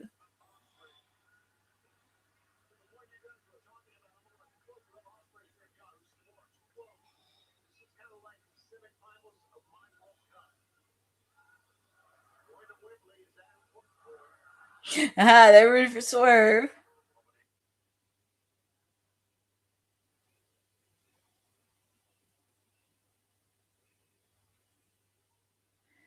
And tickets are on sale now for AEW All in Wembley Stadium.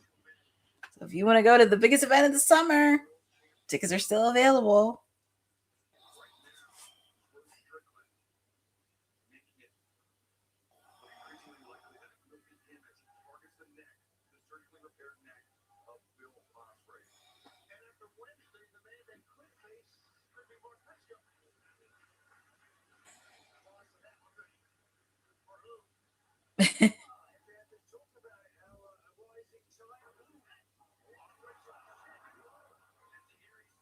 Yeah, pretty much. Both I agree. If you're thinking about it, you better get them now.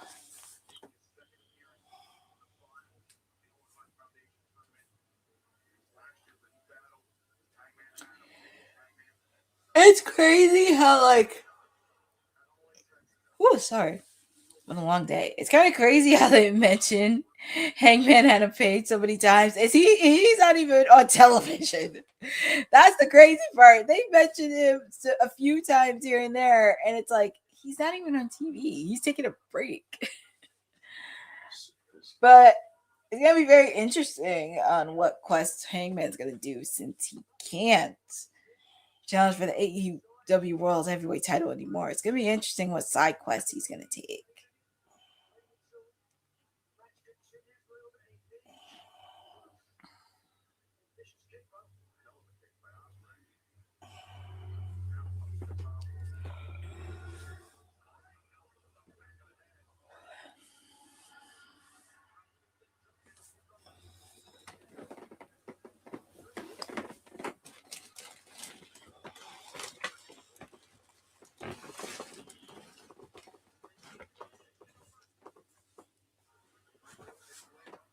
Ooh.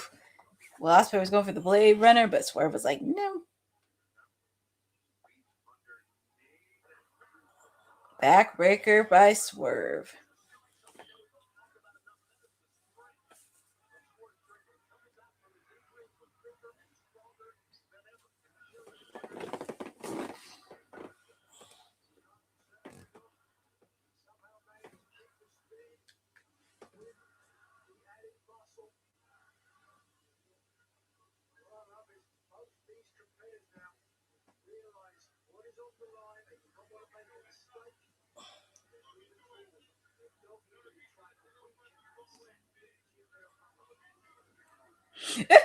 Swerve said, I'm going to beat you. I'm going to beat you, beat you, beat you.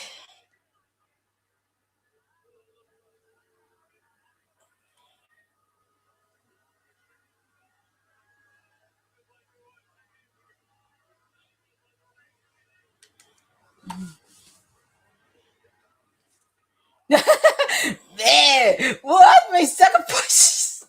I've seen a few people sucker punch Swerve, but whew, man.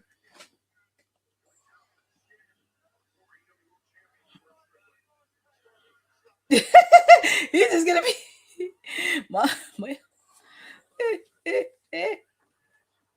Ooh, nice move by Osprey.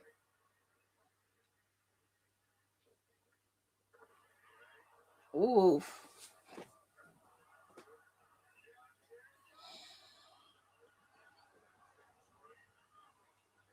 Oof, that was a nice move by Swerve. Oh, that was a quick kick out. I won't be surprised if it was a little chaotic from last year's Owen Hart Cup finals between Hangman and Will Ospreay, because Hangman and Ospreay, that was chaotic. So I wouldn't be shocked if this one was super chaotic, with the fact they know each other's moves and everything that they do so well.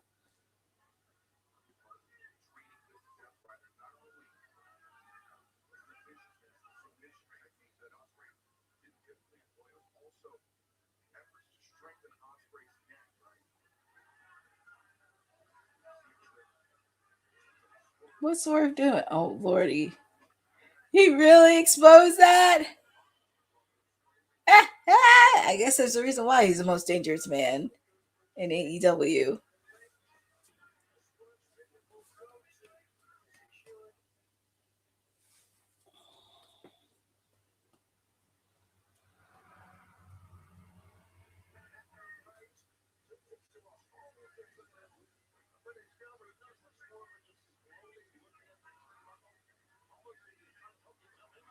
Oh, he hit Swerve onto that steel post. And he's working on that arm. Oof.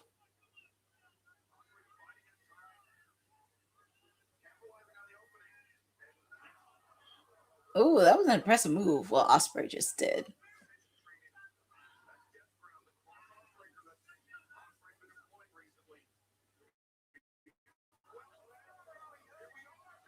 Oh my god. But he's tapping outside the ring. You can't tap outside the ring. You gotta get him in the ring. That's the only way you're gonna win. You can't do it outside the ring. Nana with his coffee. And he does have a coffee brand too. It's on his socials that he has a website for his coffee brand. Fred Nana threw coffee at? You knew it was only a matter of time. He threw coffee at him. Are you crazy? He threw coffee. Well, at least he's showing you how to be a heel manager, but he threw coffee at the man. And at the cameraman.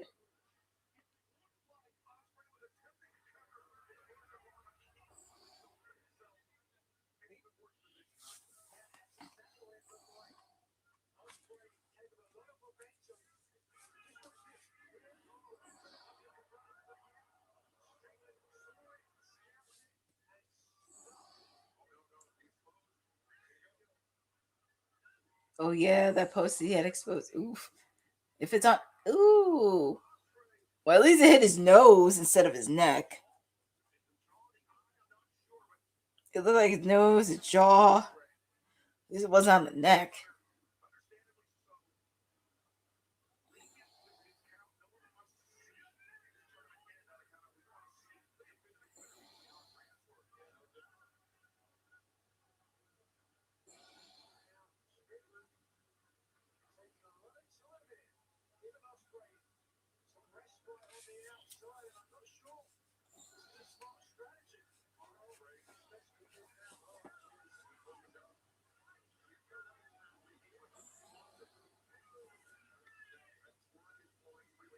Ooh, Will Ospreay's busted open. Will Ospreay. Oh man. It's not the first time he's been busted open. Oh my god. That had to really hurt. We see too many people busted open today. Too many people losing blood.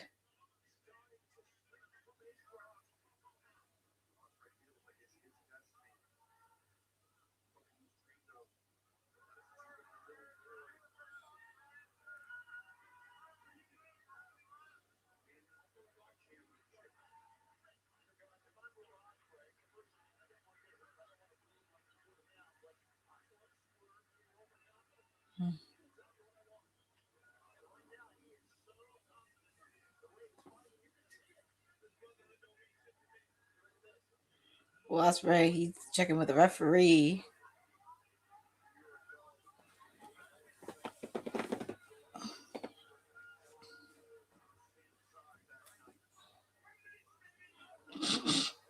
That was a rough punch. Swerved.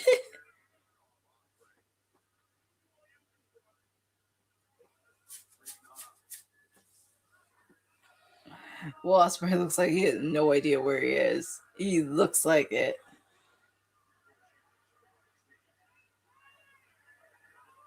I wish I could hear what they're saying and talking about.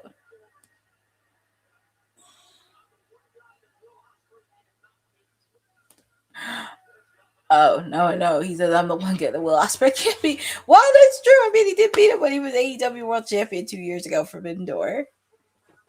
And I think when they met again, I want to say Swerve beat him.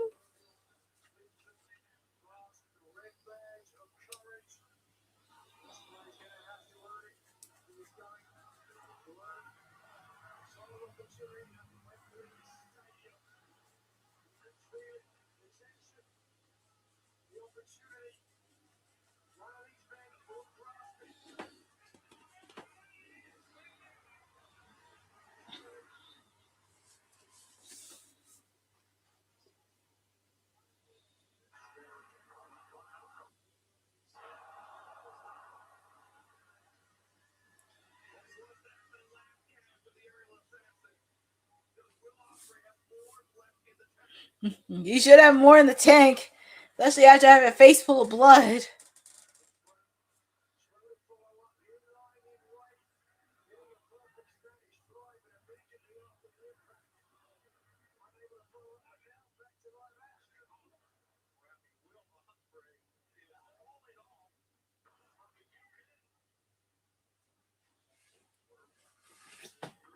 Ooh, that was a nice counter by Will Ospreay.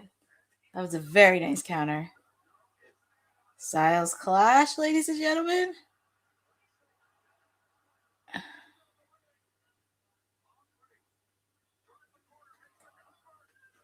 Quick kick out by Swerve Strickland.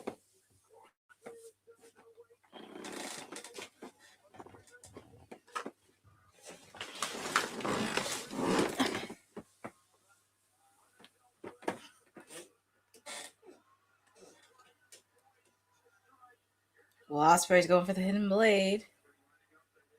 But oh man! Did you see that? Oh my god, that was a lethal chop Swerve did. It was like bam, knocked Will Ospreay out cold.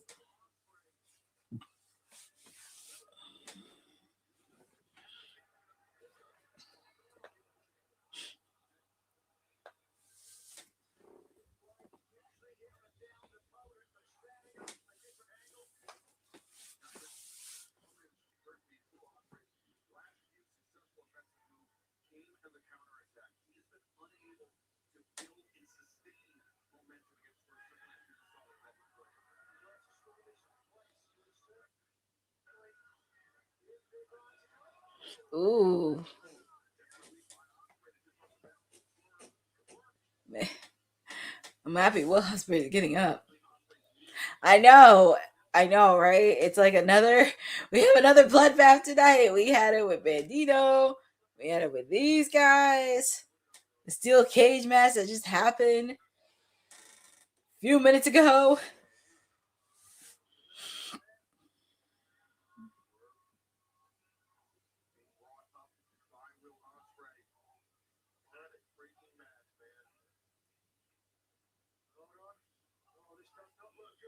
Huh. What's... Oh my god. Hurricane Rana off the top rope. Woo! Woo! Oh my god. You knew. I feel like Wicked got by Swerve. I think I knew when these two guys met, they were kind of going to give it their all in this match. It was just like now or never. But who wants to go to Wembley? Who wants to go to Wembley more? Because we now know who won the women's with Mercedes Moné. Because technically she's supposed to face off against Tekla, but we shall see. Oh, nice dream match. Swerve Strickland versus Terry Funk. That would actually be an interesting match. God bless Terry Funk. He passed away a few years ago, but that would be an interesting match, and I like that.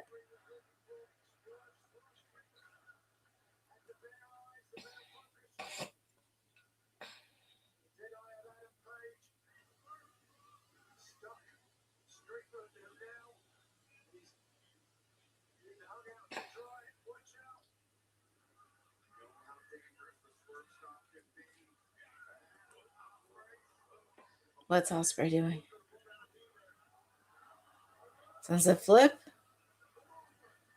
What is he gonna do?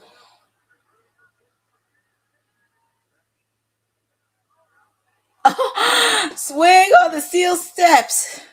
They're killing it at 12. I would probably say until 1 o'clock, which is not that bad. And actually, this is one of the few nights I'm kind of happy I'm not doing Meet Strom at 1 o'clock in the morning.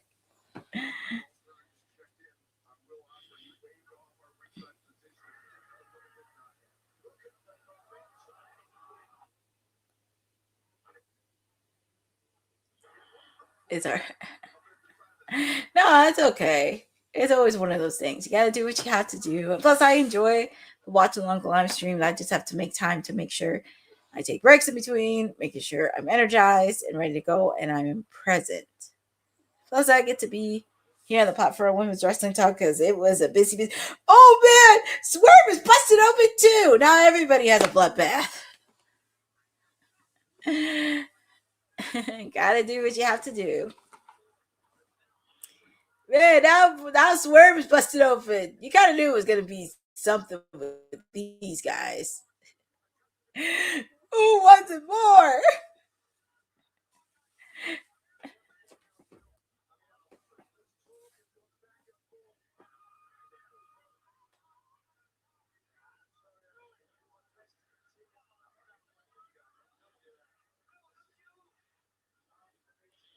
Oh, you can see some of the blood on the steel steps.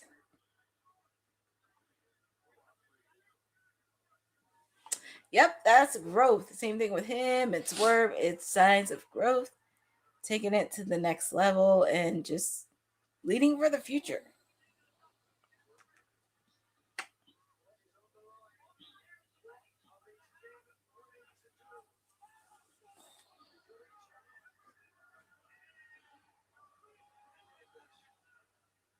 What are they doing on the announced? What are they doing on the steps? What's Nana doing? What is Nana doing? I know he's a he. I don't. Well,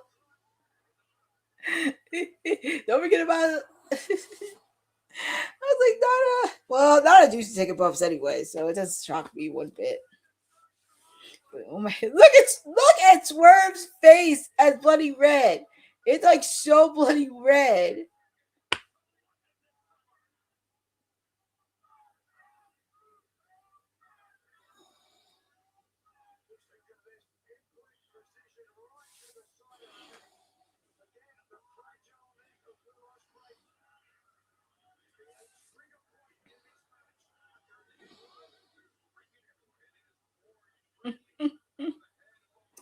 Well, you know these guys are really gonna take it to the limit because who wants it more?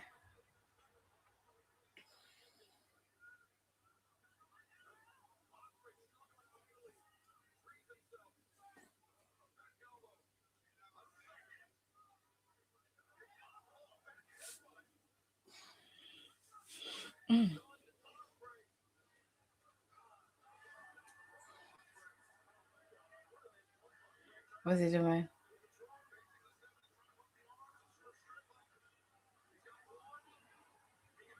Oh, well, at least the announce table didn't break.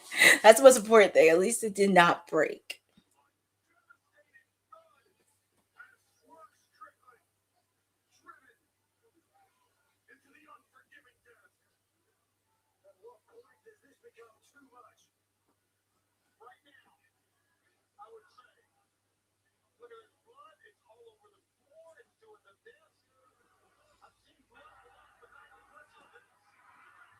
Mm-hmm. Oh man, look at half of Swerve's face. It's like half of his face is so bloodied.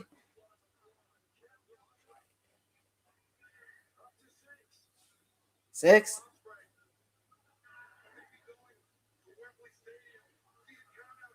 Oh god, that would be the worst thing to do is you end the match. Be a count out. That would be stupid. And better make it make sense. Oh man.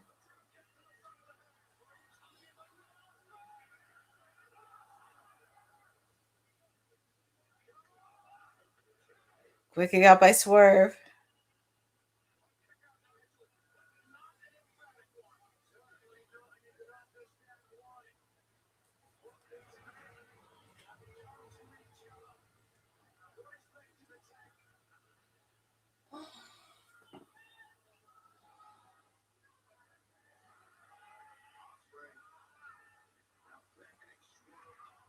Oh, man.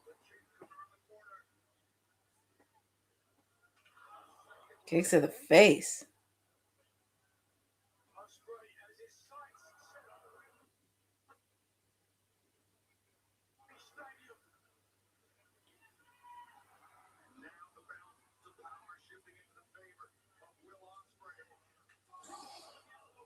Mm.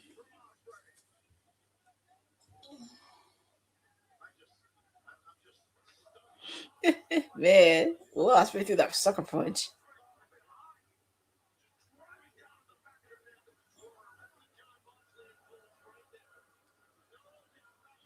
You could tell there's some influence in John Moxley, Will Ospreay. You can tell by the trainings that they had the last couple weeks, everything. But as I said, if Will Ospreay wins and he beats AEW World Champion at Wembley, he just needs to be very careful because, especially around the Death Riders, because you don't know what's going to happen. So always want to make sure you watch your back.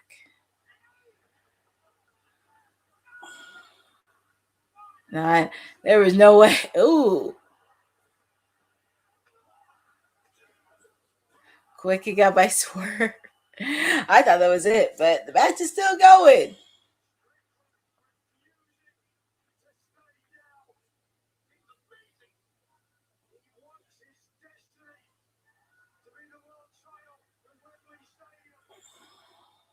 Mm.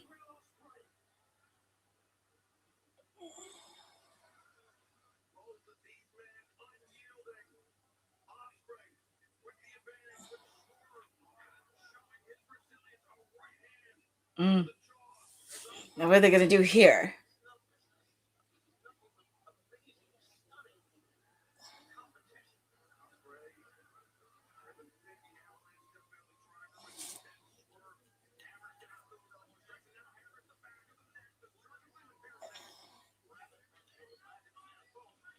Mm.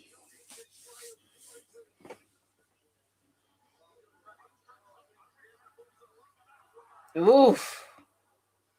That was a swerve stomp on the back of Will Ospreay.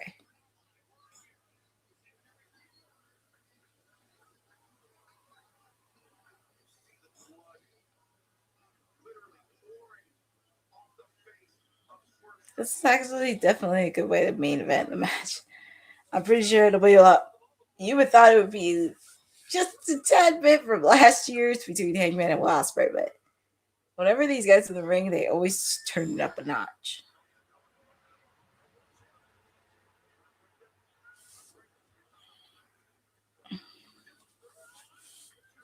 A quick kick out. Oh man, that's crazy. Quick kick out by Will Ospreay. The crowd's on their feet. Well, it's actually 9 o'clock over at California right now. But both men are laid out, getting a standing ovation as they should from the crowd. But it's hard to believe over there. It's 9 o'clock in the West Coast.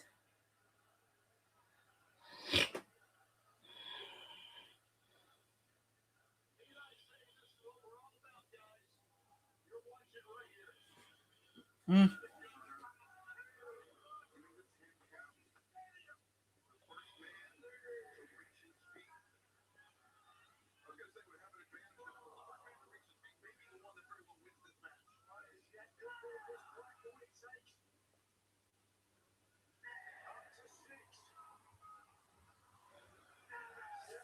Eight.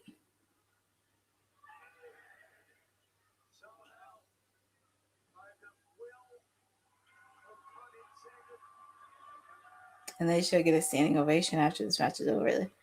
Just look on their face says it all. Look on their face. I can't.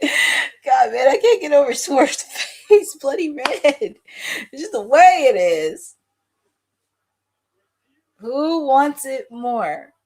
Who is going to Wembley Stadium?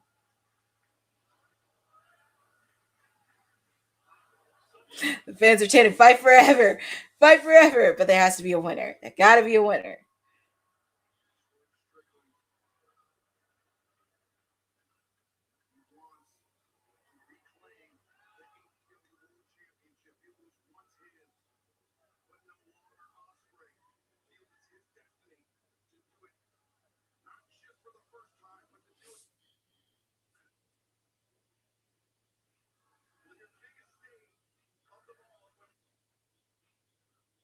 Mm-hmm.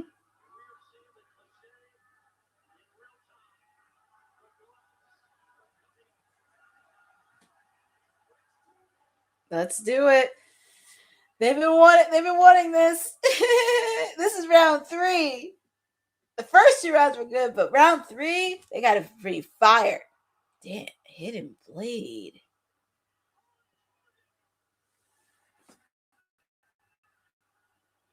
Oh man, is Will Ospreay gonna do it? No.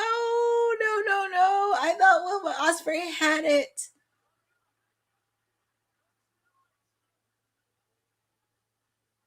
The fans are still on their feet.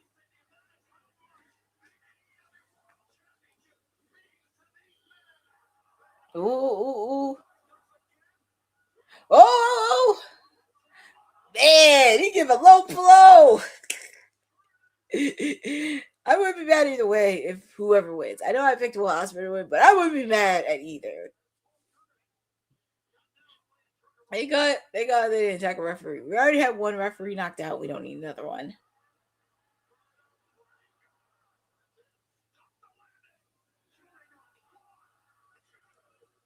Quick kick out by Will Ospreay. You could tell how important the AEW World Title is to both of them, and they want to be champion. They want to lead the front. They want to lead the company. They want to be the face of AEW. Which one wants it more?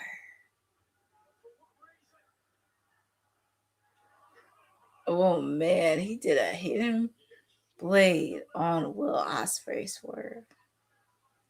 That just shows you how ruthless he is.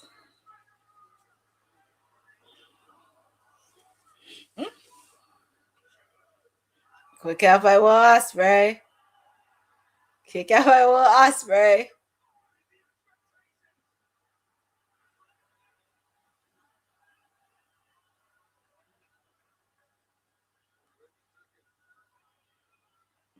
Look at Swerve's face says it all. Bloody! Oh man! Everyone from the Death Riders is there.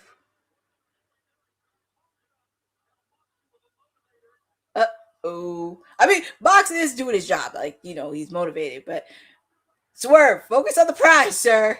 Focus.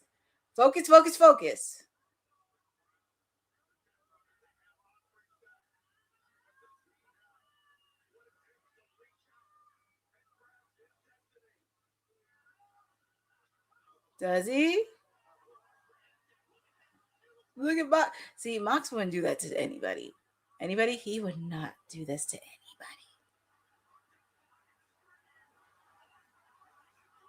There's a reason why with the trainings, it's not wasted. It's not wasted.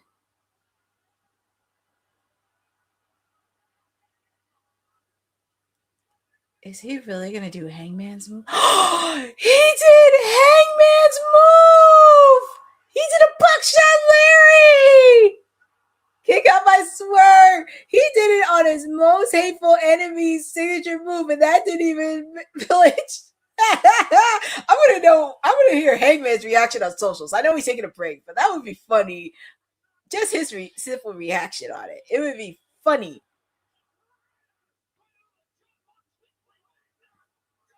Well, that's what happens when you train with Jon Moxley. You train with him, showcase your strengths, and we shall. Because that's the move he did. 3. That's it. I can't believe I said it. Will Ospreay. He's going to Wembley Stadium. I said this before the end of last year. Will Ospreay is going to be World Heavyweight Champion at Wembley Stadium. Hey, congratulations to Will Ospreay. It was a good match. Both of these men delivered, but congratulations to Will Ospreay. It's just crazy because last year he faced off against Hangman Adam Page. And Hangman won. Now, fast forward to a year later. He met his arch nemesis Swerve for the 3rd time. And now he's going to Wembley Stadium for a shot at the AEW World title. Well, where's that? Look at the crowd. I feel like the crowd didn't even get no sleep at night. It was just so much energy. Even with Will Ospreay. Ospreay.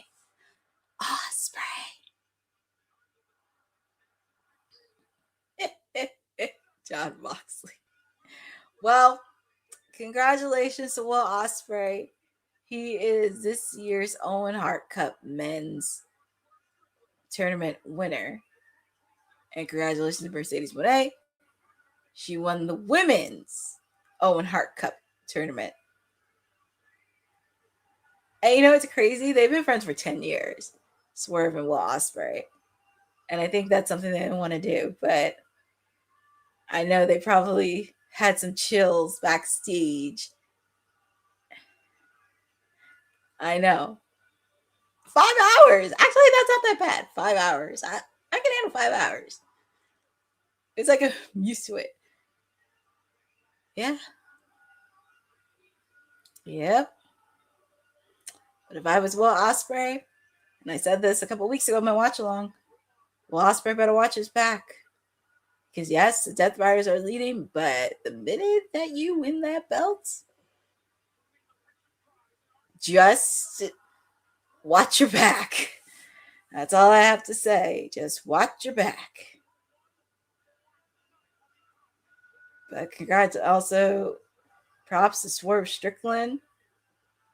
Because woof, bloodied and all.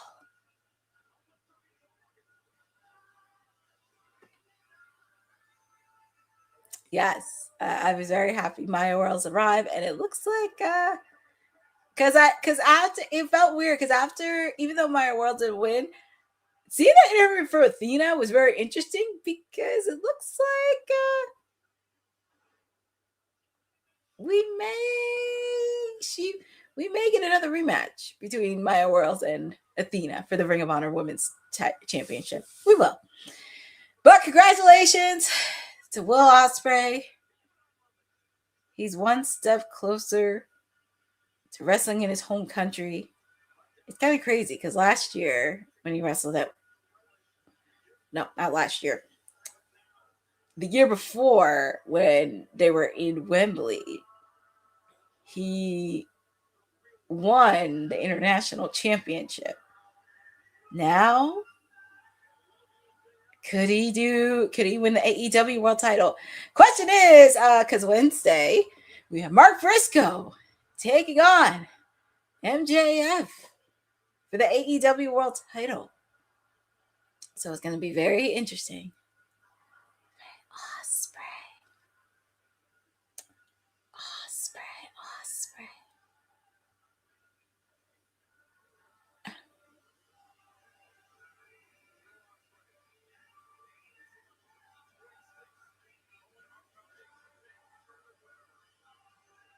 Well, he is this year's winner, but it'll be very interesting. There she is!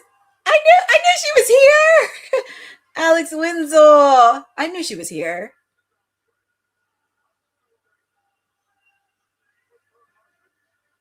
There she is. I knew she was good. See? Alex Winslow knows. She knows. I will say this, as long as she's far away, as long as she's far away from the Death Riders, I am fine, because Alex and Jamie Hayter got some business they got to handle at Wembley Stadium. Just keep her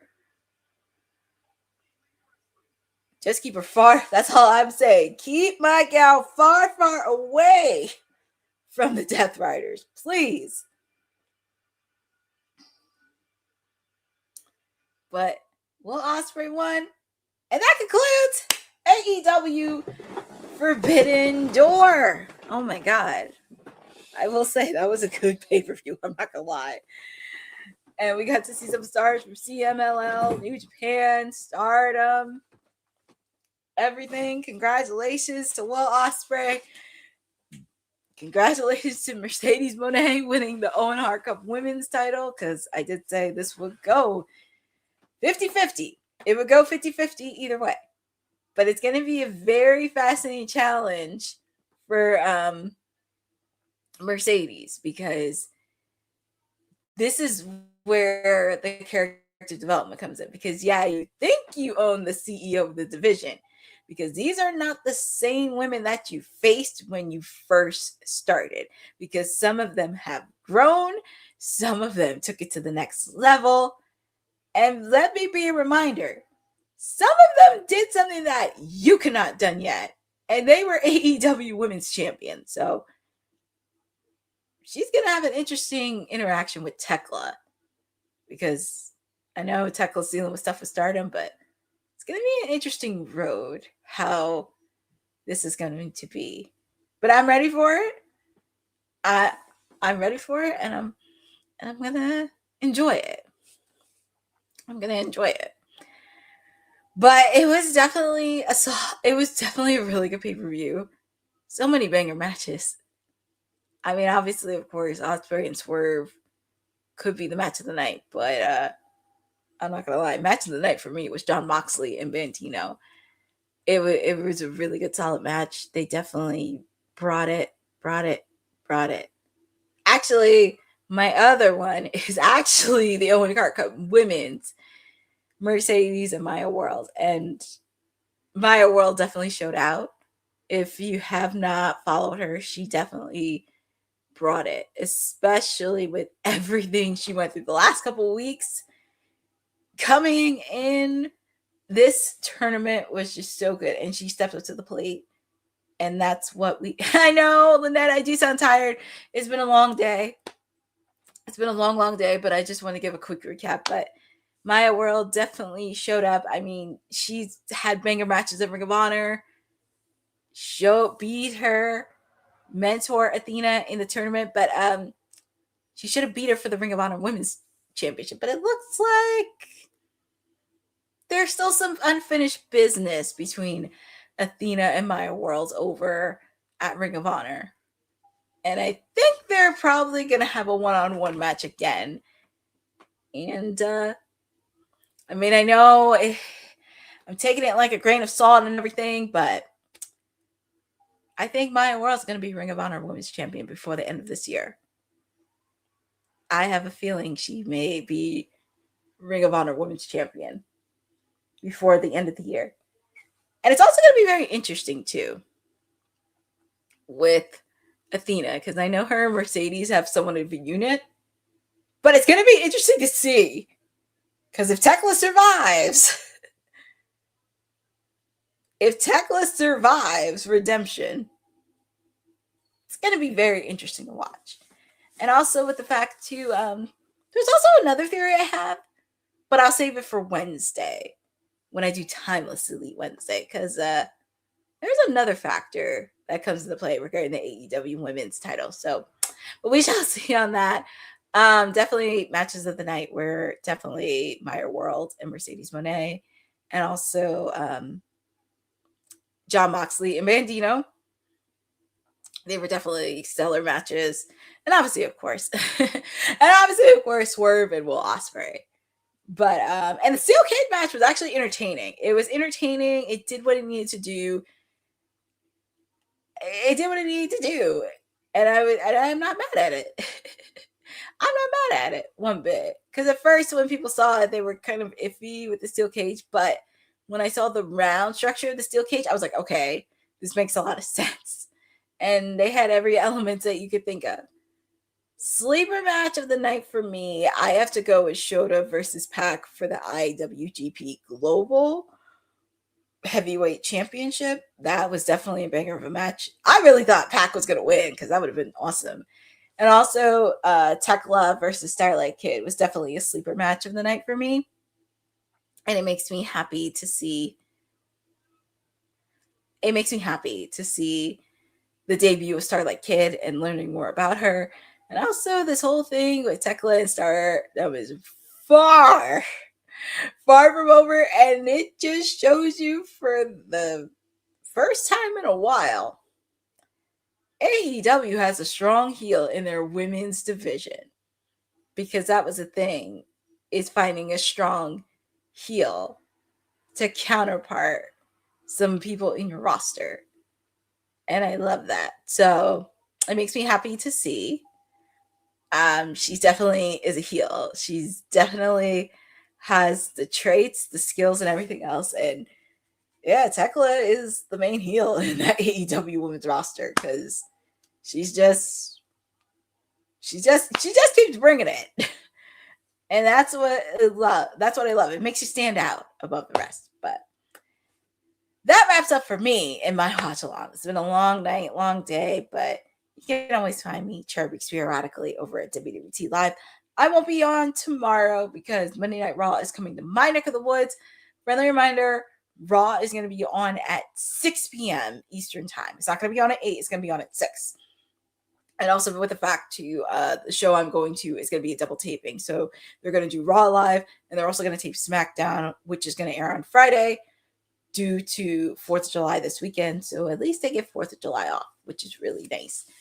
But you can also find me on my socials at CourtneyNJ11 on Twitter and Instagram. I do have some content coming up.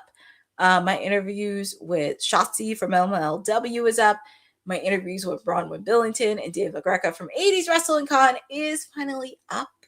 So please make sure to check them out. And there's a lot more content happening today.